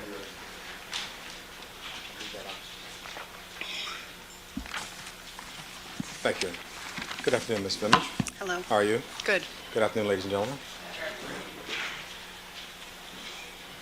Now, as I understand your testimony, Ms. Fleming, what you told us is that if we look at this Bloomingdale's glove purchase receipt there, you can't tell us the color of the gloves purchased. Is that right? That's right. You can't tell us the size of the gloves purchased. Is that correct? Correct. And as I understand from looking at the receipt, this purchase of 2 pair of gloves was made on December 18th of 1990. Is that correct? That's your understanding? Yes.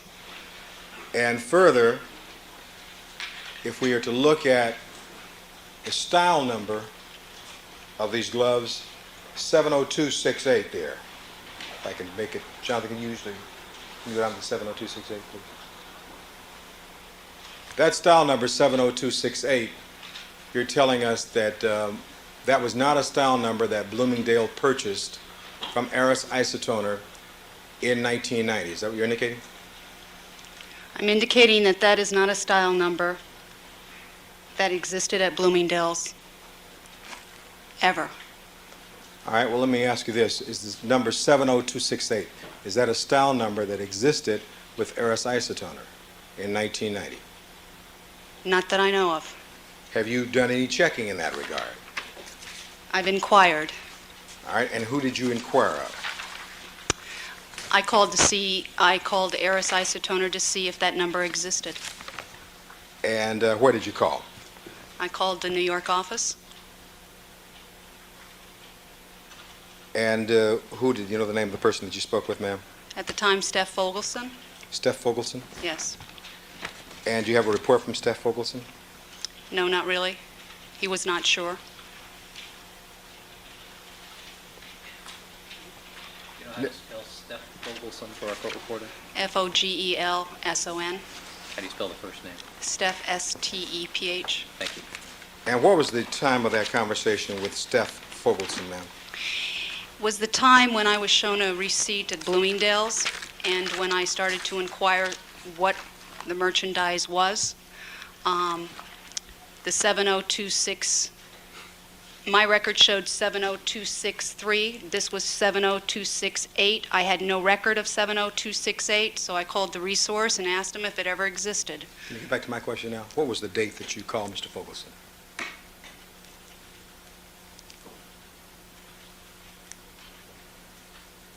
Probably sometime in January Of what year? of this year.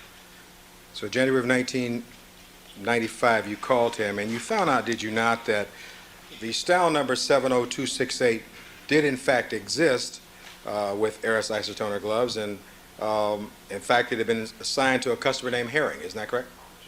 No. Sustain. Well, Could you repeat the question? let me rephrase the question. Please. Thank you. Did you find out in the course of your conversation, first of all, that Aris Isotoner did in fact have a style number of 70268? That was a style number that they produced. Sustain.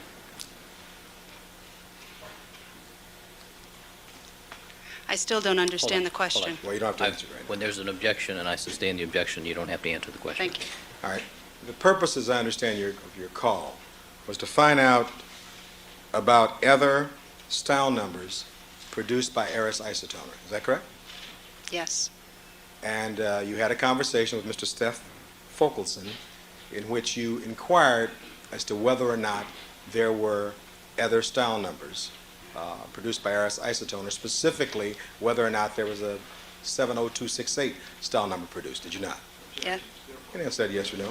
Oh, you can answer that question yes or no. Yes. And you asked that question, didn't you? I asked the question, All right, just yes. say yes or no. All right. Did you get an answer to that question? No, I did not. Did you get anything in writing with regard to that question? No, I did not. Prior to your testifying here today, have you ever seen a report from a Mr. Fogelson, who purports to be the general manager of RS Isotoner Gloves and Knits Department? No.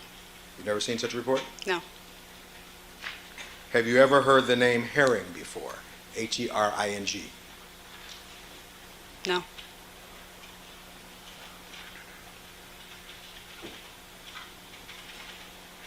Now,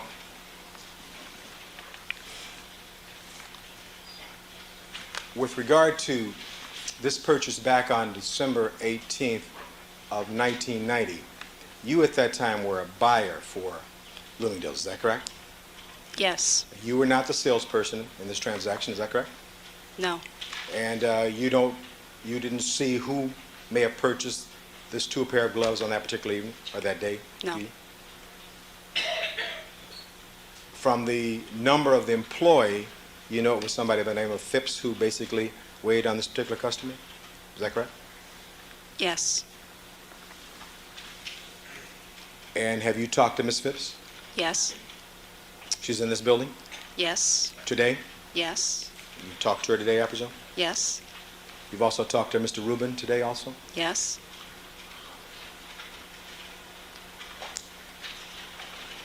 Now, with regard to this transaction that we should dart and ask you some questions about,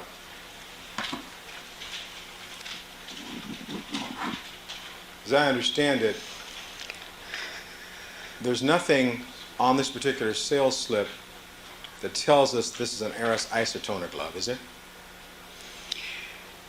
Yes, the vendor number tells that it's an Eris, Yes.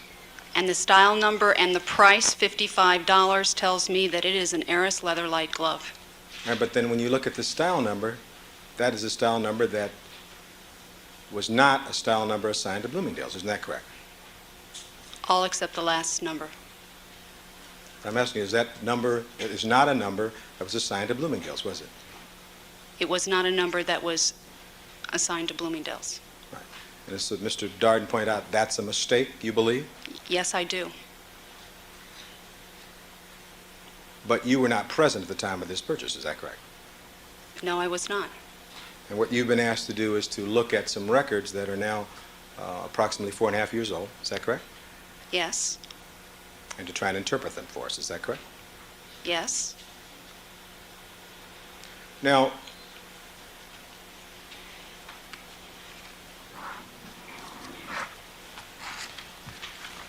these particular gloves that were shown to you during the break, was that the first time that you'd seen these particular gloves? No, When had you seen them before? in January. And where did you see them at that time? I saw them, I believe, at the evidence place.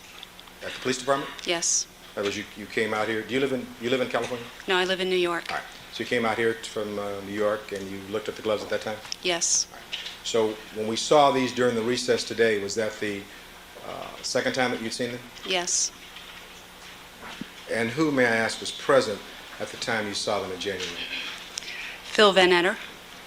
Detective Van Atten? Anyone else? Detective Lang. All right. Anyone else? There could have been someone else, but I didn't know the name. All right. Those are the only ones you can recall at this point? Yes. And you didn't make any reports or anything regarding that particular visit, did you? No. And I think we've established that you can't tell from this receipt either the color or the size of these particular gloves. Is that correct? From the receipt? Yes. No. Now, with regard to the gloves, and if we might see the gloves, Which one do you want, Mr. Cochran? let's start with that glove. I think Mr. Cochran's going to have to change his glove. Yes, Your Honor, we've certainly made everybody more sensitive about gloves around here. I'll be glad to.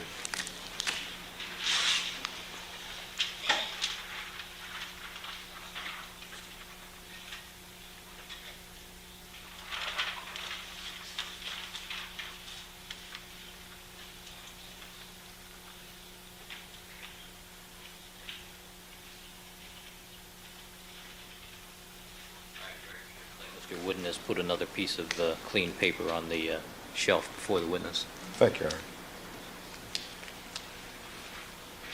They're both in here.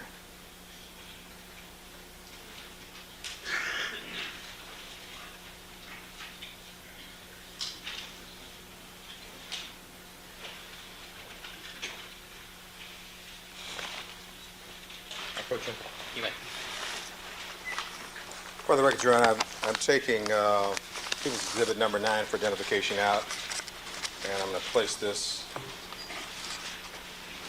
before the witness. Actually, that's LAPD item number 9. That's People's 164A. Thank you, Your Honor. Item number 9, yes. Now, this is, this particular glove that I placed here is one of the items that you saw back in January, is that correct?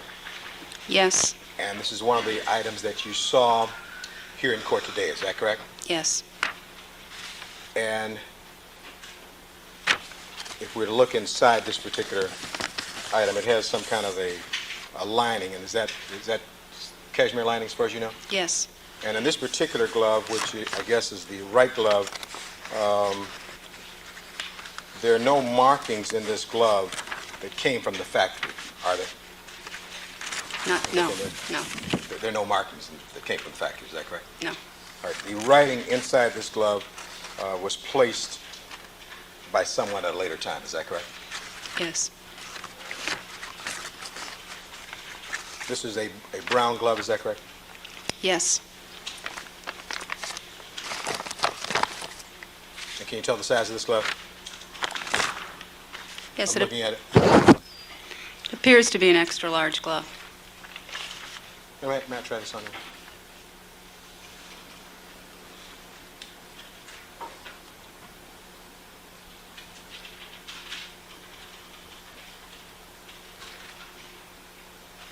Supposed to be an extra large glove? Yes, Are these gloves, do they come, where are they made? they're made in the Philippines. Do they come, are they extra large, just kind of small? No, but they stretch. I see, so this is a normal extra large glove, is that correct? Yes, But you're saying they stretch? yes, but that doesn't fit you. No, it's too small for me. It's too big. It seems to be, since I'm wearing it, it seems too small for me, but we won't argue about that. You're saying, excuse me.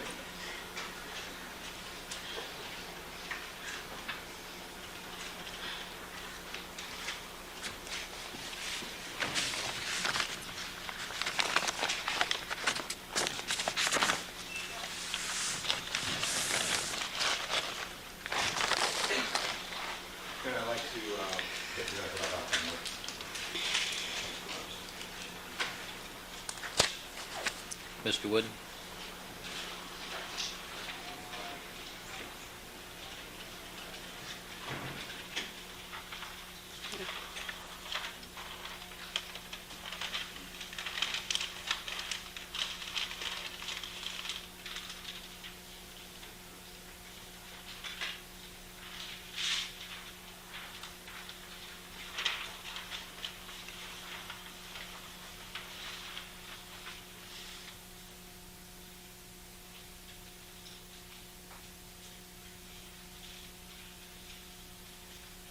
Virginia. I believe this purports to be the left-handed glove you are. That's People 77. It's 77. And this People 77, if you know, is that to appear to be at least similar to the other glove that you saw back in January of 1995? Yes, I presume that you did not put your initials on either of those gloves at that time, is that correct? my initials? Yes, you didn't put your initials on either glove, did you? No, All right. You were just present with Detectives Van Adder and Lang at the time that these gloves were displayed to you, is that correct then? yes, And at the time, when you saw Detectives Van Adder and Lang handle these gloves at that time, were they using any kind of paper like this? yes, Were they using any gloves, if you recall? absolutely. Do you recall that, do you? Yes, because I touched the gloves, and I had to use the latex gloves and the butcher paper, And this particular glove has a label inside of it, is that correct? yes, And the label says Eris, is that correct? yes, And it says cashmere line, yes, and it says made in Philippines, yes, and it says extra large, is that correct? yes. Is there any other, is there a particular lot or style number in either of these gloves indicating this is a 70263 glove? No, not that I know of. What, you want to take a look? I already looked. All right, so is it in there? Not to the visible eye, no. All right, well, not to the visible eye? Right, All right, did you use anything other than the visible eye to try to determine that? that's what I used. All right, so that's what you used? Yes. And you did not see anything that indicated 70263, did you? No, I did not. Did you see anything that indicated 70268? No, Did you ever have a conversation with Detective Van Adder in which you discussed the subject of whether or not Detective Van Adder ever spoke with Mr. Steph Fogelson? Well, I don't know if he had a conversation with Steph Fogelson. that wasn't the question. Did you ever have a conversation with him wherein you discussed whether or not he'd ever talked to Mr. Fogelson?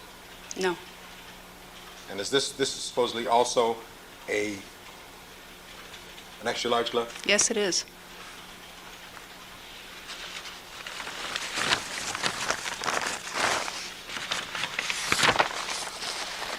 Now, prior to coming here to testify today, have you had occasion to watch these proceedings on television? I work, so only, the answer is not too much, Well, except on the news. all right, of course, let's get back to my question. Have you watched these proceedings on television? Sometimes, yes. And that was during the course of this past year, is that correct? Yes.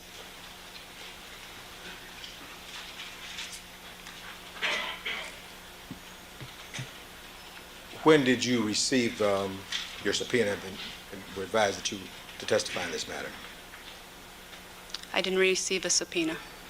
You were told that you were going to testify at some point, however? Yes. When was that?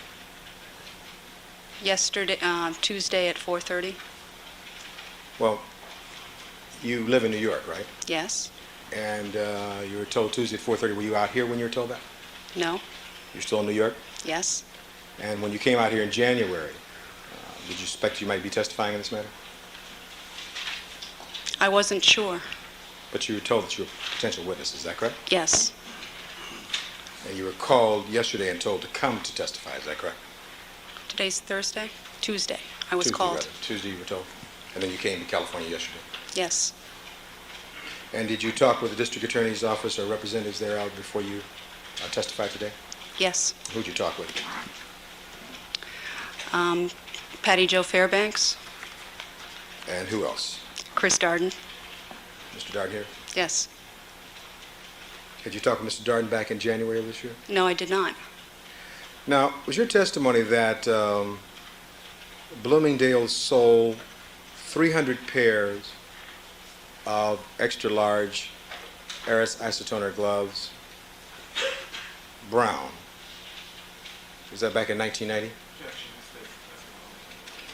I'm asking. Oh. Is that correct? I was asked how many pairs were purchased in brown, All right. and I said approximately 300 were purchased in brown. Were purchased by customers, is that correct?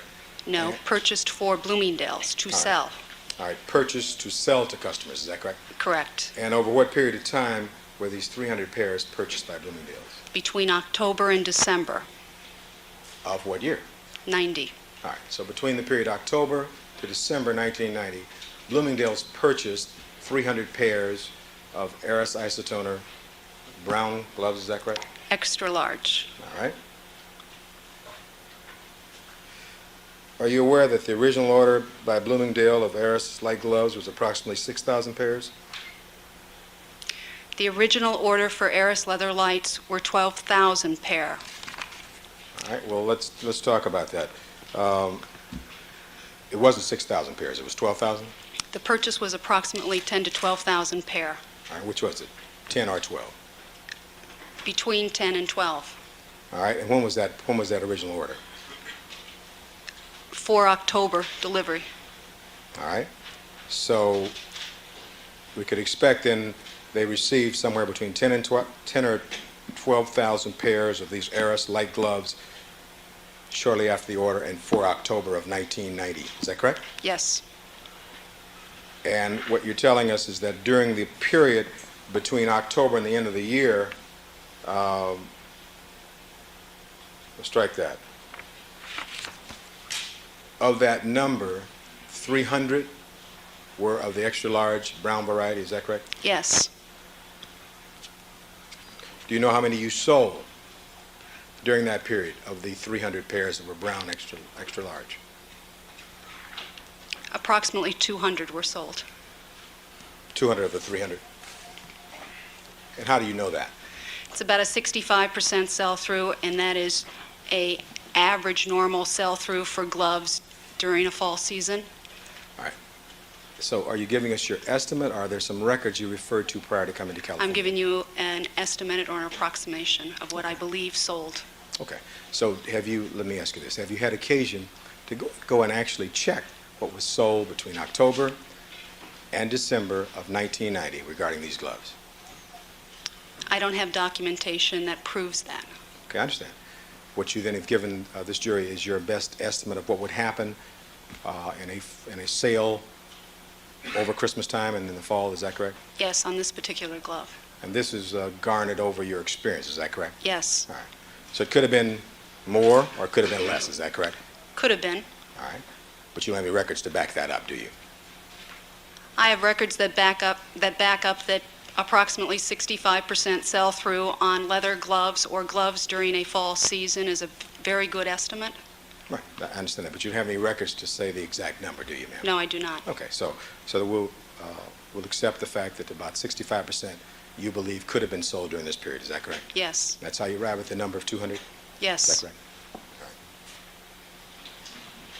Now, if you know, are there any knockoffs of these gloves that are sold, at least back in 1990, or produced? Not that I know of because of the distinct characteristics. So you're not aware of any knockoffs, right? No, I am not. And with regard to the two gloves that I put before you, you can't tell by looking at those gloves whether they're actually an actual pair, can you? They appear to be a pair. They look similar, don't they? They sure do. But there's no way you can tell whether those are the same, those gloves were purchased at the same time, No. can you? No. You can't do that, can you? No. In your business, have you had occasion to do any investigations regarding so-called knockoffs of these kinds of gloves? Sure, as a buyer, I think that it's very important to be aware of what's going on in the marketplace. So, yes, I study, I go to competition, I go to stores, I get the opportunity to see every single glove manufacturer, I go into factories, etc. And I have not seen a knockoff of these gloves. All right. Now, with regard to the barcoding of this particular number, barcoding is a procedure by which you would swipe the glove through some kind of electronic procedure and you would actually get the number up. Is that correct? Yes. And as I understand your testimony, in December of 1990, when Ms. Phipps made this particular purchase, you did not have barcoding at Bloomingdale's. Is that right? Not at that time, no. So that the style number that Mr. Fairlow would have been kind enough to put up there for us was manually entered. Is that correct? Yes. And hence we got this number 70268. Is that correct? Yes. Have you checked the other numbers that were on that particular receipt for Yes. accuracy? You've done that? Yes.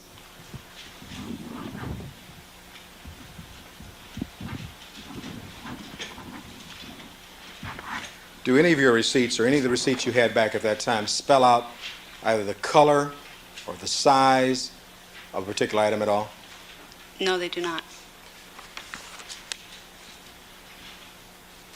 With regard to the prices of gloves back in December of 1990, I presume that Bloomingdale's sold a number of different kinds of gloves at that time. Is that correct? Yes. And were there other gloves that were of the same price or the same discount accorded during December of 1990 as Eris Isotoner? Not at the same price. There were no other gloves in which the discount rate would be 30%? No. At that time, you sure about that? Do you have records to that effect? No, but I remember very clearly because I spent a great deal of time on the selling floor selling gloves personally myself. I was very involved on each style and understanding what made it sell, what made it not sell. And I know that there were no other gloves at $55 specifically from Eris.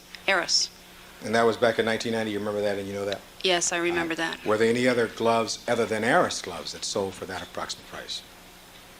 $55. Back in December of 1990. I don't recall. That's what I'm asking you. I wasn't just talking about Eris. I was talking about any gloves Okay. in Bloomingdale's in December of 1990. Were there others? Or can you not tell us? I can't recall. All right.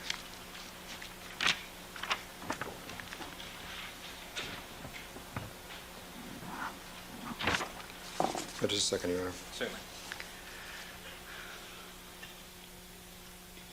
Now, these gloves that were ordered from Eris, were they shipped to Bloomingdale's in October or were they shipped in August, if you know?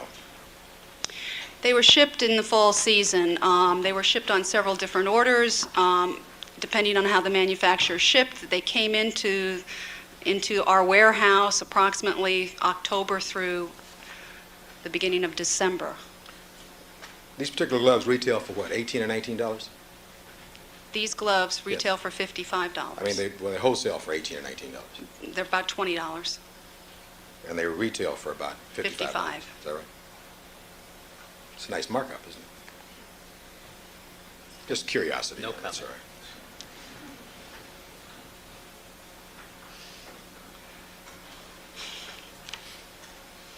all right. They were 30% off. Nice. But that was only at Christmas time, right? All right. Very well. Thank you. I have nothing further on this one. All right, Mr. Darden, any further questions for Ms. Vemich? Ms. Vemich,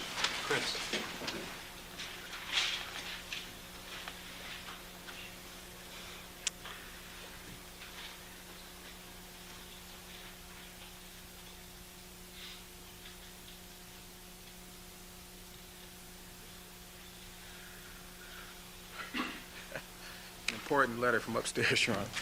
Ms. Vemich, what was it about those gloves that made them sell? That goes to speculation. And I think she's an expert. These gloves were extremely lightweight. The reason they sold, from my experience in waiting on customers, is that they were almost like a second skin. You could pick up a penny or a needle practically with them, and they were very, again, they're very, very thin. And many people like that about these gloves. And that's why they were called leather lights, and that's why we marketed them leather lights, and it was a big seller. It was a big part of my business. And you told us that approximately 200 pairs of those gloves in size extra large and in a brown color sold during the Christmas season, 1990? Yes, approximately 200 pair. Okay. I neglected to ask you when the receipt was on the screen where that particular purchase was made.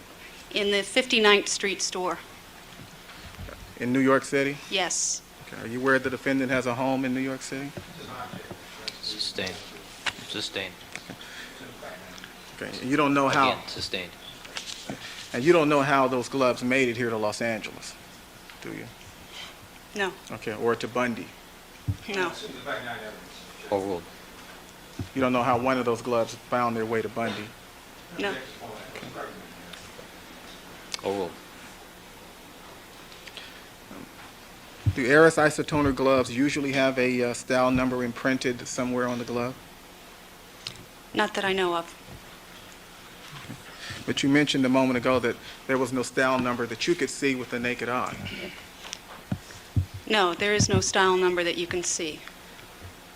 Are you suggesting that there is some type of number, identification number somewhere on the glove? I believe there's some kind of identification on the glove underneath the lining that may tell you the lot number or whatever, in what sequence they were made. I'm not an expert in this area.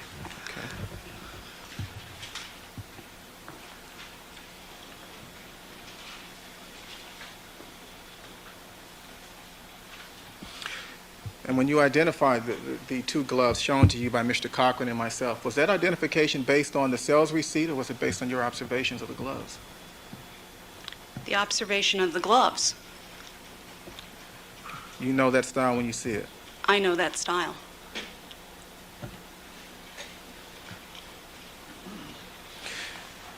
Now, is there a particular way that gloves are supposed to fit on a man's hands? I say fit like a,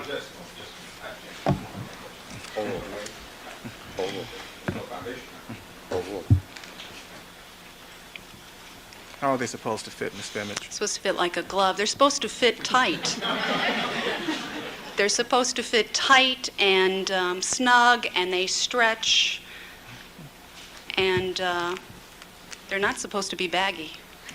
As they were on Mr. Cochran's hand. That's right. Okay. Sustained. Sustained. Do the gloves appear baggy when Mr. Cochran? If we could just put the sales receipt back up for just one moment. It's 372A. Ms. Vimage, assuming that there was no style number, that is no 70268 or 70263 on the sales receipt, could you still tell us the make, style, model, and price of the gloves sold on December 18, 1990? Yes, because it says that it is a leather glove. It is said it's made by vendor Eris. It was $55. Two were purchased at $55, $110, and 30% off is $77. And I only had one glove from Eris at $55. Okay, and so $77 is 30% of $110? Yes. I think it's 70%.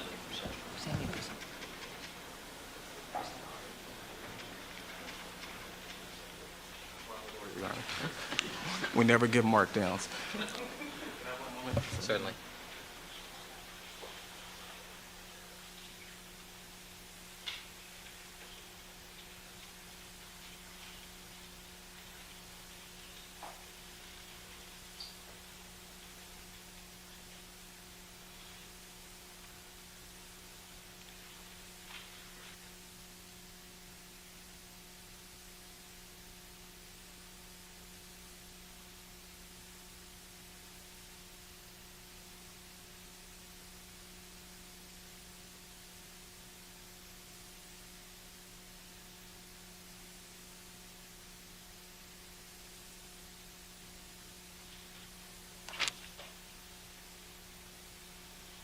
And if we could go down to the bottom of the receipt again.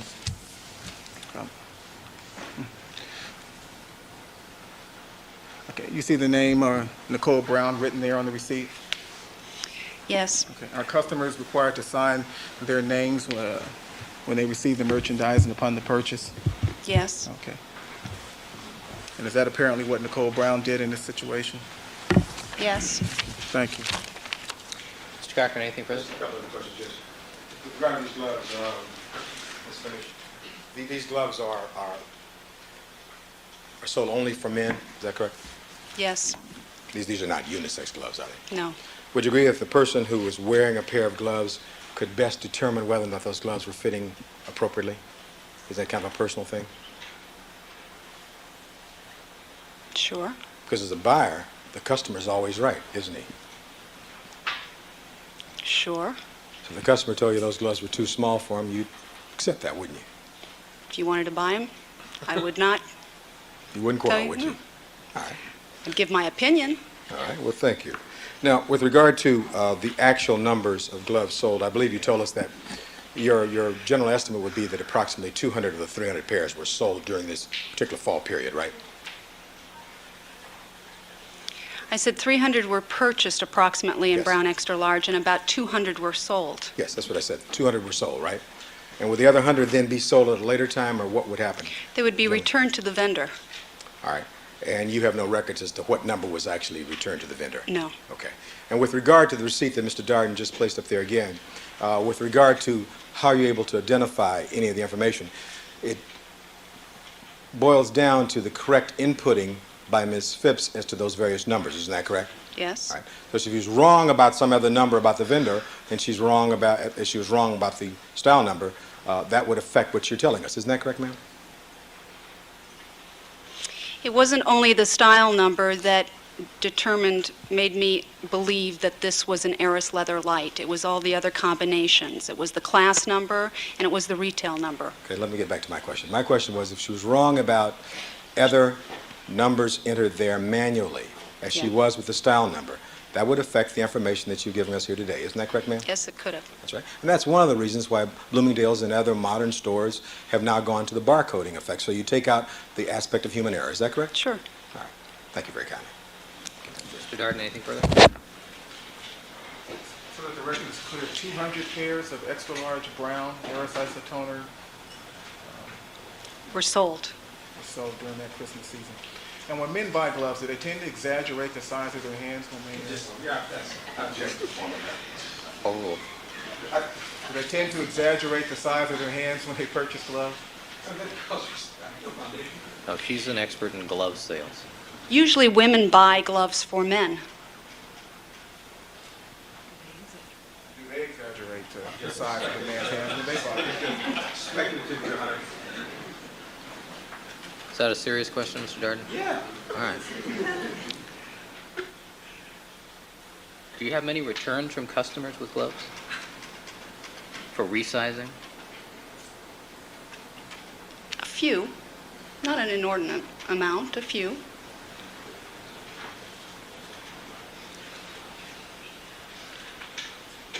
The gloves you showed you today, they are definitely exclusive to Bloomingdale's, correct? They are exclusive to Bloomingdale's, yes.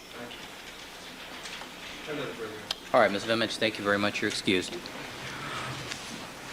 All right, Madam Court Reporter, would this be a good time to switch reporters? All right, we'll take a 10-minute recess to switch court reporters, and remember my admonitions to you. All right, we'll take a 10-minute recess to switch court reporters.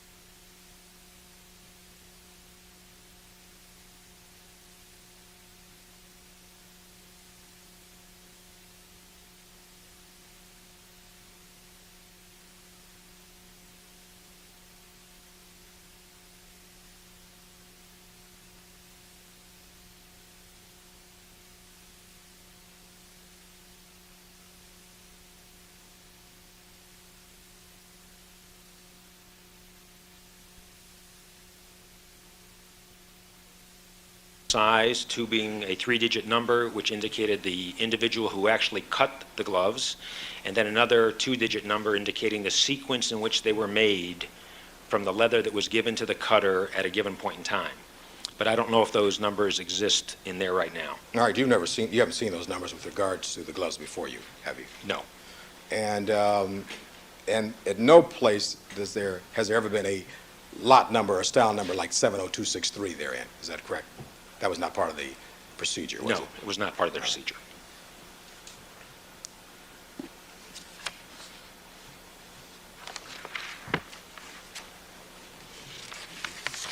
Now, as I understand it, there are Eris isotoner gloves all over the United States. Is that correct? That's correct. And all over the world, for that matter. Isn't that correct? That's correct. Are they Bloomingdale's is a store exclusive to the United States? Or are they? I abroad? believe their retail operations are, they may have some mail order internationally, I'm not 100% sure. So back from the 10-year period, 82 to 92, would it have been possible through Bloomingdale's mail order catalog to order these particular gloves during that time frame? At some points in time, this particular product was in various Bloomingdale's catalogs. So you could be in France and order those, is that correct? If you were on the mailing list, it's a possibility. Now, do you have any kind of a breakdown of the difference in colors? Let's assume that in 1990 you ordered 10,000 pairs of these Aris light gloves. Do you know how many different colors did you have at that time? At that time, I believe we had 4 colors: black, brown, gray, and a medium brown. And do you know the breakdown of the 10,000, how they were ordered? 60% plus would be black, approximately 30% or 28% would be brown, and then the other colors would really be just 10% or so. There would be much less, is that correct? Yes.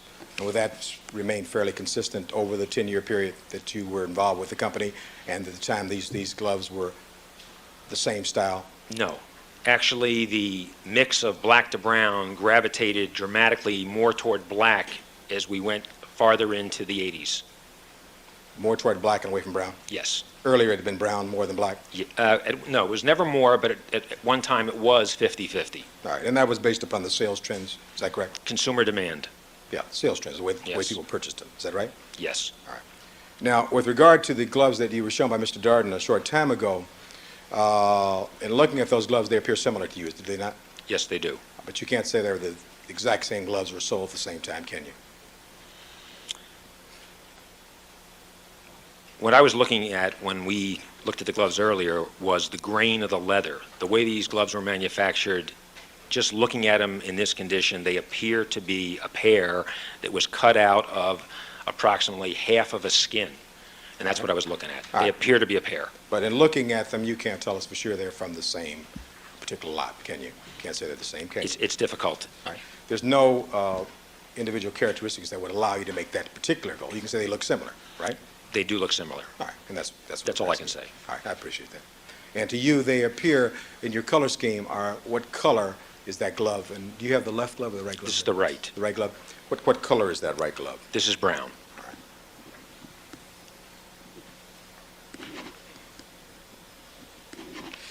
And there's no way to look at that particular glove before you now, and you can't tell us, I presume, whether that particular glove was purchased in 1982, 83, 84, all the way up to 92, can you? I cannot determine the exact date of purchase All of right. So in this. other words, what you can tell us is that that particular glove that you believe is the style that was exclusive to Bloomingdale's was or could have been purchased at any time between the time frame 1982 to 1992 when they changed the stitching, right? Correct. Is that a fair statement? Yes, it is.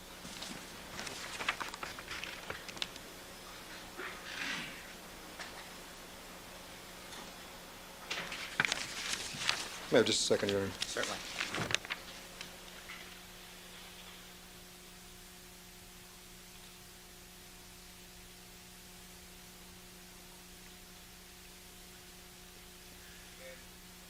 Starting in 1982, were these gloves made starting then in the Aris Philippines factory?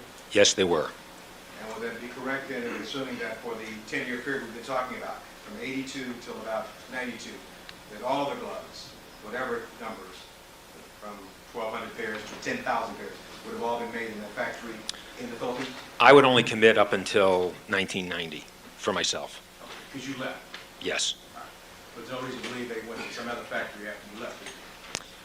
I'm not aware of any other factory that could make this product, So, but I wasn't there, so I can only commit up to 1990. But you can commit from 82 till 1990, the time you left, that all those gloves were made at the Aris Philippine factory, is that correct? That's correct. And the other styles that were made, there were other styles made for other parts of the world, as I understand, is that correct? That's correct. Did you ever talk to a customer by the name of Herring, H-E-R-I-N-G? Did you ever talk to him personally? Not personally.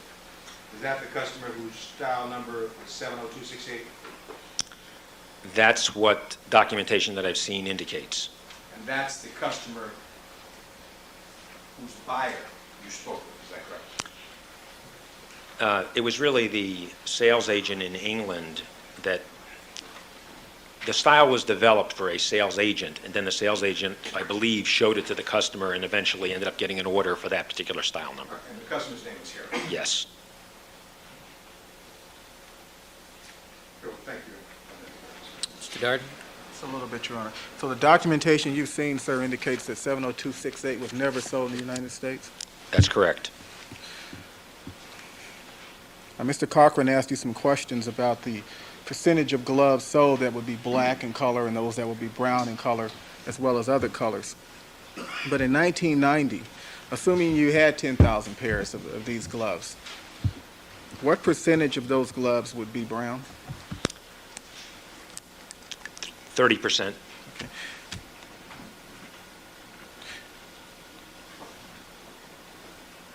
And what percentage of that 30% would be size extra large? 8%. No, I'm sorry, 8% of the total, not 8% of the 30. 8% of the total number of gloves would be extra large? Right. But what percentage of the total would be extra large in size and brown in color? I'm not sure if I understand the question. Okay. Well, if you had 10,000 pairs of Aris isotoner leather light gloves. On a 10,000 unit basis, there would be approximately 300 units in extra large brown, totally available. And of those 300 units, you would expect to receive back into your factory approximately 100 pairs? It could be that high.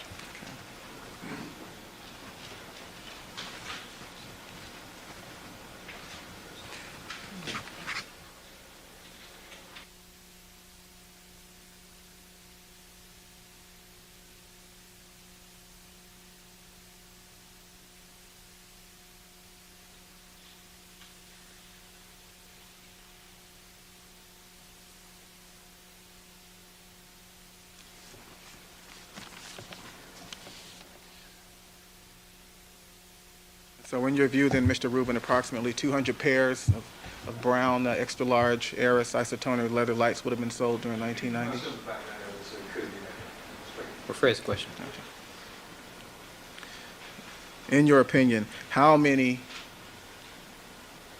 size extra large, brown in color, Aris isotoner leather light gloves would have been sold by Bloomingdale's during 1990?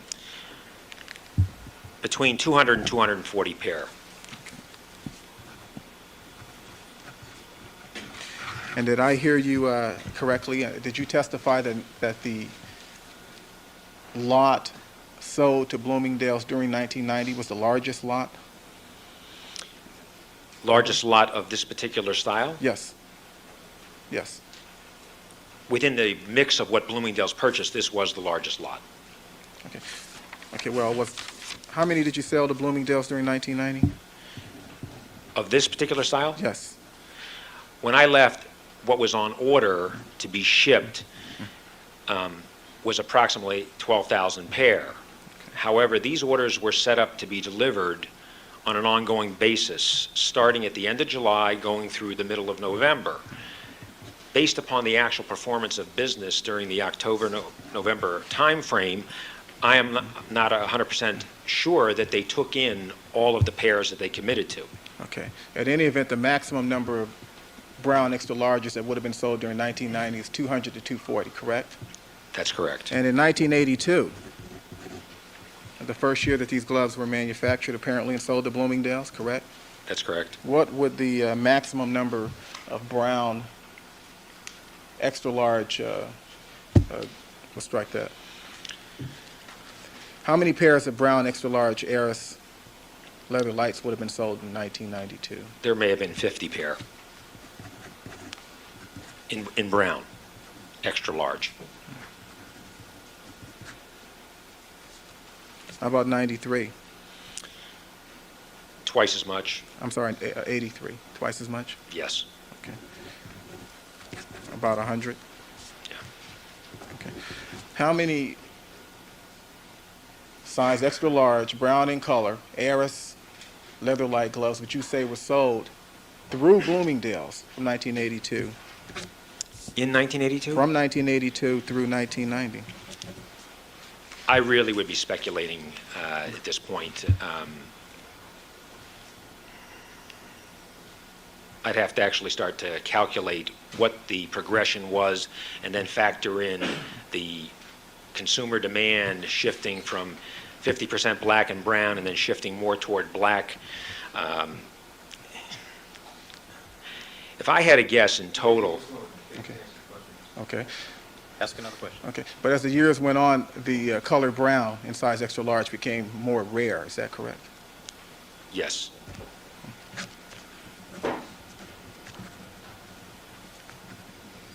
Okay. Have you seen the sales receipt from Bloomingdale's for a pair of Aris gloves?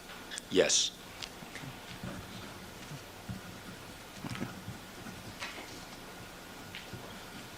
And I've just been handed another exhibit. Can I confer with Mr. Cochran for a minute?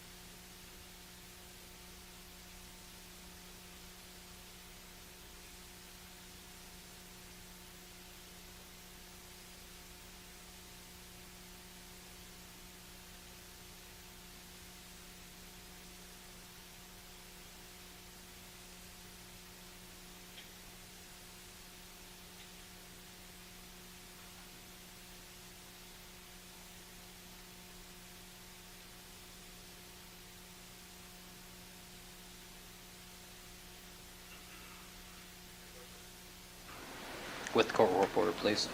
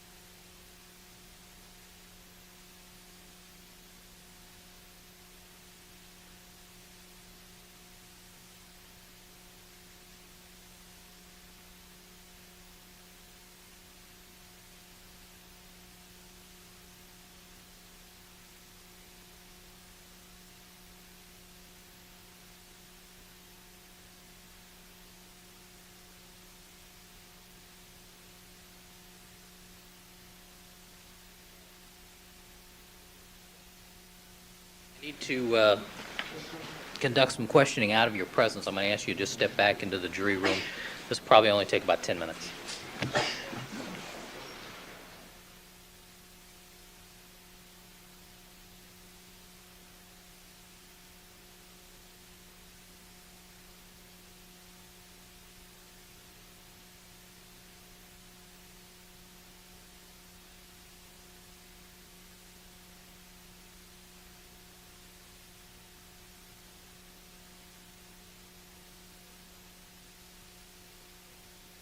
Reflect all the jurors have withdrawn from the courtroom. Mr. Rubin is still on the witness stand. Mr. Darden, proceed. I have here in my hand what appears to be a pair of leather gloves. There is a tag attached.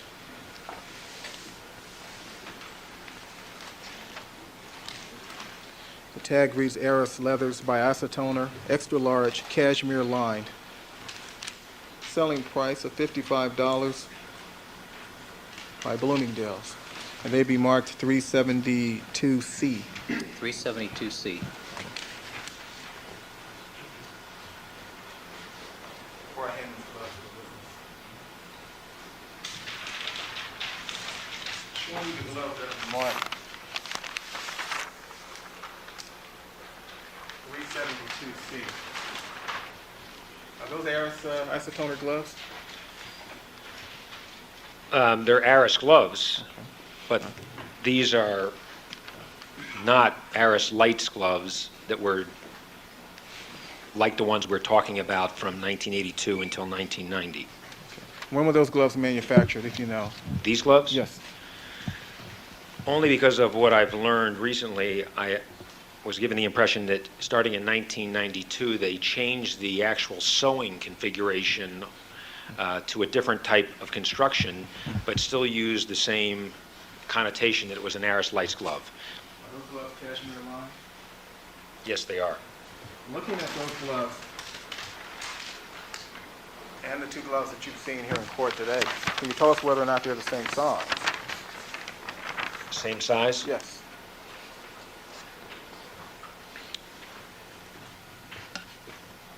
They're tagged the same size. Okay. Do they appear to be the same size? They appear to be the same size. They were supposed to be the same size. Okay. If I had to speculate, though, actually I wouldn't speculate. I could tell you that this particular pair would actually fit tighter than this pair Okay.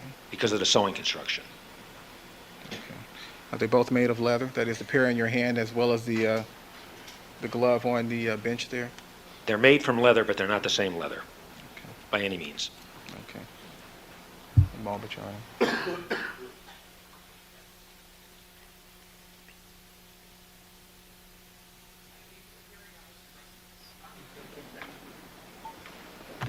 You can't tell us whether or not those new gloves will strike that. Have you noticed Mr. Simpson's hands at all? I actually haven't. You can't tell us whether or not either of these three gloves will fit his hand? I would venture to say that almost every glove that was manufactured by Aris Philippines from size medium through extra large would get on his hand. Some might be tight, some might be loose, but they would get on his hand. Thank you, that's all. I think I have to ask some questions this hearing. Thank you. You're welcome. I object. Mr. Darden? All right. Why don't you collect the new exemplars from Mr. Rubin, please? Mr. Darden, you want to collect the exemplar from 374C, 372C. I take it you're not going to use that in front of the jury? Well, Your Honor, Probably not. probably not. All right, let's have the jurors, please. Before the jury returns, however, we'd like to have Mr. Simpson try on the original evidence items. Mr. Carcon, any comment? The only problem is that I would want you to have gloves on under it. And I don't want to try to gloves on without the rubber gloves that you use to make it look used. And I like the approach I have, sir, I like it. Sure. All right, don't go away, Mr. Rubin.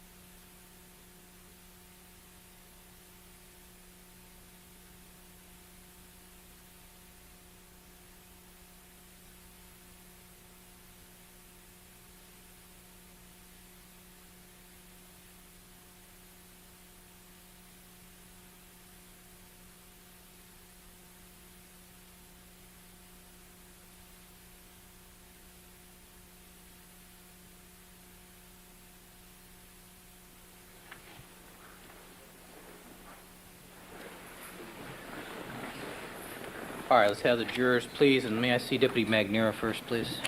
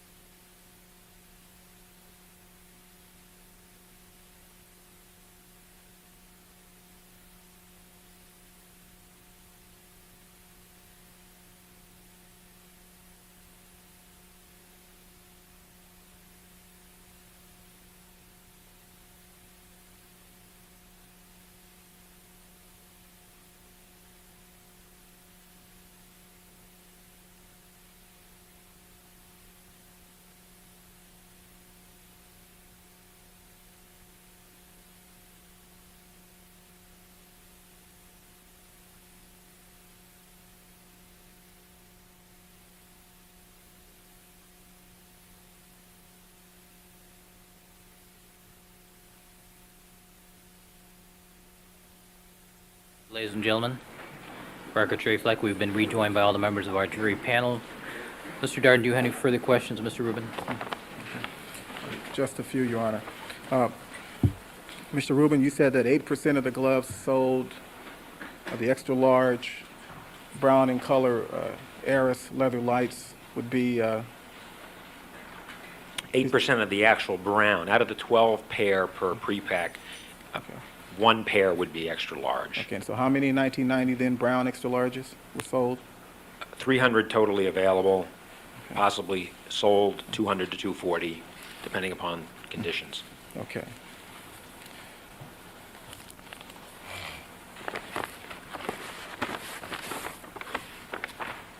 Your Honor, at this time, the people would ask that Mr. Simpson step forward and try on the glove recovered at Bundy as well as the glove recovered at Rockingham. All right, do you want to do that? All right, you can do that seated there. All right. And I think so the jury can see, I'll ask Mr. Simpson to stand. All right. Mr. Darden, which glove do you have?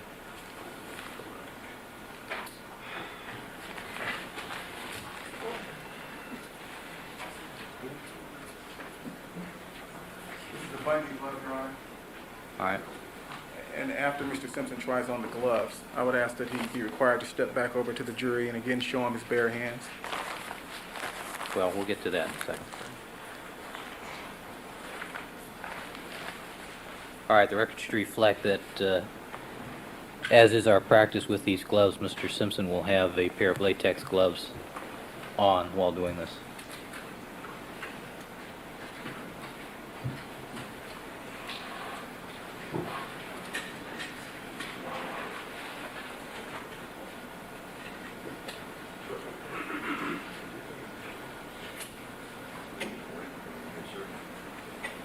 I'm handing Mr. Simpson the left glove, right hand. That's People 77. Yes.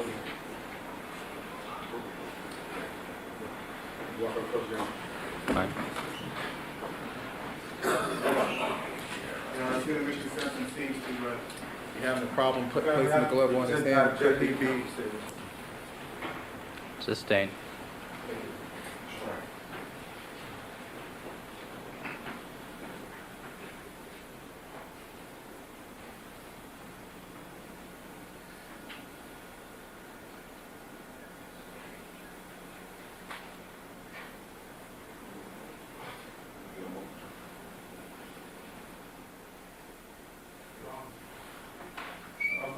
Mr. Simpson.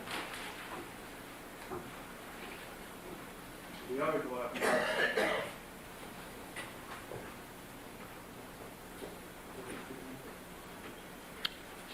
This is People's 164A. Is that the right-hand glove? Yes, Your Honor. All right.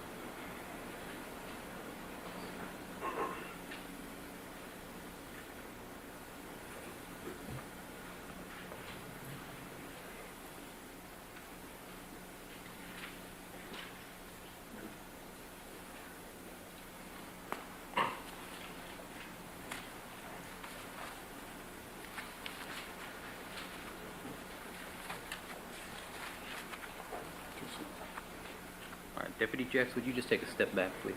Thank you.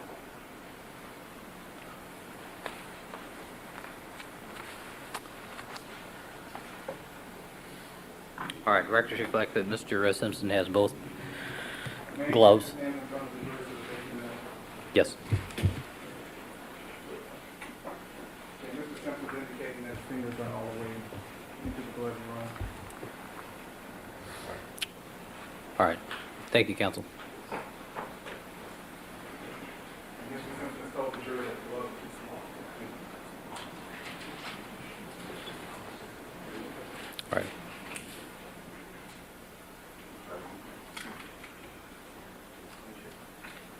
Your Honor, before Mr. Simpson goes back, could we ask him to replace the left glove onto his hand? All right.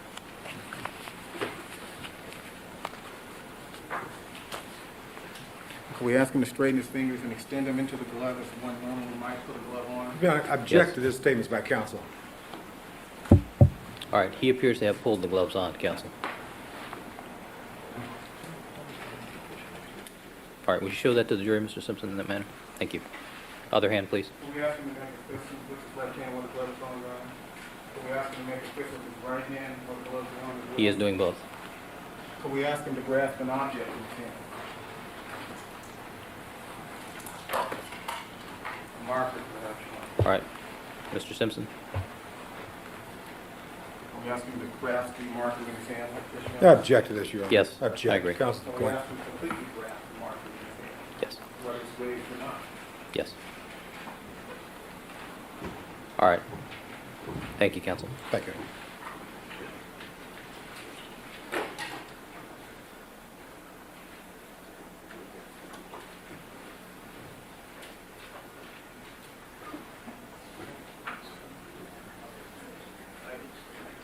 No longer an issue of cross-contamination, Your Honor. I have nothing further. All right. Cochran.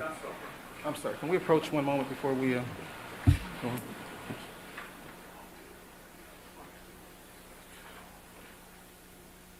Approach one moment. Yes, with the court reporter.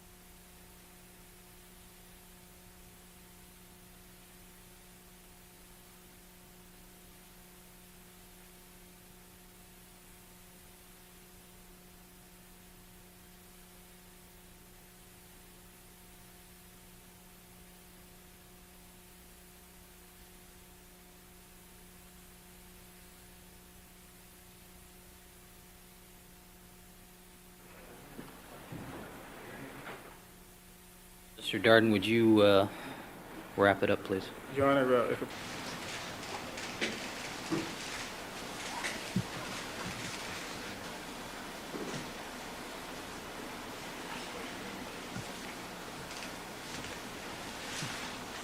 All right, records reflect that Mr. Rubin has examined both Mr. Simpson's left and right hands. Mr. Darden. Mr. Rubin, you sold thousands and thousands of leather gloves throughout the world, correct? That's correct. What size glove would you say would fit Mr. Simpson's hand? Over. You can answer that. In some styles, size large, in most styles, extra large. Should the gloves shown to you here in court today have fit Mr. Simpson's hand, in your opinion? Oral. You can answer the question. At one point in time, those gloves would be actually, I think, large on Mr. Simpson's hand. So you expected then that these gloves would have fit his hand here today, is that correct? Sustained. Well, the question is this. Would Mr. Simpson's hand fit into these gloves as they are today, in your opinion? Sustained. Sustained. Should they be able to fit into these gloves? Oral. His hand should be able to fit into that pair of gloves. Okay.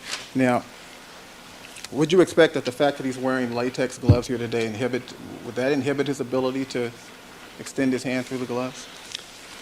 I personally have never put on latex gloves and tried on gloves, so I really couldn't say, but I would say that appears to be a factor.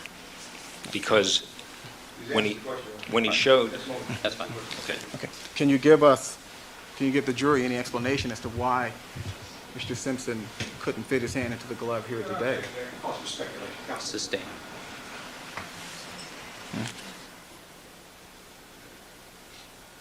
The manner in which Mr. Simpson put the gloves on today? Yes, I did. Okay. You've seen people put gloves on in the past. Yes, I have. Did he put the gloves on in a manner consistent with what you've seen other people? Sustained. The jury observed what happened. Anything unusual about the way Mr. Simpson put the gloves on based on your experience? Sustained. Could you tell whether or not he was intentionally holding his thumb in a certain position so he couldn't put the gloves on? Sustained. Sustained. Counsel, the I have jury nothing further, observed. Your Honor. I have nothing further. All right. Mr. Carter? Anything else? Certainly.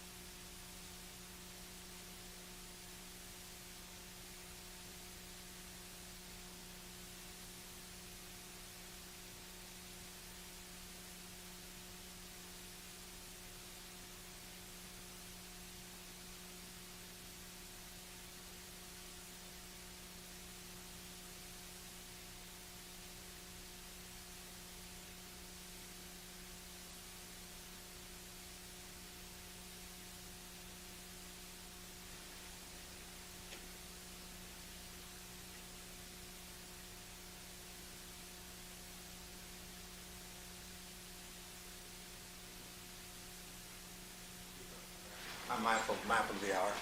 I think we can finish. Mr. Rubin, did your company, did Eris Glove Lights, make a size of glove called double XL?